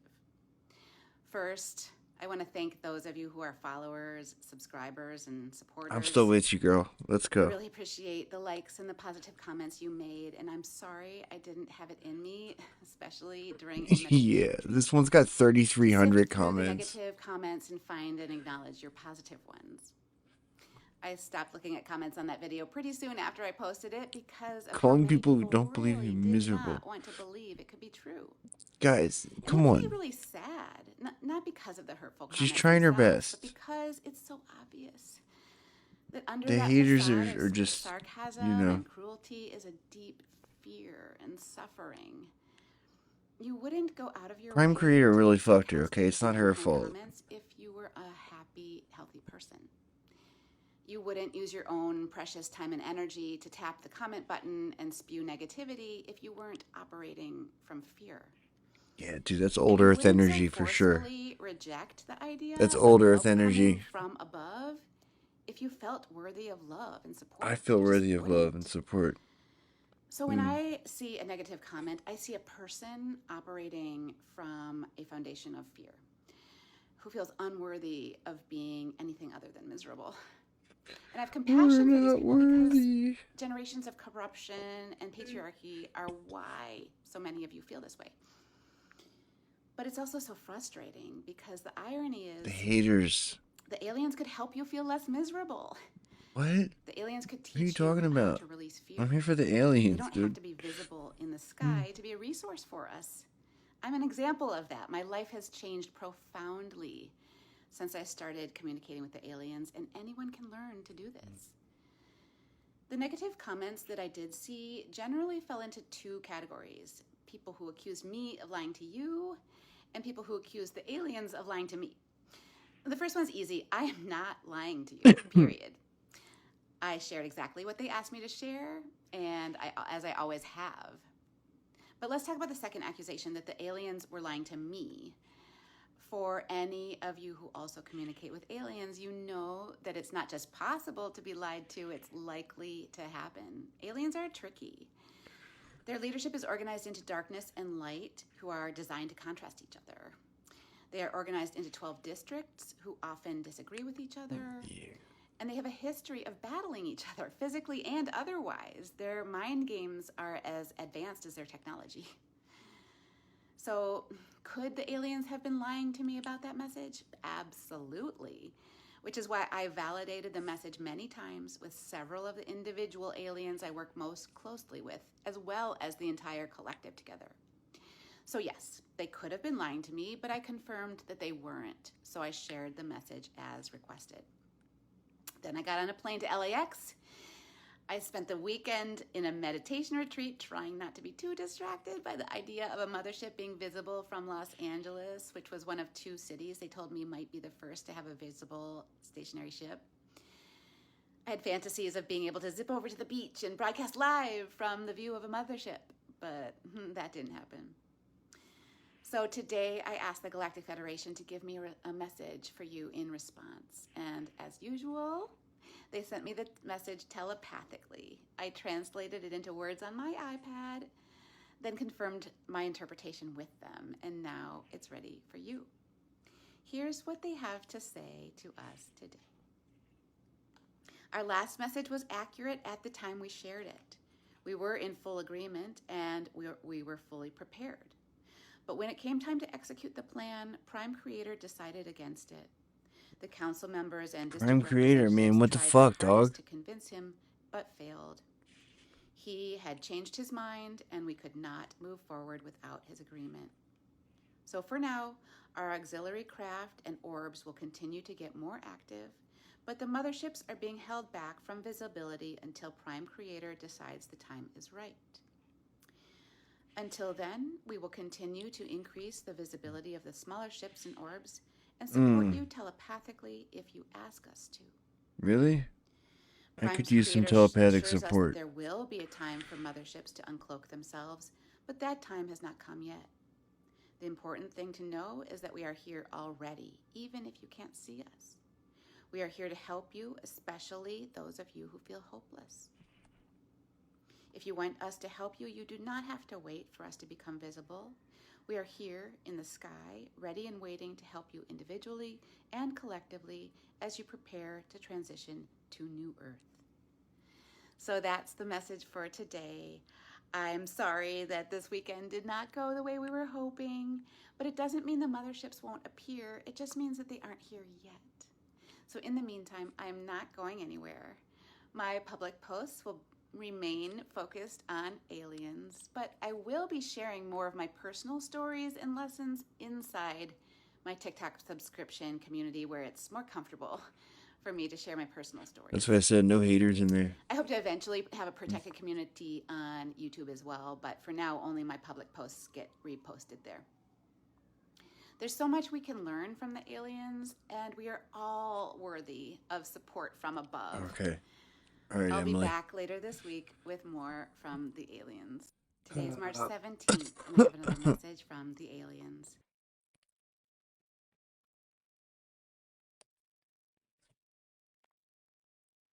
I mean, to reiterate, it's like one of my top fantasy scenarios. Like, it's like, oh, we're gonna come down and punish your corrupt leaders. What? Oh, man. Come on. Pete Hegseth Galactic War Crimes Tribunal. How fucking epic.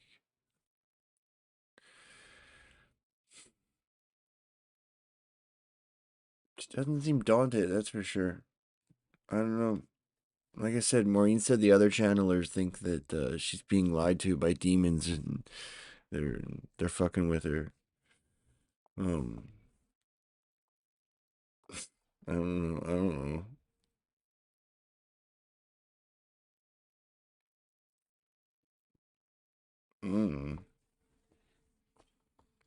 The aliens are scared of Trump tariffs. Yeah. If I had more money, I would like fucking short the market when Trump does the tariff shit. That's what you gotta do. You gotta just assume Trump's gonna like undo it in a couple days.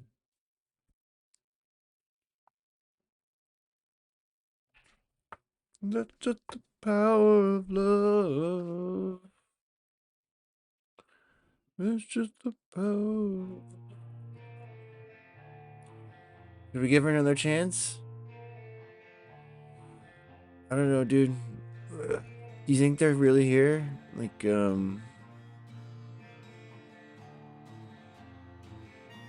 what if they're just fucking with her? There has been a lot of orbs. Oh, speaking of.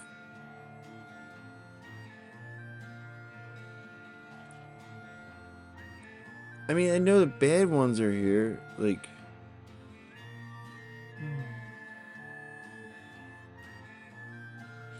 I think they can basically teleport though, right? Like, I think they can travel instantaneously. So, like, being here is not the same as, like, you know, having a mothership here.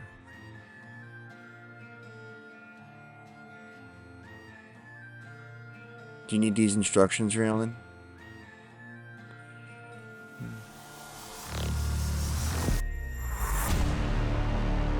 Look, you don't live in Cape Town to be even further. Welcome back to Third Phase of Moon. Blake Cousins, we've got the UFO videos tonight. Thanks for joining us. We're looking at some photos right now of an incredible capture at night with his night vision black and white camera. Now let's roll the video. Oh, sorry. Whoa, there it is. Dude, if it's in LA, dude, it's off the coast of California somewhere. Dude, that's the new piece of information, right? If she said it was going to appear in LA, maybe, then that's where, you know, it's probably hanging out there anyway.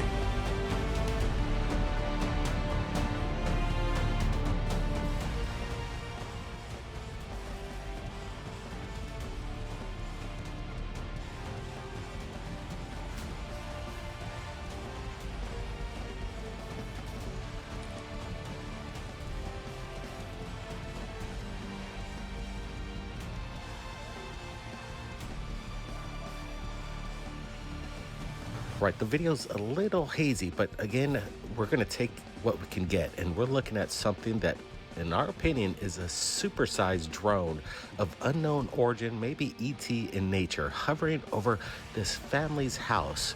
And let me tell you, it hung there for a while. Apparently, what we're looking at is footage that was captured approximately 8 years ago. We're going over some of the archives. We've seen social media pick up on the Third Phase of Moon archives, and it's a great thing. And it gave us an idea to go back and find some of the most incredible videos. And we're looking at one of them right now, and it's kind of enjoyable. We get tens of thousands of submissions. We have 10,000 plus videos, so it's a needle in the haystack of some of these great videos, and we're going to share a few of them tonight. But Brent, what's your thoughts? That's how I feel when people ask me for evidence. I'm like, there's so much. What do you want? Good stuff. When we get a close-up, we're seeing something that's undescribable. It doesn't look like your typical drone. In my opinion, this could be maybe something otherworldly. We just don't know. We see this object. It's up in the sky, estimating maybe about 50, 60 feet right above that person's home, and you see it just hanging there. He kind of gets his vantage point. You can kind of hear him walking, and then he positions himself. And what I like about this, he actually takes a photo. And that's when we see the detail. We see this thing. It kind of seems like it has windows, compartments, portholes. And then we see this kind of black mass underneath the object itself. It's really weird. Now, let me get another enhancement here. And again, you see these, it almost seems like windows. It's not disc shaped, but I don't see any wings. This is really kind of hard to explain, but we're looking at, again, what looks to be like a solid craft, and you see these illuminated lights appear through these like windows. And again, it's over the house, so again, I'm gonna have to estimate this thing to be about 20 to maybe 30, 40 feet in length here. And these videos really are incredible, but the enhanced photographs is what really gives this some structure, some detail of the unknown. And let me tell you, I've never seen any kind of drone or military craft, so I'm debating this is something from another world, something not of our own assets, an non-human intelligence, right? Yeah, again, it's really hard to tell. The footage isn't perfect, and you know, show me a perfect UFO video. Show me the smoking gun. We've been doing this for 15 years, and it still hasn't been disclosed. Like, are we alone? We haven't proven it yet. But in my mind, we're looking at something that leaves us questioning the origin of this craft. Yeah. Definitely one of the goodies, and I'm definitely rolling out CGI or AI whatsoever. Again, this is coming in, I think, approximately 6 to 7 years ago. So very incredible footage. Now let's move on. We like the weather phenomenon, and we found this one, and I'm not sure if you guys saw it. I know a lot of people saw it, but you tell me if you've seen this before. Captured out of Tunisia, somewhere in the Middle East.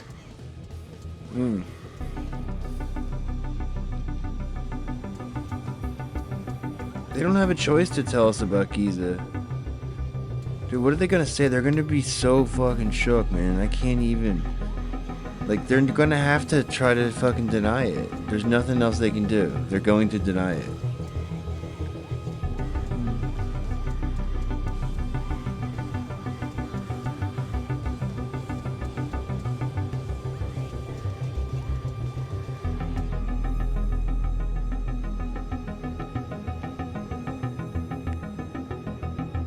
Right. If you're talking about strange weather phenomena, I'd have to say this is one of the top 10s right here.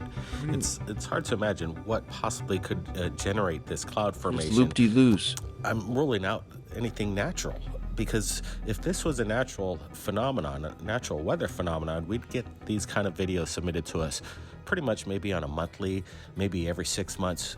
We receive like this crazy weather footage, but it's repeatable sometimes, like the crown flash, one of those kind of weather phenomenons. But we're looking at something that, like I said, doesn't resemble anything like I've seen before, and I got a feeling that it just seems manipulated. Yeah, 100%. Like, you can see these clouds, these circles kind of just cut into the sky. And this thing's massive. It stretches for miles.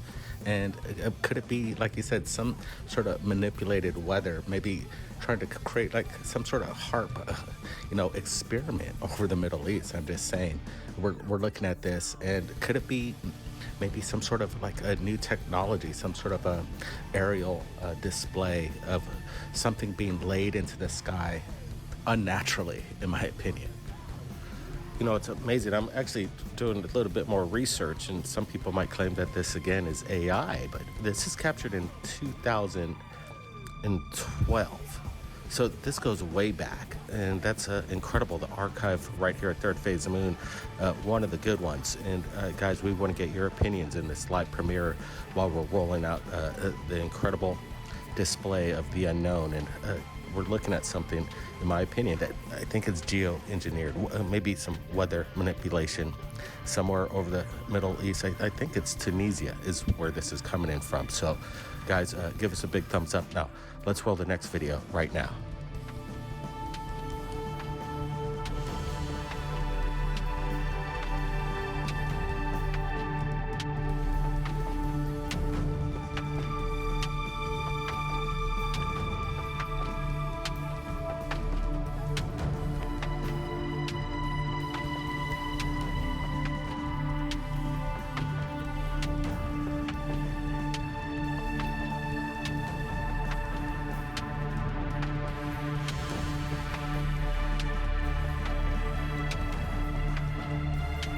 All right, here we go again with broad daylight, clear footage. People say, where's the clear UFOs? We've told people around the world, I think we've been seen about 1 billion times, and plus with everybody sharing our videos on social media, that you're in the right place to see the clear stuff with the archives and the tens of thousands of people. Did you see that? This thing, we wanted to confirm if this thing was actually up there. As the car drives by, you could see this object, whatever it is, it's right there.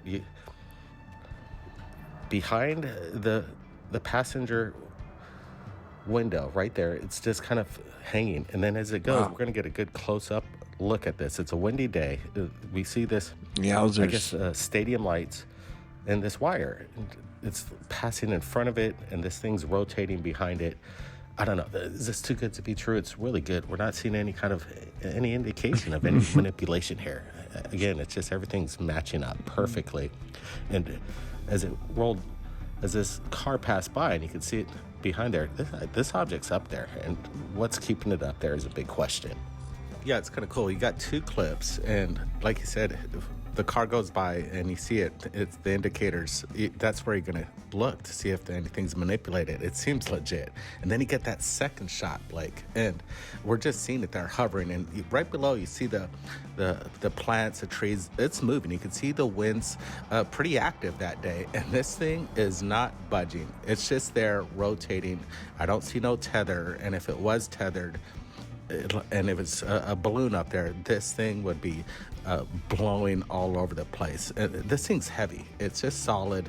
What in the world is it doing there? That's the big question. People are seeing these things around the world, and this is a technology that's out there. We just want to know, where is it coming from?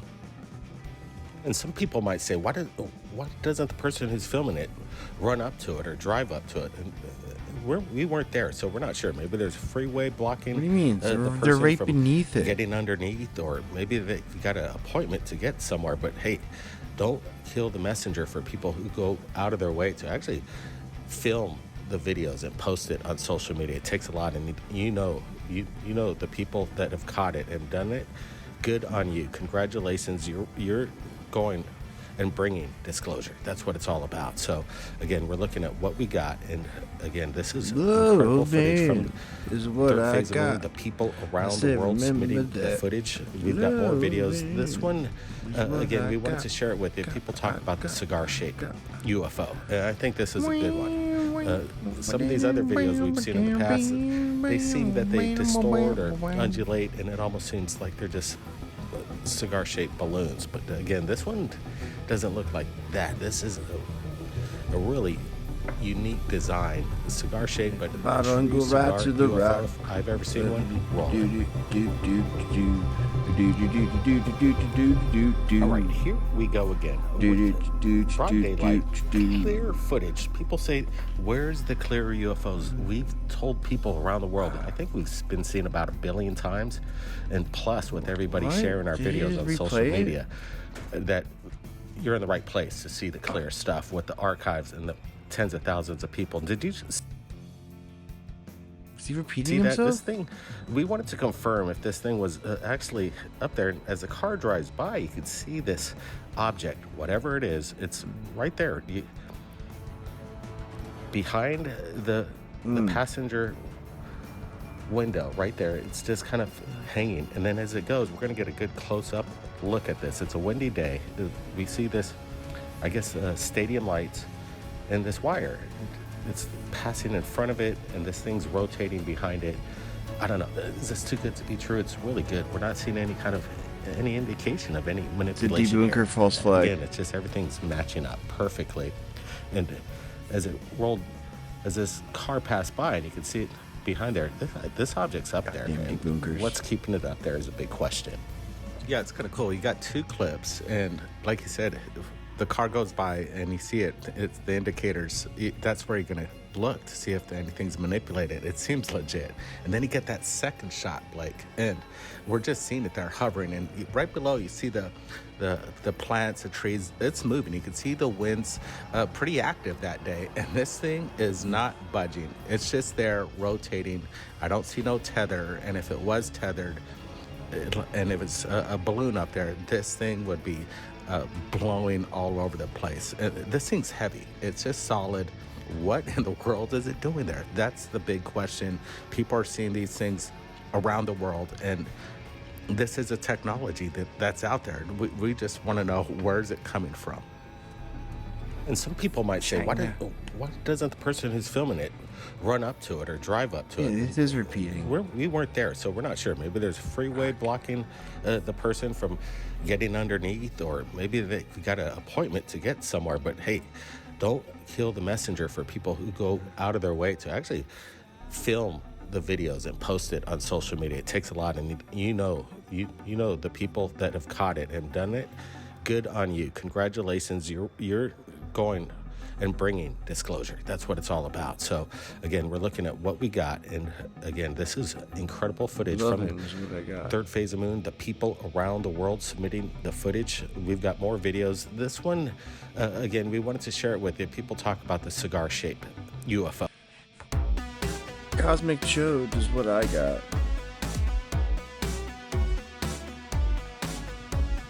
We've got a lot to talk about today, so get in here. This is Jack with Cosmic Road. I talk about UFOs and the paranormal. Please hit like and subscribe, and let me know what you think in the comments below.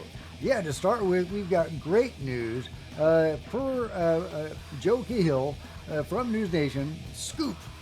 UAP whistleblower David Grush has officially been approved for and accepted a position to work on Congressman Eric Burleson's personal office staff. Good shit. Grush's title will be Senior Advisor and will mostly advise on UAP UFO related Dude, they topics. should let him do lib. His role will begin as a temporary 4-month post. I bet you he's super libby. That indicates that he'll be mainly working with, or exclusively working with, the Declassification Task Force, and not as a general staffer for the Oversight Committee.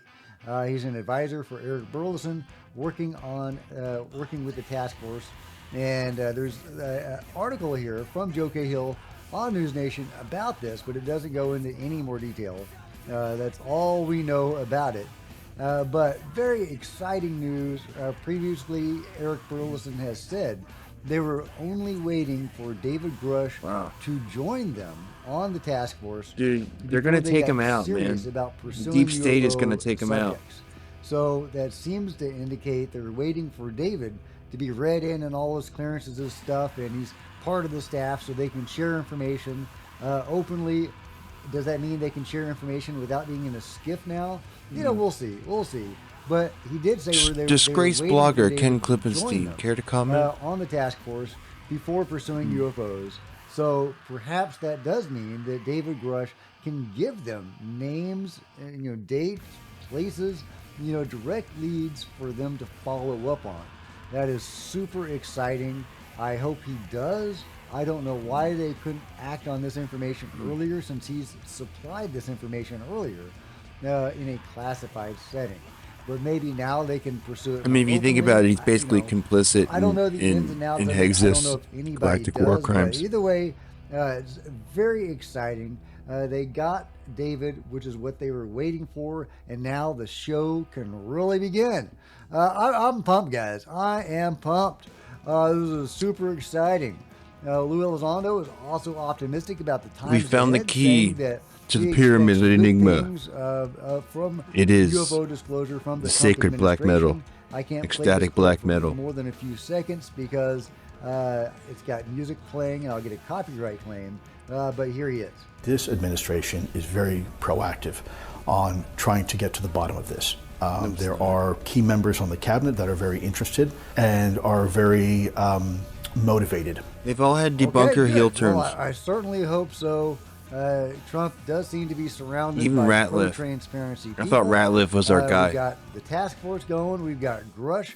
There are definitely reasons to be optimistic. There are reasons to be pessimistic as well and skeptical. Obviously, the FAA-approved line is total BS. It isn't a It's great for other indicator reasons. of super transparency, but it is what it is. They couldn't admit the truth of the mystery drones because that would be catastrophic disclosure. This is a worldwide phenomenon that's been shutting down military bases in airports around the world. To reveal that those are actually anomalous vehicles, that they're interfering with our airspace, shutting down airports, and we can't do anything about it, that aliens are doing this, that would be pretty catastrophic for a lot of people. So I understand reluctantly why they felt the need to run with the BS on the mystery drones. Shut up, man. That's why. Stop shilling But I for do think fucking we're probably Trump. looking at something more anomalous with the mystery drones. Okay, but what about the giant underground structure below the Khafre pyramid and the Giza plateau? I know we You all shared want to know about what the disinformation. hell You that thing shared is. fucking Is it real? Professor's What's going on Debunkers there? bullshit. Well, maybe we can gain some insight from remote viewing or from psychics. Daz Smith contacted me on Twitter and said, did you see the Ingo Swan pyramid remote viewing on that? And he's directing me to his website, 8 Martinis, and I'll link to this. You can download the article here. Goes to here. I mean, it's a long article, but when we get into Ingo Swan's remote viewing or psychic impressions of Giza, well, there's a lot of detail. But just to talk about Khafre, it was built much later, Ingo says, about 3000 BC. Probably was built as a burial place, he says. What? Says probably. 2 undiscovered chambers, but beneath Khafre is a network of tunnels quite vast in nature, and which extend to the west into the Plaza Cliffs and then beneath the sand dunes out there. Oh yes, there are 3 boat enclosures at the south of Cheops. Khafre has a radically different psychic feel than Cheops. Oh, and by the way, Cheops is another word for the Great Pyramid. Khufu is also called Cheops. And it's interesting talking about these boat enclosures because I gave a possible explanation about the boats in that scientific paper by that same team that is now revealing information about the Khafre pyramid in the structure underneath. So yeah, the boats is an interesting angle in all of this. But yeah, the Khafre has a radically different psychic feel than Cheops. I could breathe in it. Hardly could in Cheops. When I sat outside Khafre on its west side, facing west, saw this tremendous stone against which I was leaning. How could this have been moved without breaking apart? Got the feeling it was poured in place. Oh, and here's where it gets even more spicy. Beneath the plaza are rooms and tunnels. Most beneath there's a lot water down table, there. which must not have been there at one time. Who? And yeah, so if we're talking about giant chambers 2 kilometers below the ground, clearly that's going to be below the water table, right? So really intriguing that he was seeing rooms and tunnels below the water table. Why all the shafts? He's talking about shafts. The sheikh told me they were wells. So I would like more information about that. The sheikh was aware of these shafts. What are they talking about specifically with these shafts? Are they talking about the great shafts that now appear based on the evidence that we've seen so far to be under that pyramid, going down to the giant chambers 2 kilometers beneath the pyramid? Are those the shafts he's talking about, or is he talking about something else? The sheikh knew about it, so maybe these are more surface shafts. I don't know. But the sheikh told him they were wells. Some of them, Ingo says, but not all. The rest must have been air shafts. But I got the impression that light rays came up out of some of them. What kind of light and why? I don't know. So yeah, so he was seeing deep tunnels and chambers, below that pyramid, and also shafts. Light was coming out of some of these things, and they may have been air chambers as well. There's some deeper stuff under the pyramid. Really, really intriguing. Thank you, Daz, for pointing this out to me. In other news, Congressman Wicker says he doesn't want to be quoted about drones. Okay, intriguing. Yep, Matt Laszlo caught up to Senator Wicker and says, "Sir, I was actually." Roger Wicker says, "I already talked to you once." Yeah. I love it. He's trying to brush Matt Laszlo off. Oh my God. But Matt isn't deterred. He says, "Actually, I was wondering, don't you know my rule?" Wicker says. Matt says, "Oh, I know, sir. I was actually wondering if you misheard my question because I was." There's beeping going on. Wicker says, "Are you willing to walk with me?" Okay, that's something. "Yeah, sure," Matt says, "because I'm going outside. Wherever the chair wants me to go." I guess that's the right answer, Matt. Because I was asking about the drones over sensitive military sites in Jersey and elsewhere. You talked about Hal Rogers' place, and I was like, wait. Skipping ahead a little bit, Matt says, "That's where I was curious what your thoughts are on the claim that the FAA knows what's hovering over sensitive sites. I mean, especially after the Langley incursion." Wicker says, "Well," Matt says, "or are the two not, connected, I guess."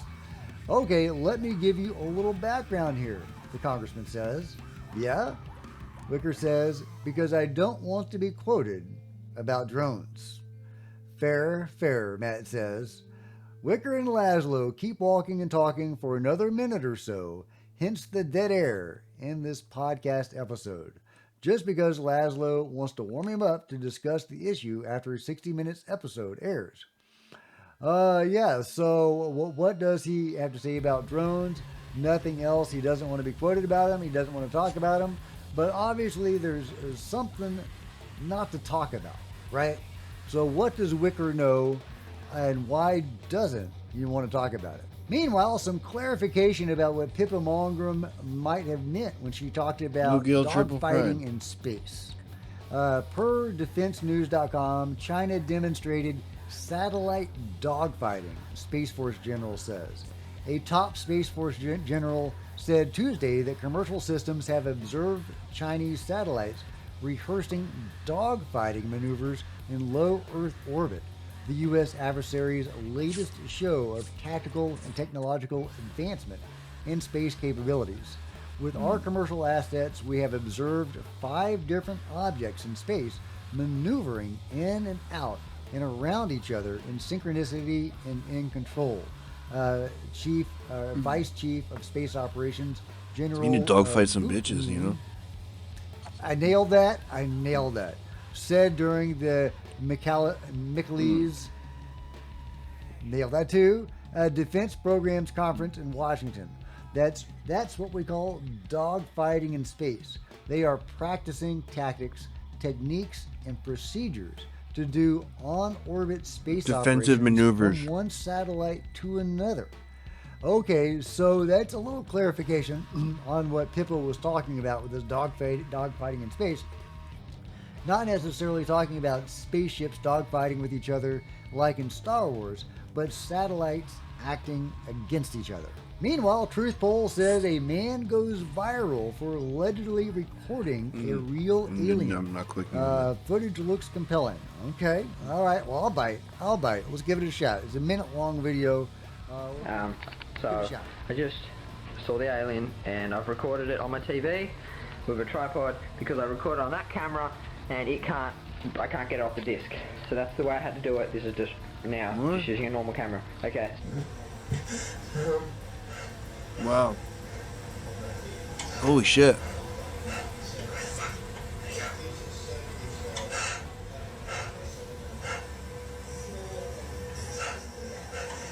Okay, I could do without the heavy breathing there, but all right, check it out. I mean, I guess I'd be breathing pretty heavy too, honestly, if I saw that guy, right?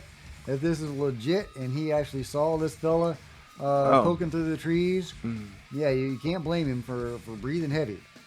What do you think? Is this legit? Is that a being, did he capture him? Poking through the trees? Or are we looking at a man in a mask or pareidolia?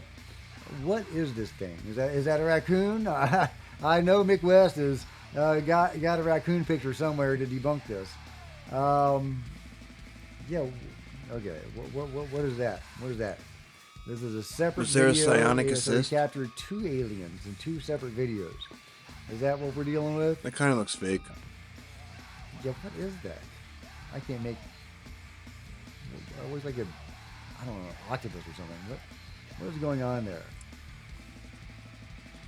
Is that the head of a being and that's the shoulders? Wow. Yeah, okay, I got it now. Okay, yeah, that's the head, there's 2 eyes, that's the body, kind of leaning sideways. Okay, oh, there we go. Okay, I think that's pretty clear right there. I think that's pretty clear. Yeah, okay. I don't know, guys. It's interesting footage. I can see why Truth Poll says it's compelling. I wish it were larger and more in focus. But we work with what we got. So let me know what you think about that interesting footage. Let me know what you think about it all. Meanwhile, he thinks he saved a duck from drowning. Violet, are you for real right now? Violet, drop the duck. Drop it.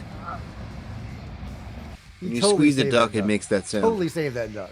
All right. Let me know what you think about this awesome dog saving the duck and everything else covered today in the comments below. Like and subscribe. Hit the bell to be notified of future videos. You don't want to miss a thing. Join me in...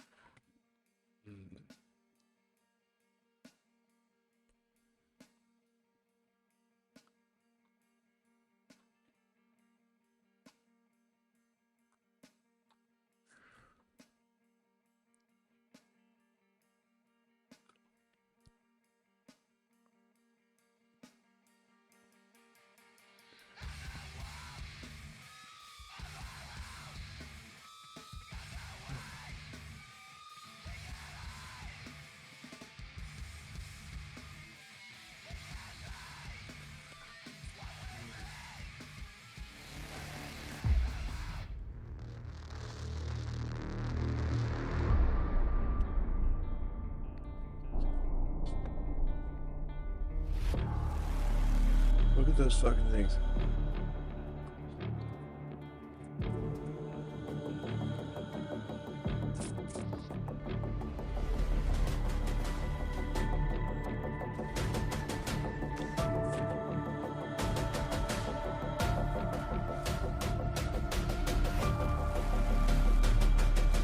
It looks like the boxes in Sakara.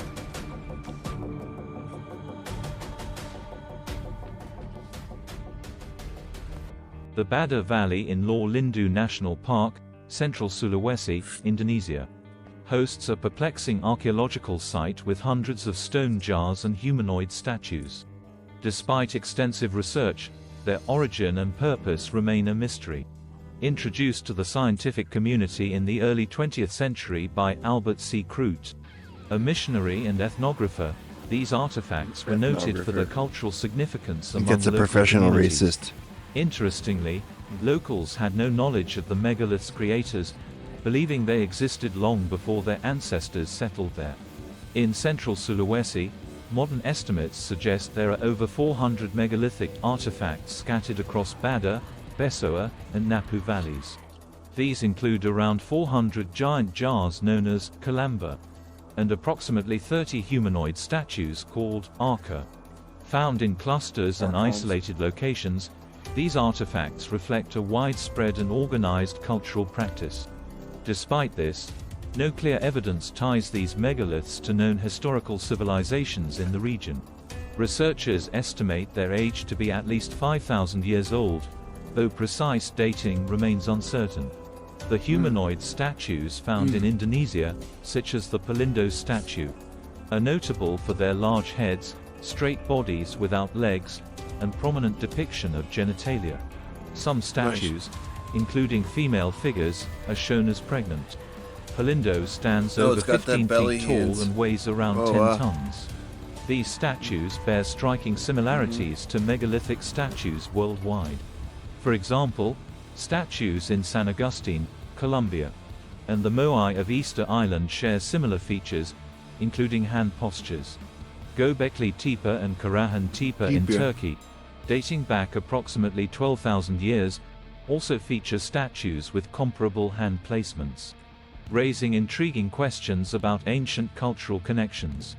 The cylindrical stone jars in Bada Valley, located within Lor Lindu National Park, cover a 2,200 square kilometer protected area. These ancient artifacts, known locally as kalambas, perplex researchers and locals alike.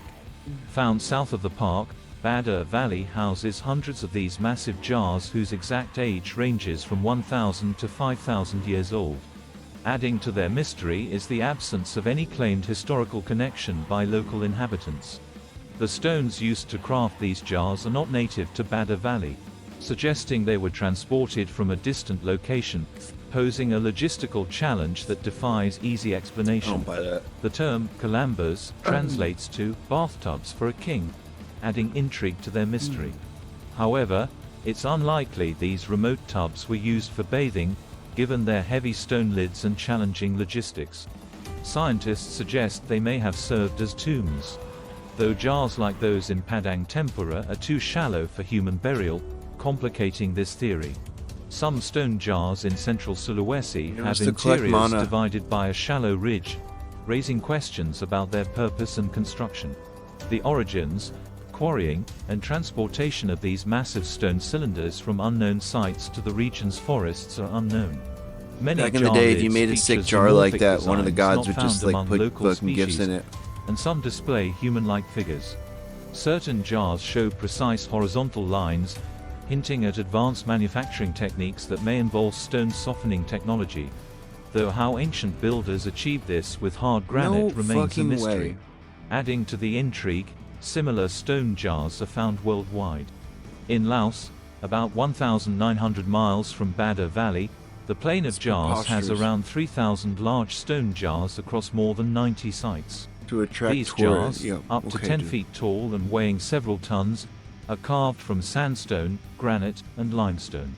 Most are cylindrical with a rim at the top and some have decorative carvings. Lids found at some sites suggest they were originally covered. Many jars were damaged during the Laotian Civil War, 1964-1969, due to heavy bombing by American forces, leaving 80 million unexploded bombs. Efforts to clear these bombs are ongoing, with only 7 jar sites cleared so far. Archaeologists initially estimated the jars to be 2,000 years old, but a 2021 study suggests they may be at least 3,000 years old. The creators remain unknown. That's so ridiculous. Local Laotian I don't know why legends you would speak even, of giants like, I led don't by know King who Kun told you Chern, that. who made the jars to store rice wine. Quarried 10 kilometers away, the jars' transport through rough jungle terrain remains a mystery. The discovery of similar jars in other locations deepens they're the all over mystery. the fucking place. Those are all Researchers fake. found 15 additional sites with over 100 large stone jars in the remote forests of Laos. These jars vary in stone type, shape, and rim formation. The absence of ancient human settlements nearby suggests a widespread and possibly nomadic culture. In 2020, a survey of Assam forest in India uncovered large stone jars similar to those in Indonesia and Laos. Located about 500 miles from the Plain of Jars in Laos, and over 2,500 miles from Bada Valley, researchers found around 800 jars across 115 square miles. These jars vary in shape and size, some tall and cylindrical, others partly or fully buried, and appear to be carved from local That's sandstone the kind of boulders. bullshit they teach you The in Assam Debunkers school. jars, similar to those in Laos and Indonesia, were discovered along It's the hills dumbest and takes ever. ridgelines. Just like Recently desperation. found and of uncertain age, researchers identify a cultural link among these jar sites. Many jars are damaged due to forest growth, burning, and road projects, yet their diverse shapes, sizes, decorations, and conditions offer valuable cultural insights. The Don't purpose worry, of stone debunkers. You'll jars have the across Asia opportunity remains a mystery, to recant with one ongoing day. research focused on uncovering their origins, functions, and creators. These jars, whether from a lost advanced civilization or an unknown Stone Age culture, are among the most fascinating discoveries. Similarities to megalithic structures globally We're gonna have suggest struggle potential sessions for all the connections debunkers. or shared cultural practices You're gonna among have to wear a ancient dunce cap. civilizations. As researchers delve into sites like the Bada Valley and counterparts in Laos and And India, apologize for your they reveal counter-revolutionary tantalizing behavior. glimpses into our distant past. Thank you for watching another episode of Alazeb. While you are still here, don't forget to like and subscribe.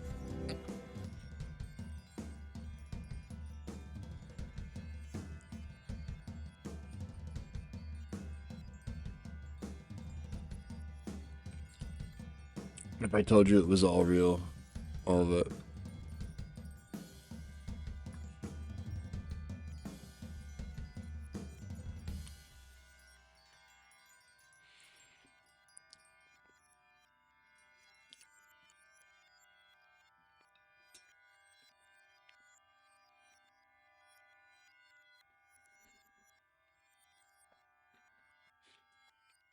NASA's plutonium problem.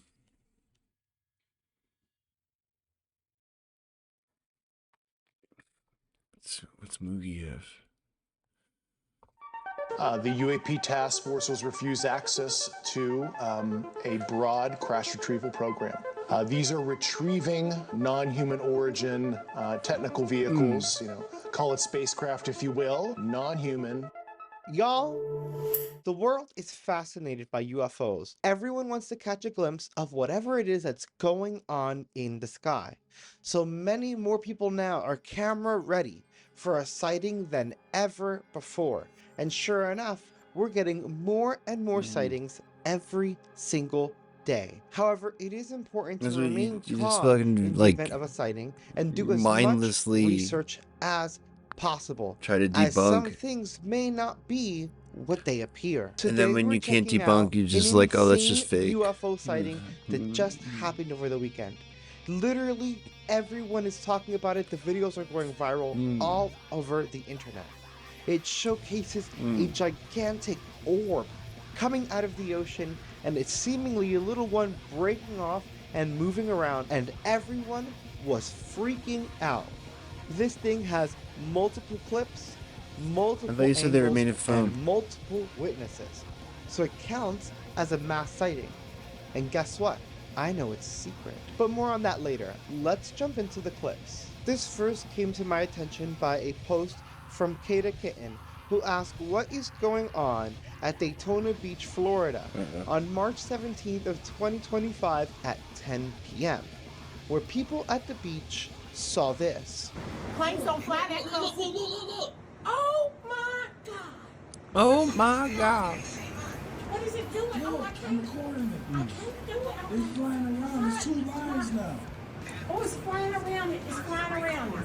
There's two lines now. It's so many of them. My heart is beating. Okay, hold on. Okay, let me get out first. My heart coming out my chest right now, bro. Look, my heart coming out my chest right now. Y'all, I got real alien activity going on.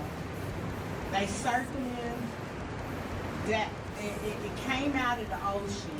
That is not a moon. It is not a sun. It's 10 o'clock at night. I seen it come out of the ocean, y'all. There are fucking ships. I don't know what the fuck these are. They're flying around it. They're circling it. There's one above it. There's one on each side of it. There's one right there. There's one right there. Y'all can't see them. I don't know if y'all see them blinking. Do you see them? Okay, they're going towards that. We seen it come out of the fucking sea.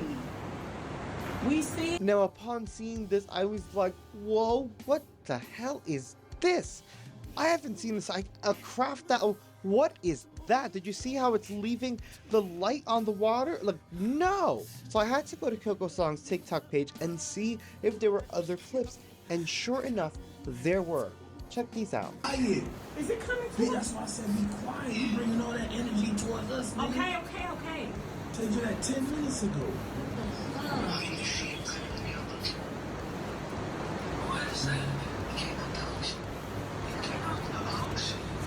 Oh, it's coming towards us. Fuck that shit.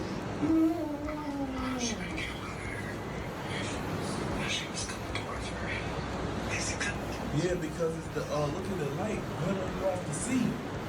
And it's glittering in our direction, dog. I know, cause you loud. Because it scared me. Well, you just, nigga, I told you, you just bringing that attention. If I was an alien,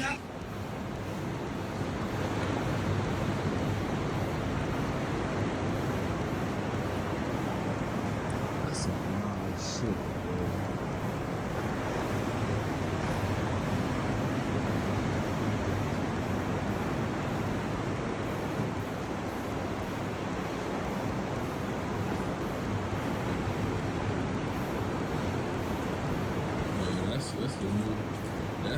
Okay, I should have been recording with this phone all along. That's the new whatchamacallit, bro. Look how clear it is.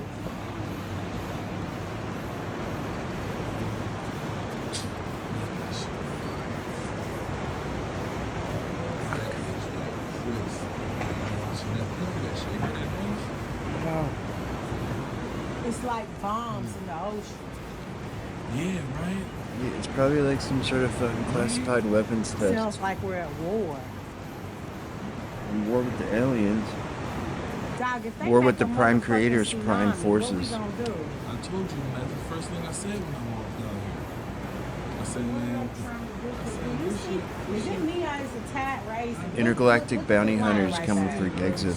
Does it look like it's raising? No, you. I'm just amazed how that shit shining and shimmering off the world like that. I can hear smashing. I hear bombs. It sounds like the You don't bombs hear no like over that bombs. way. But what happened to the lights? All the lights that was over there, they're gone. See it? Mimi. Mika, can you see it? Mimi. Shit, something happened to my phone. It would happen the way you talking. Drain your battery. Look how clear it is. Ah, fuck you. My shit fire. Yeah, yours is. That shit like crisp. I'm watching that. Look at that shit. Where that going? It's like bombs in the ocean. Why do you keep saying that? Yeah, right? Right? Sounds like we're at war. Dog, if they make a motherfucking tsunami, what we gonna do? Oh, you'll be fucked. What are they trying to do? Cause do you see? Is it me or is the tide raising? Look at that line right there. Does it look like it's raising? I'm just amazed how that shit shining and shimmering off the world like that. I can hear smashing. I hear bombs. It sounds like the bombs are like over that way.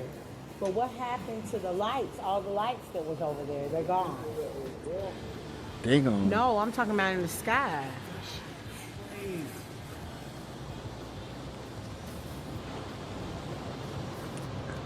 There it is, look. It's not far. You heard that? It's in the, yeah, I heard it. How could you not hear it? They're probably diving down. Do you hear it over there? It's like they're diving into the ocean. And as I'm looking at this, I'm like, oh my God, this is at the beach? Other people have to have seen it. And I go through the comments, and of course others have seen it, but I'm like, no, that's not enough. So I jump back to the Reddit, and someone else posted another clip from another user. This was DJ Lovely, who also saw the exact same sighting. Take a look. It's a rainbow color, from what I see. Se está moviendo la luz. Mira, ves, se está despegando, ¿viste?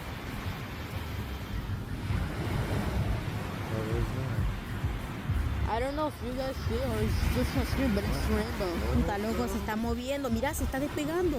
Yeah. Y estaba pegadita la ola. What is that?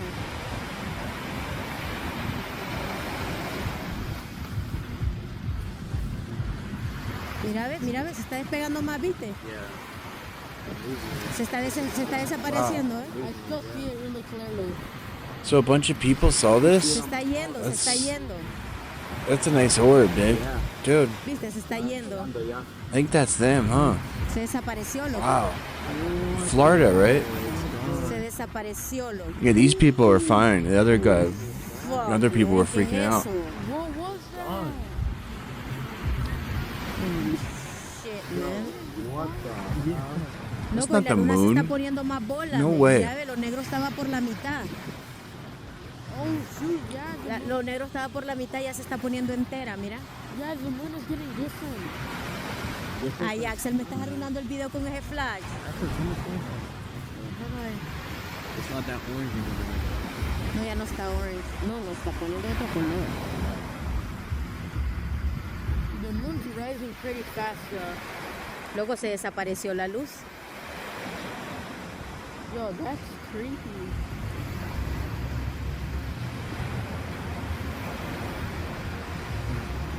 Wow, se desapareció la luz.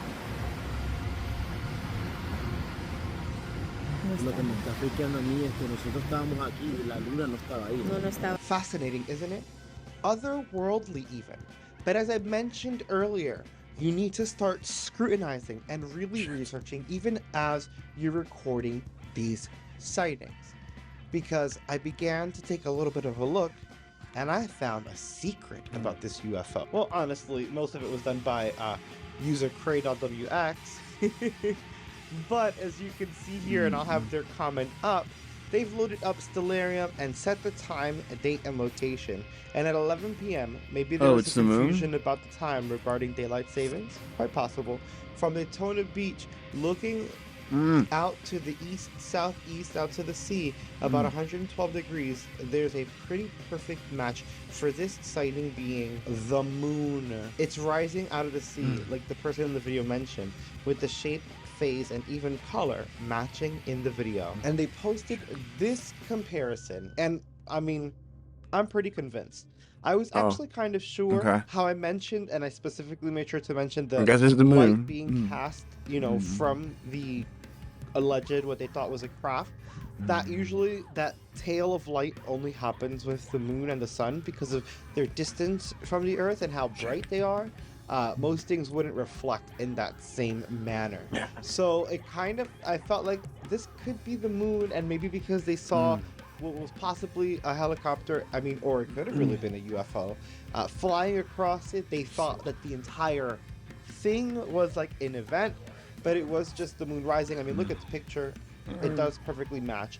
I also started pulling up apps when I was reading this, and it was lining up with the moon. I couldn't get it as precise, but when he pulled up Stellarium and then gave his comparison picture, I was like, no, yeah, that's pretty much it. That's the moon. So yeah, guys, sorry to deflate the excitement of that one, but I saw it going crazy and trending, and I wanted to make sure that I told everyone, hey, it's cool, it's awesome that everyone's getting ready, it's great that we have cameras, but it's important to look up, maybe have apps already downloaded on your phone, like Sky Guide and stuff like that, that'll tell you where the celestial bodies are, so that you can be reassured that it's not just something that we can explain away. Now, that being said, that takes into account the moon, not whatever the hell the little floating thing was around it.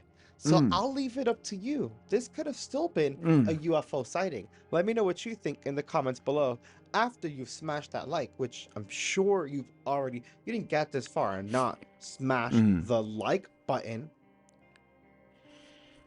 Did you? Now make sure you check out that UFO video, those paranormal videos, reading Reddit videos, funny videos. Check out all the videos.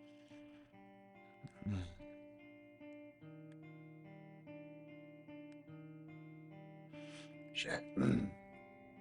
If you look at a representation of the interior of the Earth, it's often very clean cut. Perhaps a relic of how we thought if the interior of the planet was organized back in the day that's still persisting. But you might be tempted to think, even with modern representations, that it's as cleanly divided as layers, the crust, mantle, outer core, and inner core. And that's generally correct, but an oversimplification, because there are variations going on. Chief perhaps among these are two very odd structures deep below the surface of the Earth that present a mystery that is still unsolved to this day, because they really are very weird. The fact is, we aren't certain what caused them. Known as large low shear velocity provinces, or LLSVPs, or simply superplumes, they are structures located in the lower regions of the mantle that surround the liquid outer core of the planet. There are two of them. One is known as the African LLSVP and the other the Pacific LLSVP, and they extend laterally thousands of kilometers and are up to 1,000 kilometers in height, reaching upwards towards the surface. Undoubtedly, at high resolution, these plumes are likely to be far more complex than what we can detect with current equipment. But ever since their discovery, they have defied a clear explanation of why they are even there. And they are large, which is one of the confounding factors involved with them. They represent about 8% of the mantle, or about 6% of the entire mass of the Earth. These plumes are partly responsible for the Earth, during a large enough earthquake, ringing like a bell and swelling and contracting in response. They were discovered that way originally through seismic measurements several decades ago, and they get their name due to seismic waves passing more slowly through them, hence low shear velocity provinces. In a paper by Arwin Does and colleagues at Utrecht University in the Netherlands, link in the description below, they analyzed how the LLSVPs were dampening the energy of seismic waves and changing their velocity as they propagated. This can reveal information about the temperature of the plumes and what their composition is, along with their general shape and more precise measurement of their extent. They actually found the opposite of what they were expecting. The structures, which are thought to be hotter than the surrounding mantle, weren't dampening the seismic waves much at all, even at presumed higher temperatures, which should not be the case. One way this could happen is if the LLSVPs are actually made up of minerals with a large, crystalline yet viscous structure that can handle the higher heat in a stable way, even as the mantle itself shifts and moves around in its very slow plastic state. This has a weird implication. It would imply that these plumes are very, very old and have been active since at least 500 million years ago, but potentially stretching back to the formation of the planet over 4. No matter where you look in our world, you'll find the same mathematical ratio. From the largest spirals of galaxies to the smallest shells in the ocean, everything takes a form strictly dictated by the same mathematical constants. Even in the most unexpected places, the same patterns emerge, repeating, unfaltering, like a code woven into reality. How is it possible for the seed arrangement in a sunflower and microscopic DNA to follow the same mathematical patterns in nature? Is this because the universe works like a computer program, or is it because one creator left this equation as his signature? And in the end, aren't these two options the same thing? The mathematical sequence that outlines all of creation is a series of numbers. It's called the Fibonacci sequence, and it's quite simple. 1, 1, 2, 3, 5, 8, 13. As you can see, each number is the sum of the two before it. If you are wondering how these numbers can have anything to do with seeds on a sunflower, I'm sure you're not the only one. But when you understand it, it's astonishing. If we draw a rectangle with a side of 1, next to it another with the side of 1, then 2, then 3, 5, 8, 13, forming each side by the sum of the previous two, and then we run a spiral on the edges of these rectangles, we will get the famous Fibonacci spiral. This spiral is everywhere. In pine cones, in hurricanes, in the arms of galaxies, even in the curves of a seashell, even in the way our DNA coils. Some say it's even in certain famous hairstyles. We can find it anywhere in the human body, no matter how crooked it is. That's why we call the ratio between consecutive Fibonacci numbers the golden ratio. It appears throughout nature, as if the universe itself follows this blueprint. And while Fibonacci introduced this sequence in 1202, seemingly unconnected civilizations long before him used it all over the world. The Greeks, Romans, Egyptians, all of them designed their columns and buildings using this ratio. The Pyramid of Giza follows the golden ratio as well in its base to height proportions. You'll find it in the Taj Mahal and the great stupas in India, in the Forbidden City in China, in medieval cathedrals like Notre Dame in France, in the Parthenon in Greece, and even in the Mayan pyramids in Mexico. These civilizations had no direct contact with each other. Yet they all arrived at the same astonishing truth, that there is a pattern more beautiful than anything we could invent, and that pattern is in everything. And so people have copied it across centuries and civilizations, not just to create beauty, but to try and get closer to God, closer to the source of it all. Now that we see this hidden principle shaping everything, we have to ask, is reality built this way because it's an efficient program, or is it the fingerprint of a creator? Or is there something deeper, some unseen force that flows through existence like an invisible spiral shaping everything? In computer programming, there's something we call procedural generation. It's a technique that uses simple rules to generate vast, complex structures. It's how video games create vast universes from small amounts of code. Nobody codes every single mountain, river, or tree in a video game. They follow algorithms generating patterns that look natural, yet they are entirely calculated. Does that sound familiar? It's exactly how our universe works. The universe is infinite, but also limited by rules. From the way rivers carve landscapes to the way DNA folds, everything follows a hidden structure. Whether you believe in God or in simulation theory, you're describing the same thing. A reality created by higher intelligence using mathematical rules. The golden ratio could be God's signature, or it could be efficient programming. Quantum mechanics could be a divine mystery, or it could be a computational optimization. But the arguments weigh in God's favor, because every simulation has a creator. Even with procedural generation, someone had to write the code, leaving their imprint in the system.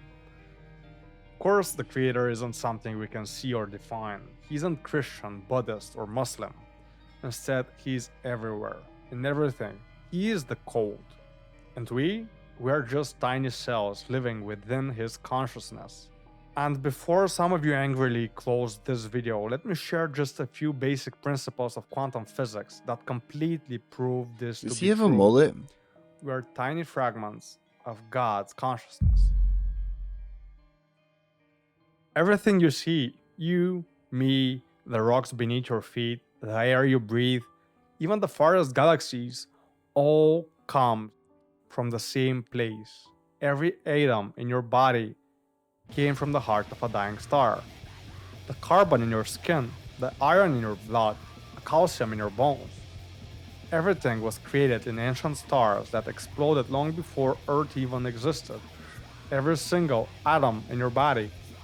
There's no separation. The mountains, the oceans, the trees, the stars, and every living being, you and I, we're all made of the same cosmic dust. All right, And Sagan. if our atoms can hold consciousness, then everything else does too. The universe around us is all conscious.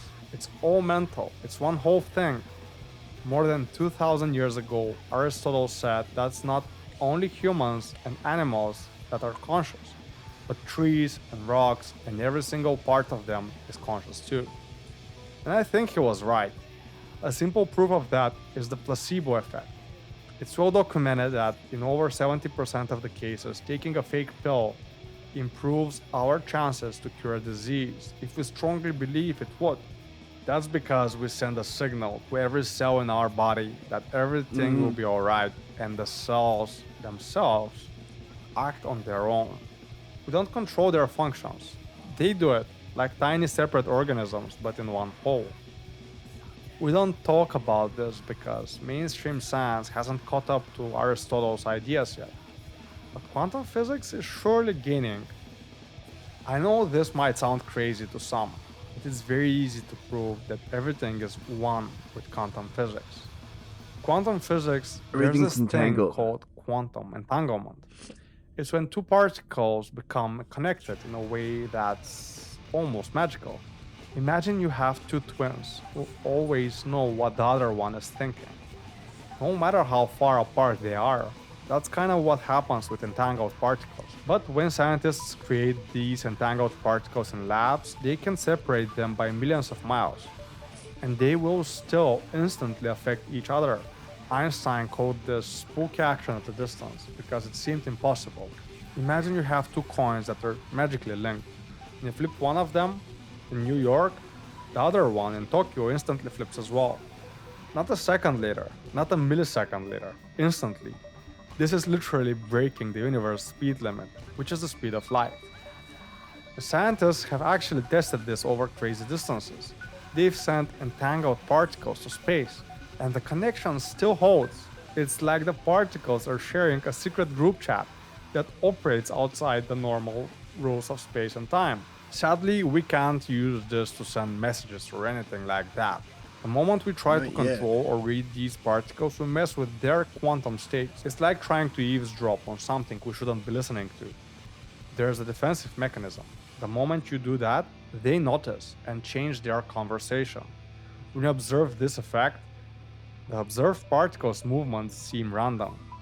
We don't know how these two particles remain connected through such large distances.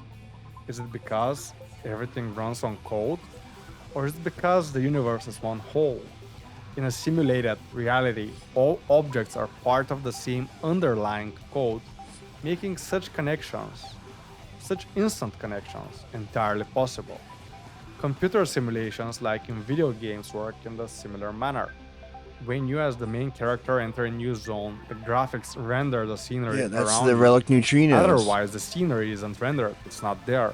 So the video game scenery is directly affected only by your presence. Otherwise, it doesn't exist. It doesn't render. This is done to save processing power. And the world might be acting the same way. There's another very famous quantum experiment that demonstrates our world behaves the same way as in a video game. It's called the double slit experiment, and it shows that particles behave differently when we are watching them. Here's how it works. When scientists fire tiny particles like electrons at a barrier with two slits, they behave like waves. This creates an interference pattern, as if they pass through both slits at the same time, like a water wave would. But the moment we place a measuring device to observe which slit the particle goes through, something very weird happens.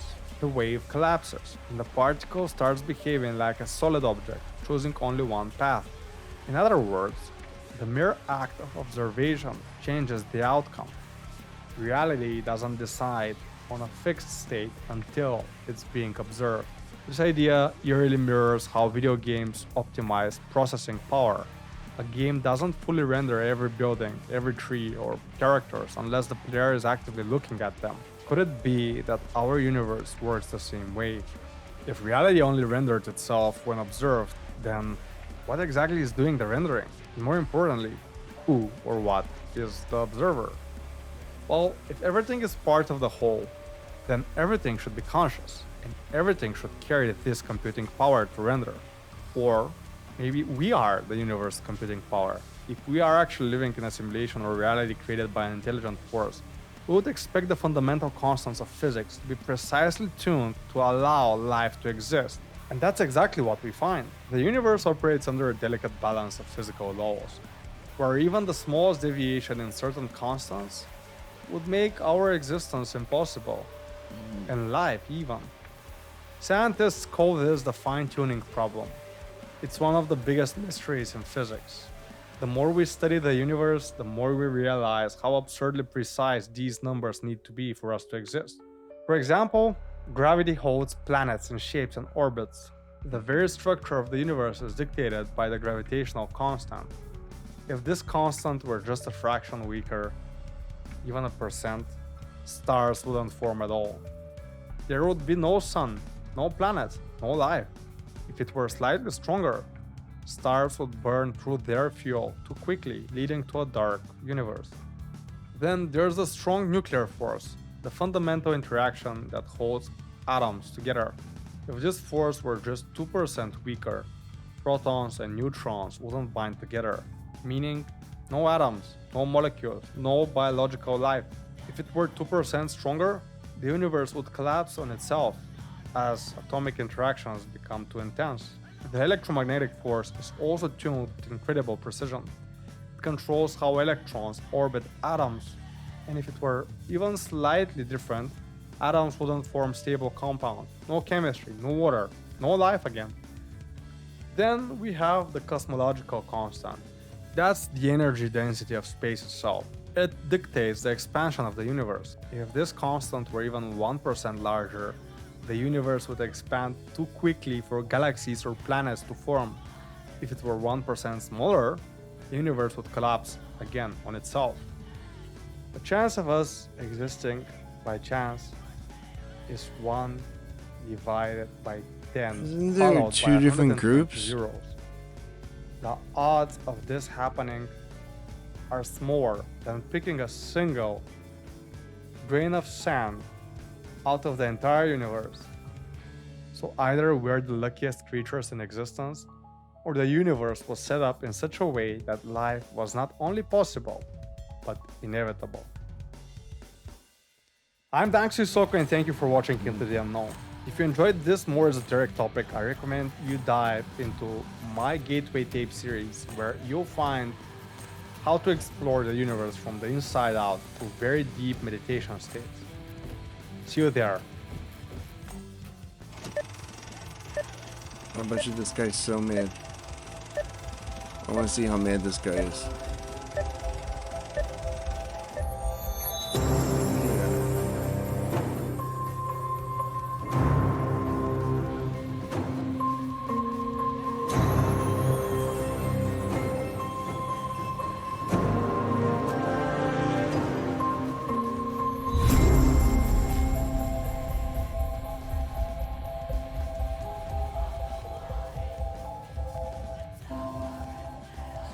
This guy's probably so mad.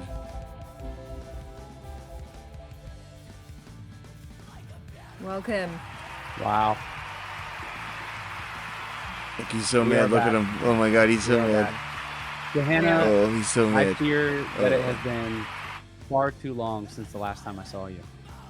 It's been a busy month. I think it's like we'll do next week, we'll do Raiders next week, and then she's got? You know, we're quite flexy with our timetable.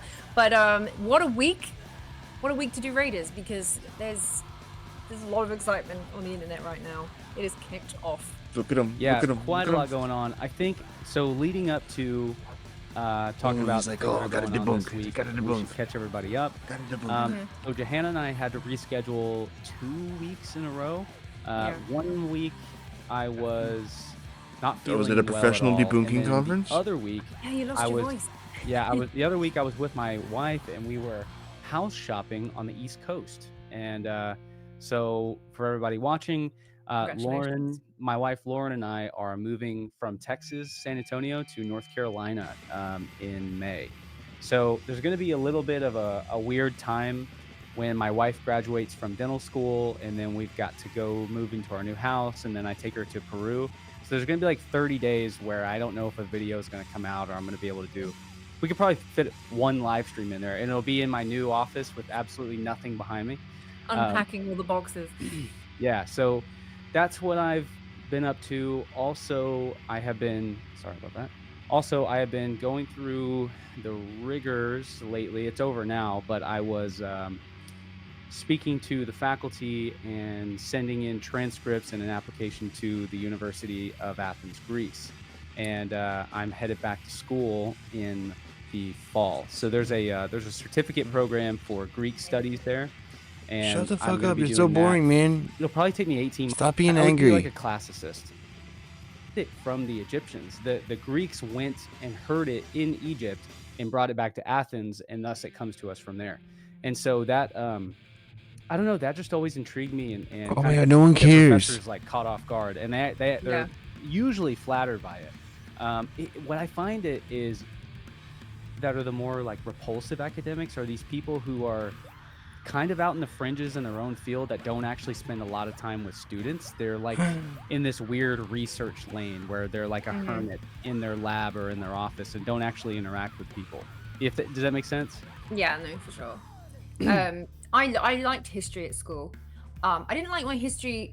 I had a history teacher, and he made history quite fun because he was quite theatrical. But he had really bad coffee breath, like really bad. And so he'd always come around and like be looking at your work and being like, "How are you doing?" Nirvana It was horrible. t-shirt. So I wonder if she heard the big I liked his news. style, didn't like his breath. But going back to school is that's really cool, man. Like you don't have to. This is so boring. Why are you talking about or this? whatever. They not You guys are really lame. gonna totally understand what's being said here. So This are was you gonna going learn? on. Are you gonna learn Greek? Is that gonna be part of your? Yeah, it's a part Nice. of Who fucking cares about this The problem guy? is that you don't need permission to scan from a satellite. Oh, here she goes. So if this technology is and this software using the technology is viable, and you can kind of scan anywhere that a satellite crosses, it's going to be interesting to see what the implications of that are, like Paper globally. was published years because, ago, man. Yeah, you don't Right, really. I know, right? We're Like getting we into have a weird place. We have land laws where you have permission to go and put scanners on the ground, but if you don't need to put anything on the ground, like this pyramid scanning team that have been doing it since 2016 in and around the Great Pyramid, they had to get all the permissions. You have to do it in Yeah, dude, Zahi line would and never let with him do affiliation this. with Egypt's officials, which is Oh very my hard God, to do. can to you get imagine his anything fucking past probably the got steam Egyptian coming out of his officials. ears. It's like take 20 years, a lot of money and a lot of time. So yeah, that's gonna be really interesting to see if everyone's gonna start going, well, you need permission to scan my air. Yeah, well, that's something like that's definitely coming. Man, I bet you. It's all just the like ball Egyptian sacks. officials are absolutely pissed about this. So yeah, they're very much so. So what happened like in 2008, with the Hawara pyramid scans, there was a similar situation where a team got legit funding and they got permission from Egypt to go and scan all around the Hawara pyramid, where the labyrinth of Herodotus said that he visited the labyrinth historically. So we've got like historical evidence that it was there, but right now it's all hidden under sand and a water table.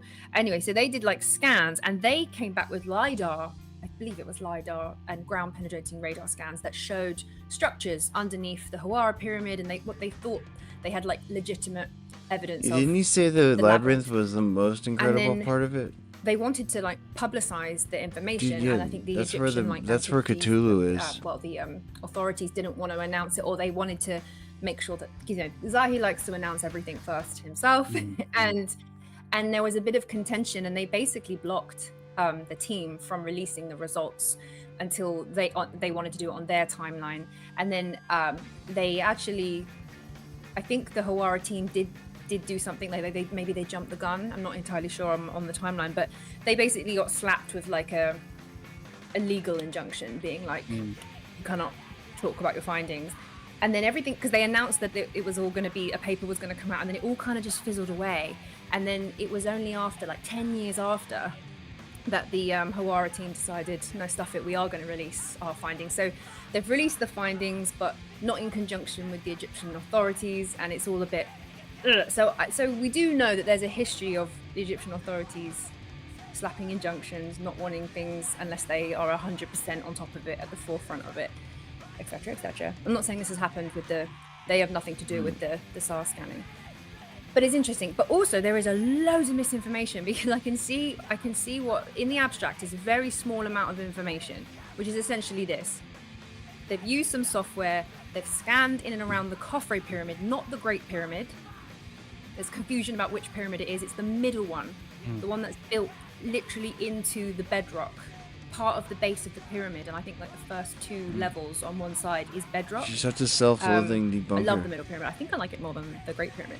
But so it's the Khafre pyramid, and there's a big confusion because the team released a paper in 2022 that was all about scanning the Great Pyramid. So there's a big confusion about which pyramid they're talking about. Whether there's 2 papers, one that's yet to come out and one that has come out.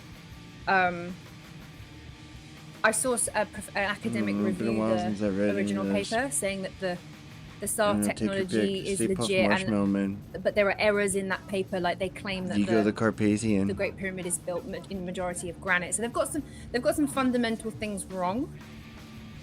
Yeah. So it was kind of and then also what complicates everything is that part of the team,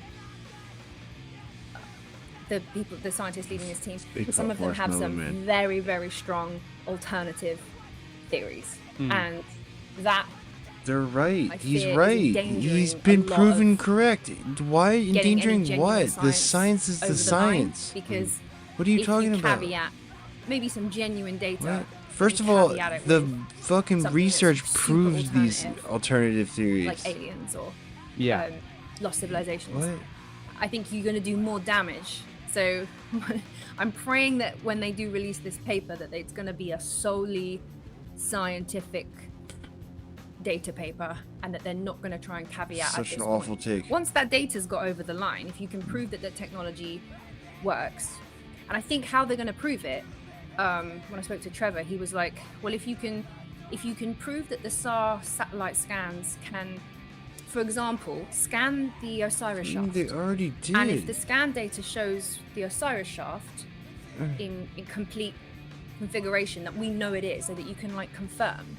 So that I think it'll be quite easy to test whether or not you can scan and how far down. There's also a lot of confusion about how deep this thing goes. So there's they are essentially saying is that they found 5 chambers, unknown chambers inside the Khafre pyramid, and the chamber shapes look to be the same shape as the king's chamber in the Great Pyramid. So that 6 blocks of granite with a vaulted ceiling, but there's 5 of them. That's what they're interpreting these scans as, and then underneath the 5 vaulted chambers are 8 hollow cylindrical like well shafts. Some people call them pillars. The team are saying that they're definitely hollow. Wheels within wheels. And they have sort of I mean there's definitely like again it's like maybe passageways or walkways or it something. may not be the exact around these well shafts, and the configuration, well shafts go but down. There's very clearly something there on the scan. Meters. There's something there, right? Like it's the pillars are apparently aligned north what is to it? south. You know, like what could that be? Like how Perfectly, could and that be they're a false perfectly, like, positive? They're not random pillars. They are.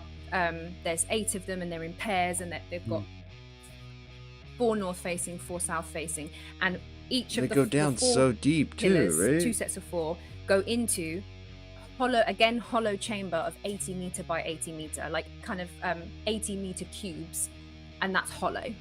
And then they're saying that they need more research into this, but they think that they can see a network of like underground tunnels, very similar to like Debunkers in Turkey. But they're saying, and this is what I need to clarify, I'm not sure whether they're saying there's 2 kilometers of tunnels because that is very possible, because there's 2 kilometers of tunnels in Debunkers. Or are they trying to say that the network of tunnels is 2 kilometers below the surface? I don't believe that would be possible. Yeah, that's way too deep. But again, we're dealing with an English translation Sure. of an Italian Why is it original not possible? summary, and I think that things like that can be lost because it makes such a difference whether or not are you talking about 2 kilometers of tunnel system, or are you talking about 2 kilometers below the Earth's surface.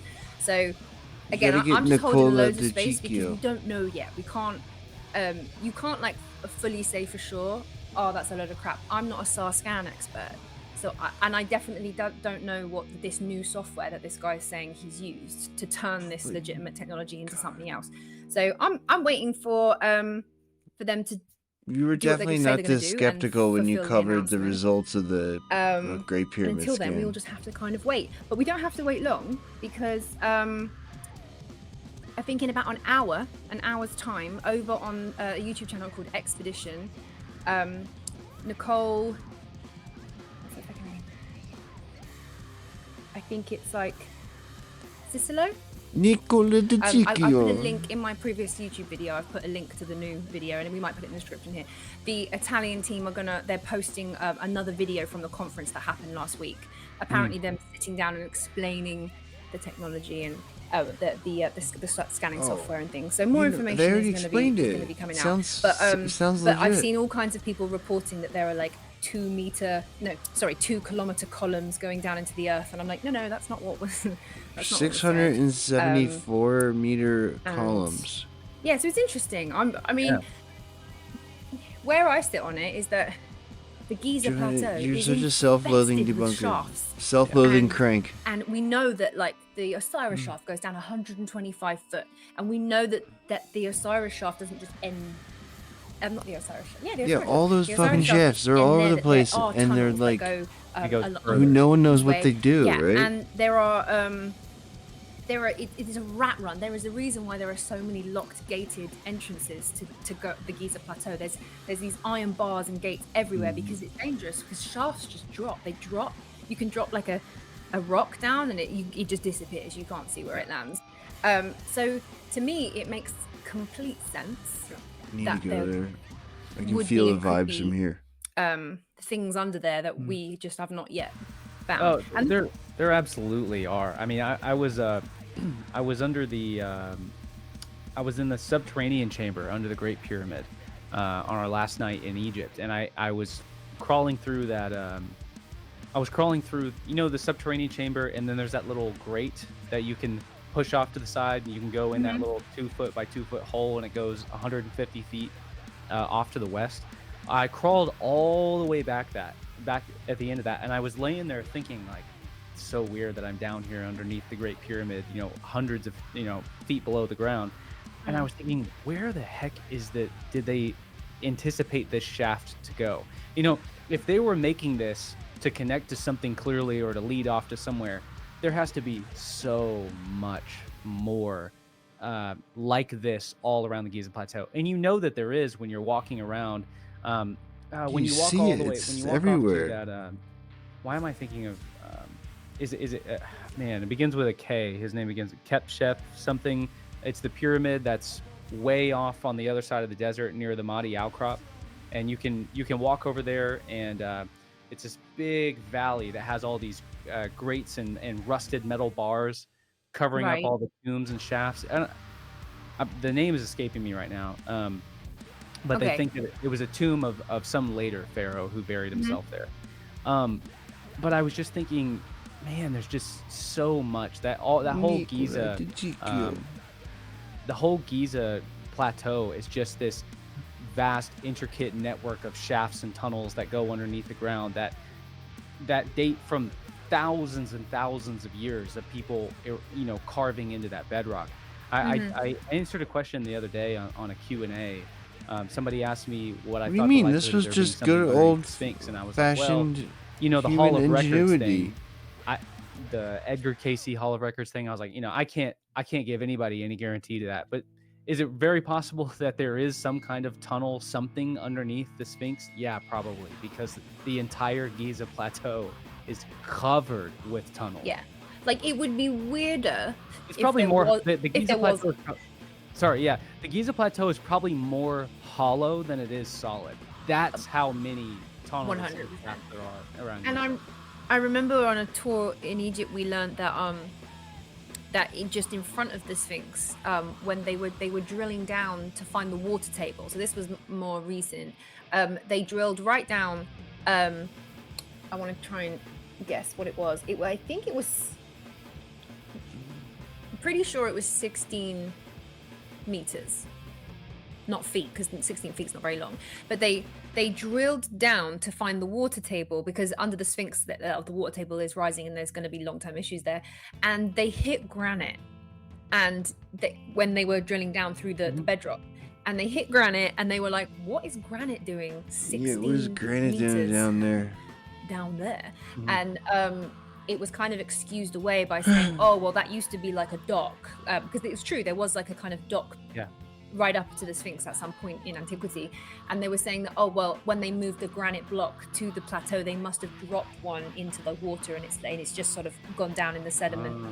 16 meters is a long way down. Yeah. But yeah, so there is granite down under there, and they smashed into it when they were drilling the water table, checking the water table. So we know that there's granite 16 meters down under there, whether it's a sedimented piece of something that's fallen off when they did the Valley Temple, or they've hit the top of some granite thing. We know that they used granite within a lot of their structures, like within the chambers of the pyramid chambers, the granite walls. We know that where else is the granite? The granite's used, well, to case the outside of temples. We know that the Hawara pyramid, that's what they believe that they were finding underneath the whole water table at Hawara. They were finding like solid granite Yeah. on the LiDAR scan. So okay, so that's one thing. So I've got that. Is he gonna speak for the debunker community? Local legend and the local lore about kids saying that they remember running into tunnels and it going for a long time. The legend that there are tunnels that connect the Giza plateau to Saqqara, and you can run back. Well, back in the day, you could run back and forth. Billy so, says like, they go in a all the way to way, Iraq. The fact that scans are showing that there's something going on under the pyramid, like, it's not that wild.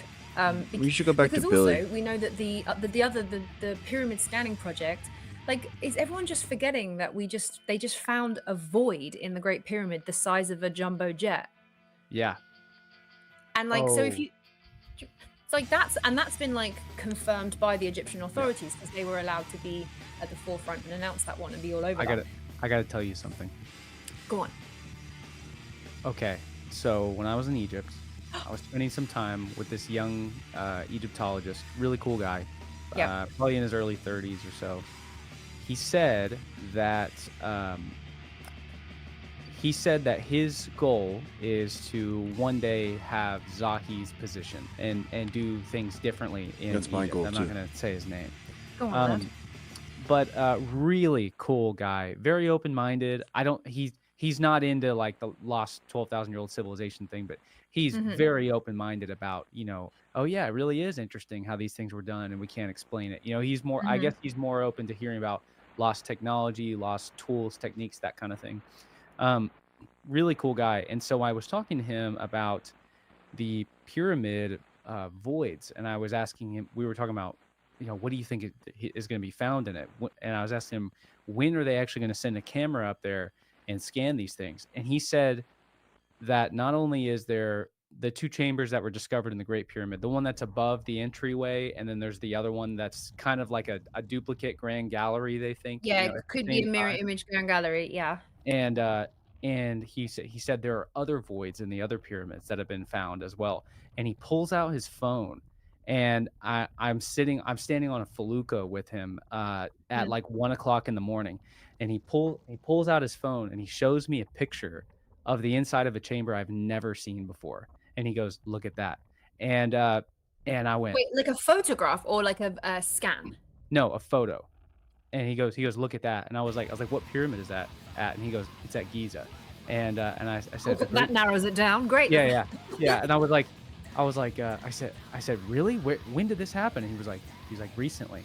And he wouldn't say anything more than that. But there are photos of scans that exist, or I'm sorry, there are photos that have already been taken. Of interiors. And some of these things have already been done.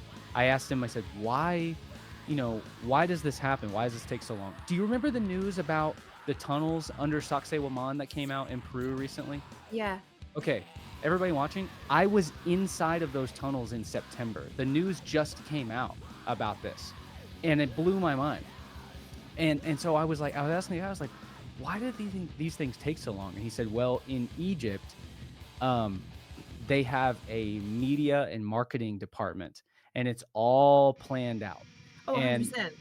he's like, it's planned 2 years out. It's all about tourism, getting people to come into Egypt. So he said, we don't want to knock too many things out at once, because if you spill all the cards at once, you only get that one influx of tourism that will come within the next year to see the new discoveries. So what he was like, there's no real delay on discoveries being made. It's delay on the release of information. And he said, so a lot of the stuff has already been done. He said some of it gets done in the middle of the night or early in the morning before anybody shows up. He said, but it's all about the marketing. And Zahi Hawass is deeply, tied into that. He makes a ton of money on, on book sales and whatever TV stuff. So, anyways, yes, it blew my mind but you kind of know it, but it just blew my mind when I saw a photo for the first time that I still have never seen. When this photo comes out one day, I'll tell you guys. You'll be like 89 and you'll be like, I saw that back in the day. Oh, that photo back in the early 20s. Stolen antiquities. But yeah, I mean, I have no doubt that there are things that they're sitting on, because I remember when I first went to Egypt in 2020 and we went into the Great Pyramid, and all of the Japanese and Swedish and all the kit was there for the scannings, and at that point we were hearing rumors about things being found and whatnot, and then it wasn't until years later that they did the press announcement. And I was like, also, I know that that's only a smidgen of what they actually found, but of course they're gonna stagger it, and I kind of don't blame them from like from an economic point of view, because 90% of Egypt is run on tourism, and so they need to extend that for as long as possible. So I get it from a business side, but it's really annoying.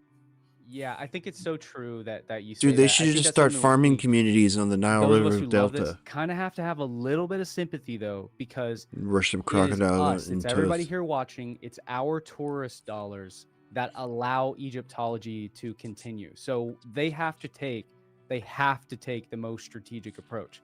That's not to say that the people who run these organizations, like exactly the same kind of people in the US that run these organizations, are the most morally straight up. You don't need to subscribe so I can go to Egypt. People, but I don't really know what an alternative is for them. If they release it all out there, they'll get a huge influx of tourism in 1 year. But then 24 months from now, they're like sitting on their hands and wishing, oh man, what if we had waited till now to release it? Then we get all new tourists. They're just trying to keep their country afloat. And I should say that it's a wonderful thing that Egypt is so closely tied to the Western world, because it keeps Egypt as a safe place to travel to. So, otherwise, like, we want to keep Egypt in alliance with the UK and with the United States.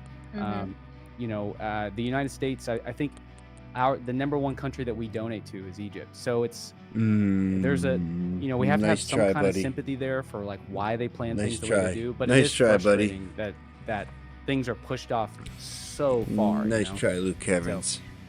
I'm just like quickly. We all know what number one is. Come on, let's go. Chris Dunn email about his like official what he's sort of saying.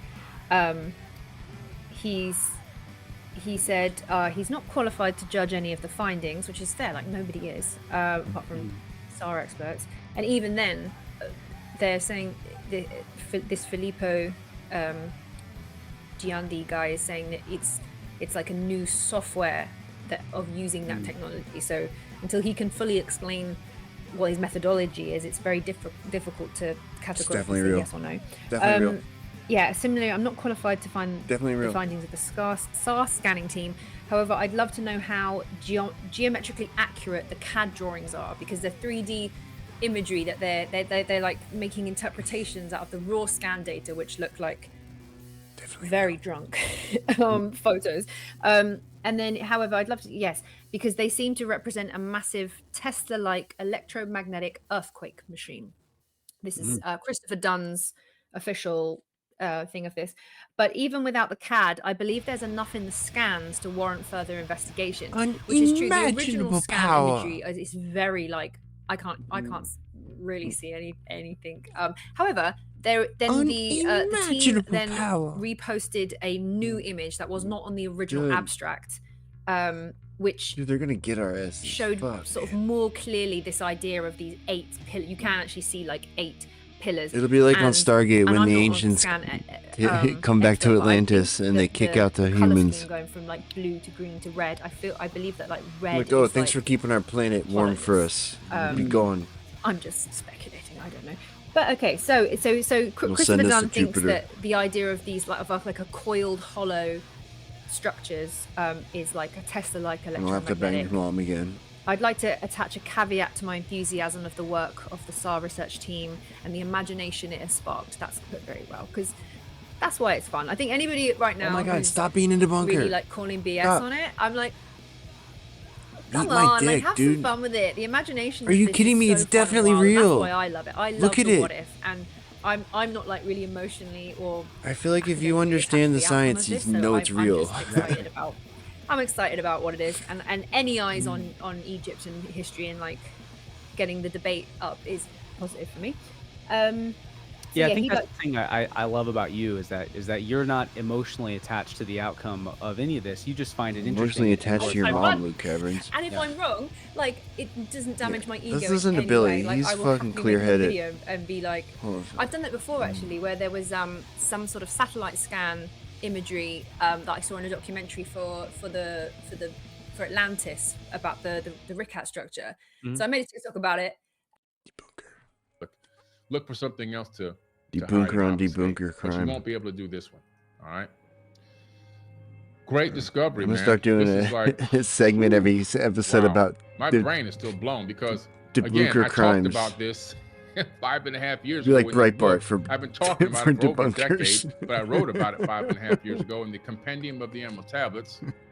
There's a rendering of it in this book before they come out with this official release and these. This is the best idea I've ever had. Okay.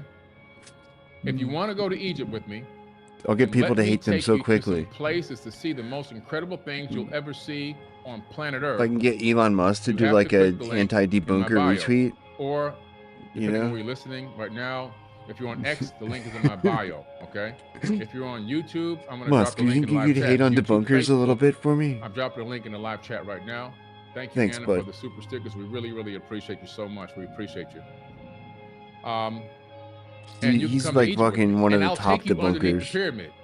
I'll take you to the subterranean shaft that I just no wanna one hang gets out to with you, go Billy. in because it has a big steel door and a huge bolt lock on it.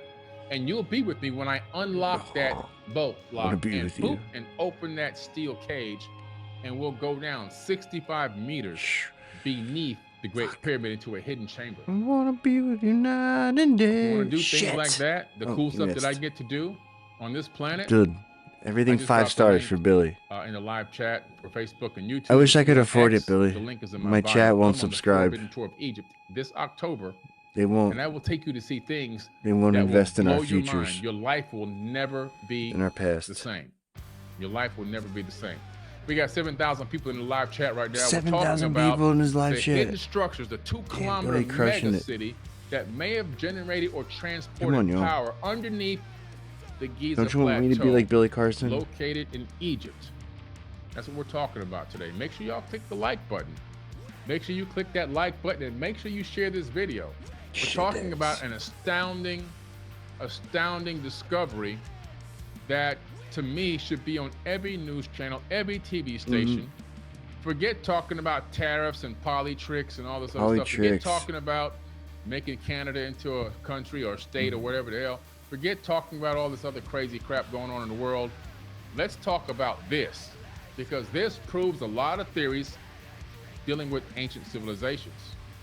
It proves a lot. I mean, it proves a hell of a lot, all right? We now know that the people that built the pyramids had advanced knowledge. Let me explain what I'm talking about.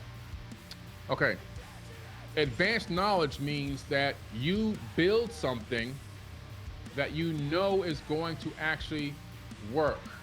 You know it's going to be completed to the exact specifications you started out with your conscious thoughts. The way that we build structures today, the architect, the master architect, has a conscious thought. That's where it begins, on the multi-dimensional platform, in a conscious thought Multi-dimensional multi-dimensional. platform. Why? Because we know that consciousness is multi-dimensional, as proven by the Brain Institute. That master architect takes those multi-dimensional concepts of that architecture and he collapses it into 2 dimensions by actually creating what we call a blueprint. Now, whether the blueprint is on paper, right, and connected lines, it's 2D, or inside of a CAD program on a computer where they actually eventually move it to, that's still 2D. Even though it looks 3D on the screen, it's still only 2 dimensions. So we collapse multi-dimensional concepts into 2-dimensional concepts.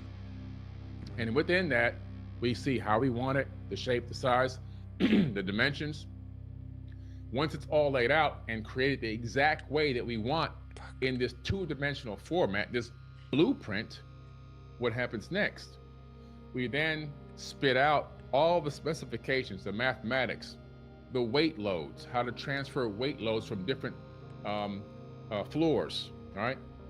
Where to put the windows, where to put the electric outlets, all the specific information, and of course, all of the mathematics to make sure it's a stable and sound structure are within that blueprint. Now, from that blueprint, because the master architect runs this information through a program that is influenced by engineers. An engineer finally has to sign off on this blueprint. So an engineer will run the numbers, the size of the doors, the size of the windows, Where are you going with this, Billy? This is quite the buildup. The base, the foundation, the building materials, the weight loads, the height, all these things are taken in consideration. And now a real engineer has to. This is probably close to the famous, to the secret black metal sigil. And then process it and say, yes, I give not, it's not quite it though, I bet. This building will stand. Once that's done, black metal sigil.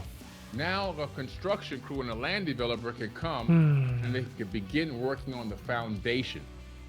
Once the foundation is done and set and laid, then someone from the local county or state has to come and approve that foundation work before they can put one more block on top of it.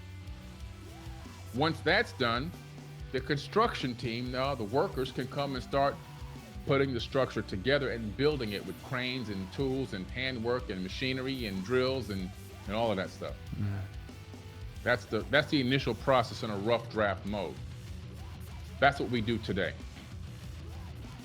In ancient times, building these megalithic structures will require even more of an understanding of what you're working with, because you're dealing with pieces of stone and God knows what type of materials they use to build these cylinders that really, they outdo our conventional means of construction.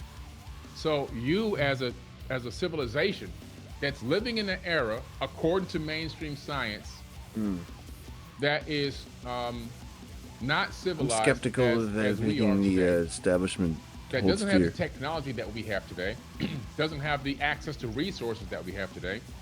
But now all of a sudden, this civilization says, we're going to utilize all the resources and all the energy of the people within our civilization to build this megalithic, these megalithic structures on the Giza Plateau. And this is the idea that we came up with. We saw it in a dream. We want to build a 2-kilometer underground megacity that might be able to transfer energy to the different areas underneath the plateau. We want to build tunnels that go from the pyramids to Mesopotamia. We want to build structures on top of the land that shoot up high into the sky that could be seen from miles away. And one of them is going to have over 2 million blocks of stone. And not only that, each stone on that Great Pyramid is going to be an individually cut piece of stone for the exact location that it sits in, like a giant interlocking puzzle. Not 2 stones will ever be the same. And we're going to cut solid shaft. We're going to cut shafts through solid stone in perfect angles, going even deep beneath the bedrock, all the way back to the surface. And there'll be no excavation of any of the cut stone needed, because the stone will be completely pulverized and it will be gone. And we're going to do all of this based on us guessing and hoping it might work out. No. They, just like our modern engineers, archaeologists, and construction workers and land developers today in the 21st century, they back then had foreknowledge. They had built this and already knew it was going to work in the past. Somewhere else, they duplicated what they have already had done and perfected somewhere and reproduced it here, or there, I should say. I'm always in Egypt a lot, so I say here because I'm used to being in Egypt. They reproduced it there on the Giza plateau. You don't accidentally dig holes in the ground beneath solid bedrock and excavate millions, hundreds of millions, maybe of tons of soil and sand, and do it in a way that prevents collapse, do it in a way that harnesses the Nile River, do it in a way that when you build it up, it comes back to a solid foundation, and then stack millions of stones on top of that in a way that creates a structure that has hidden chambers and paths and shafts and everything else that all have a specific function. You can't do that by guesswork. You cannot do that by happenstance. Because if you pull the resources of your civilization and it fails, you just wasted an entire civilization's resources and probably could have put that civilization under to the point where it would have to move or even be taken over by someone else. What they did here is so astounding and so mind-blowing, it's almost unfathomable. It, to me, proves advanced foreknowledge of the process. This technology, this build that they created, this structure that they built, this wasn't the first time that they did this. The perfection is outstanding. The precision is outstanding and mind-blowing. I've been there. I've been inside these pyramids. I've climbed them. I hiked inside the shafts. I've descended beneath the bedrock. I've walked in the tubes beneath. I've seen things there that less than 1/10 of 1% of the world even know exist, and a lesser, smaller percentage of that has ever even been able to go there and do these things. Except for the people that I take with me on my tours. And these are private visits that we do. They're super exclusive, private VIP visits. And what I'm telling you is, when you're there and you see this with your own eyes and you touch it with your own hands, you begin to realize this was not done by primitive people. This was not done by people that didn't have tools, because we actually show you the tool marks. And we don't show you any old standard tool marks made by grinding stones together, because I can make a tool out of a rock. Chimpanzees in the wild, they make tools all the time. Birds make tools. They'll use stones as tools, even birds. No, we're gonna show you tools that leave tool marks like advanced drilling, but not any type of advanced drilling. Drilling that is so sophisticated that we don't have a drill bit that can match what those drills were doing. We don't have saws today, and we take engineers with us to these tours. We had one of the world's top engineers on our last tour in October. The guy, every day he saw us, and every day we went out, his brain exploded every single day. One of the top in the world, this guy. He's one of the only people in the whole planet that can use a specific type of a crane to build megalithic, or we call megalithic today, these high rises and so forth. He was doing calculus nonstop on the whole trip, and he couldn't figure out a way with what he knows and the tools he has access to replicate some of the things that we took him to see. These people were advanced. Now, also in Egypt, at some of the temples that are now, we call them temples, but they're not really temples. They're like storehouses of information around the Giza plateau. The structures are all worn down, but they found a lot of the records inside these structures and accounts. The records talk about the people that worked on the pyramids. Now, as far as I know, slaves are called slaves because they don't get paid. There's no money, right? Excuse me, guys. There's no money in slavery. The money only goes to the slave money in owner. slavery. So why do we have paychecks? There are accounts on records, ancient records, that show the people that were doing a lot of the labor got paid. They were getting paid. There are a lot of medical records showing that they had a rudimentary form of insurance back then. And the people that were working on the pyramids, if they got injured, they were taken care of. They even state what kind of injury they got. I broke a forearm, snapped a femur, whatever. It's in those records, which you can go to the museum. People getting paid, people having insurance to do the work in case they get injured. So was it some grueling work going on? Absolutely. The people that built the pyramids were not these Anuna or the Anunnaki. According to the Egyptians, they called them the netters. The netters did not build the pyramid.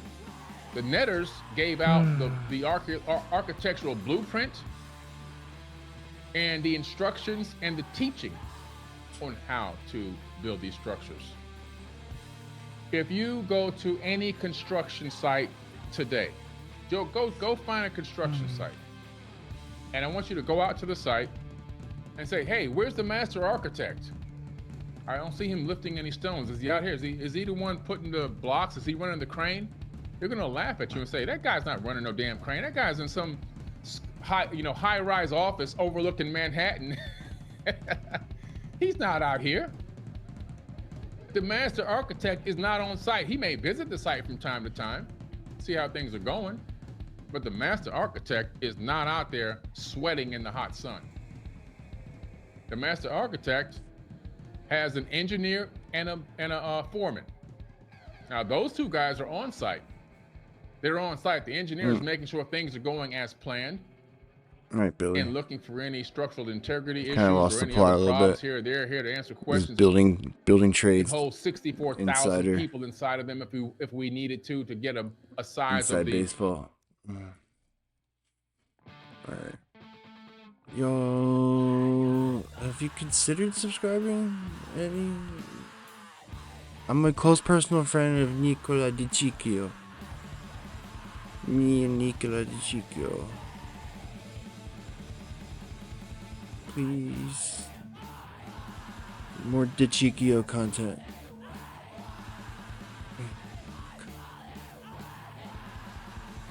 Okay, I got audience capture against Di Cicchio content. Got it. Okay. So I'm gonna do this Jimmy Dore clip. Y'all wanna do it? It's like, I don't know, it's like your woke mind virus, something or other. We'll just see how that does. Maybe we'll get more subscribers if we talk about Jimmy Dore doing gossip.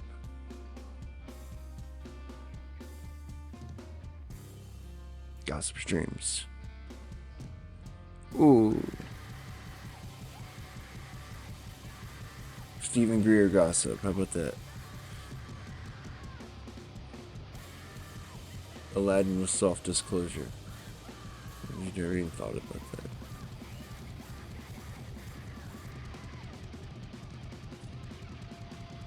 that. I'm an invaluable resource for this community.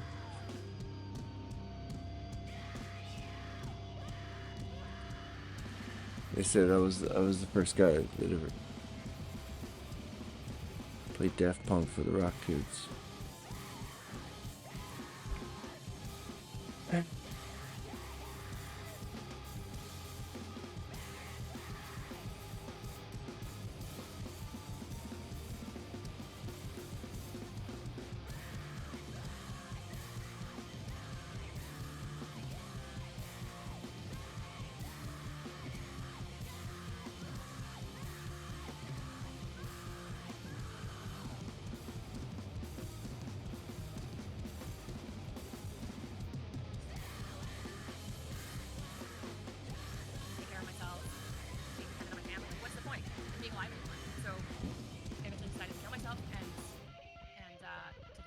Cancel. Shouldn't start it. Need to be audience captured. I need to be captured.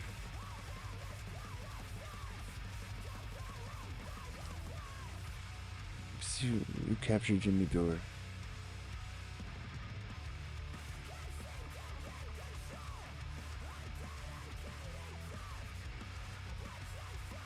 I never forget any of Jupiter's moons. What that guy's talking about.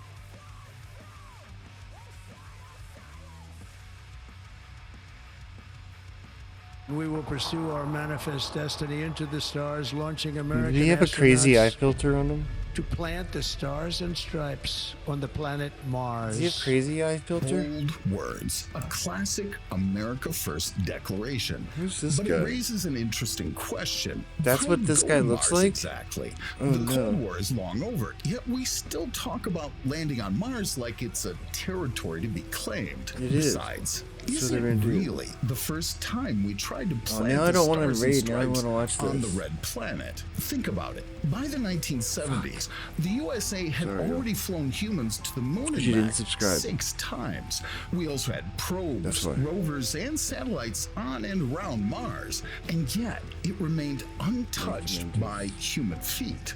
But what if that small step for a man in the red sand was actually taken decades ago, and we just weren't told about it? 2 words for you. Project Red Sun. Ever heard of it?